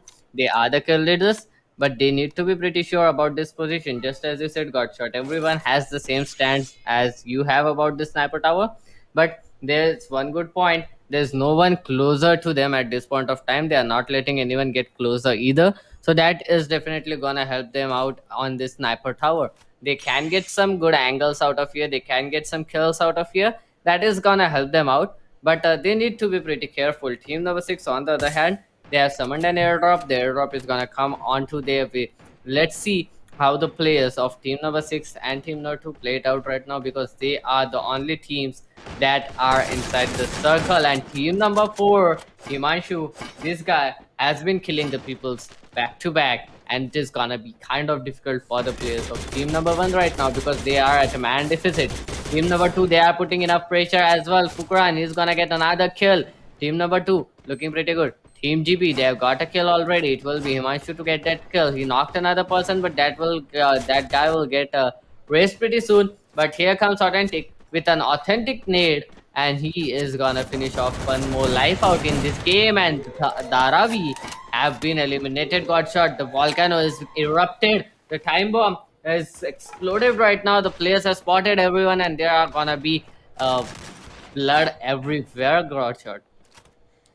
Exactly, sir. Guys who are afraid of extreme action, please make sure that you are ready for it and you can take it, because the teams are now gonna go totally violent on each other as team number 2 is getting those shots on team number 3. The sniper tower comes in handy, and as you said, Doctor, yes, the sniper tower is a great risk, but if you get this kind of position out of it, that's the best position that you can possibly get. They have already got 2 knocks, they have got 1 kill, and now they're moving to confirm as many as they possibly can. Tamil Spade is gonna get that 1 knock coming up. ST Legend and Imanshu both are gonna get knocked by a grenade. Space is gonna push up. Alvin and Hart are gonna confirm the kills, and Team 4 is gonna get eliminated as Team 3 is being sprayed by bullets as well. These bullet holes are gonna hurt really hard as team number 3 is trying to survive for as long as possible. Team number 2, the zone has just scammed them, and it just went away from their heads as team number 3 is currently holding that particular building, and they are way outside the zone. So definitely it's a long rotation coming up for them. But look at that team 6, there is a really big luck factor coming up for them as they are on the edge of the zone and they have the best angle possible. Team number 5, there's only one player remaining, and he's sitting as far away from the action as possible. Team 6 trying to stay alive. 2 players get knocked down there, and this might be it for Team 6 if Team number 2 pushes on the right side. But Team number 2 is pushing on Team number 3. Team 6 is going to confirm another kill, and new kill leaders are going to be appointed here, Doctor. Definitely Team Tamil looking pretty good, but here comes the backstab. Team number 6 coming inside. G Smooth getting those kills out. And here we are with just 7 players left. Team number 6, GB with 2 players. Team Tamil with 2 players as well. HT Pratap getting hit by a lot of nades, but that glue wall is gonna help him. HT Legend is gonna come out of that glue wall with the help of his Chronos Shield, trying to do as much damage as he can, but the Chronos Shield is not gonna help him for long. And HT Pratap in such a strong position. HT Legion is gonna go down. Pratap is all left in a 1 versus 2 versus 2 situation. LOC Bros have been eliminated. Pratap still in the game. ACS with a total of 7 kills. Finally, Gogboru have been eliminated as well. Team Tamil now left in a 2 versus 2 situation. Make it 1 versus 2. Team Tamil is gonna get eliminated. ACS are gonna get that booyah in a wonderful manner with those nades and with those snipers in the end got shot. Precisely, and what a game it has been. I mean, the final circle, it was pretty tactical. It was pretty tactical coming up from all these players. As team number 6, I think they had the best position, and they kind of played the best, gameplay out of this. Although I would say that team number 3 put themselves at a lot of risk, staying at the edge of the zone for a very, very long time. And as the booyah comes in for team ACS, I would say that other teams, they kind of had the opportunity, but they couldn't actually make the cut out of it. So let's see how the other teams performed and who else is gonna qualify from this particular spot. We did have some good grenade action coming up, some good grenade knocks coming up, but definitely I don't remember Team 5's exact name, but that one player, he was playing pretty sneaky up until he got eliminated. So really good contribution from him, trying to get as high of a point as possible for his team, but he got eliminated at number 4. But although all that is gonna be discussed later as the scoreboard is gonna come in, and Team Tamil official alongside Team ACS are gonna bag the qualification for this particular round, as Team ACS is going to secure 46 points. Team Tamil Official is going to come up with 32. And after that, GOK Boru comes up with 29. 3 points short. That's I mean that's exactly the position point difference short from GOK Boru. LOC Boys coming up with 17, Axum Esports coming up with 10, and Dharavi coming up at 8, being the first squad to be eliminated. But they got eliminated at the freaking 16th minute. So that was a really good game coming up from them, a really good survival. Yep, I mean 16 minutes and they were all the squads into the game. That was indeed an interesting game coming up. Every team was surviving, but in the end, it was Team Tamil officials, Team ACS, and Gogburu who got all those kills in their favor. But rank points do matter at this point of time when there are less kill points available, and that was proved in this map. And it will be Team ACS getting qualified, getting that booyah with a total of 46 freaking points. I mean, 8 kills. Pretty much the epidemic of intensity for this particular tournament, guys, and I would say in Free Fire as well. But anyways, this is gonna be it for today. We did see that best of 6 coming up. We did have 6 best of ones, where a total of 12 teams have qualified for the day from Group D. But it's not the action for today. Tomorrow we are gonna come back once again at 4 o'clock with a different schedule, with some new matches, with some new interesting stories from this group again. This is me, Godshot, alongside Doctor. We are gonna thank India Today Gaming for organizing this particular tournament called ESPL 2021, Infinix Note 10 series for sponsoring us, PTC Chakde for powering us, and our snacking partner Yippee Mood Masala, which keeps us energized throughout the stream. Guys, Doctor, an ending word from you. Then I think we should end this particular stream for the day.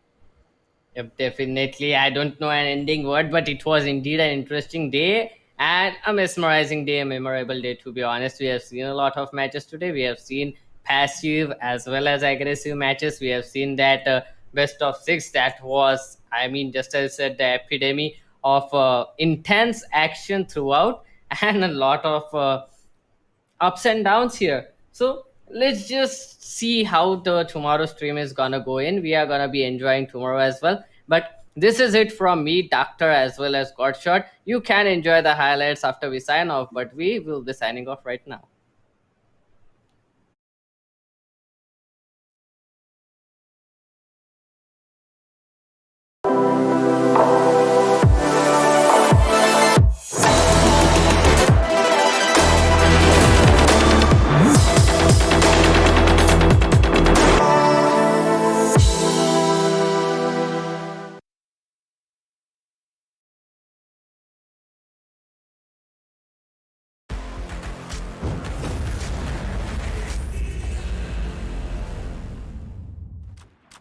New kill lead.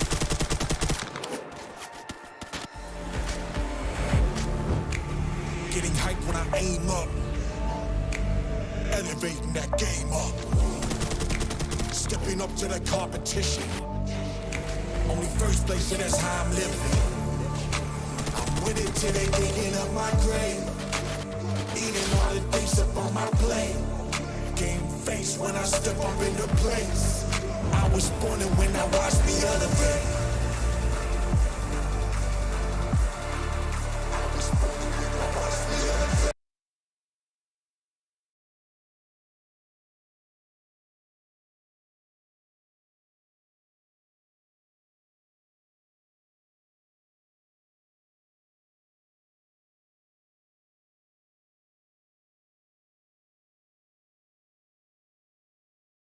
I was born and when I watched me elevate.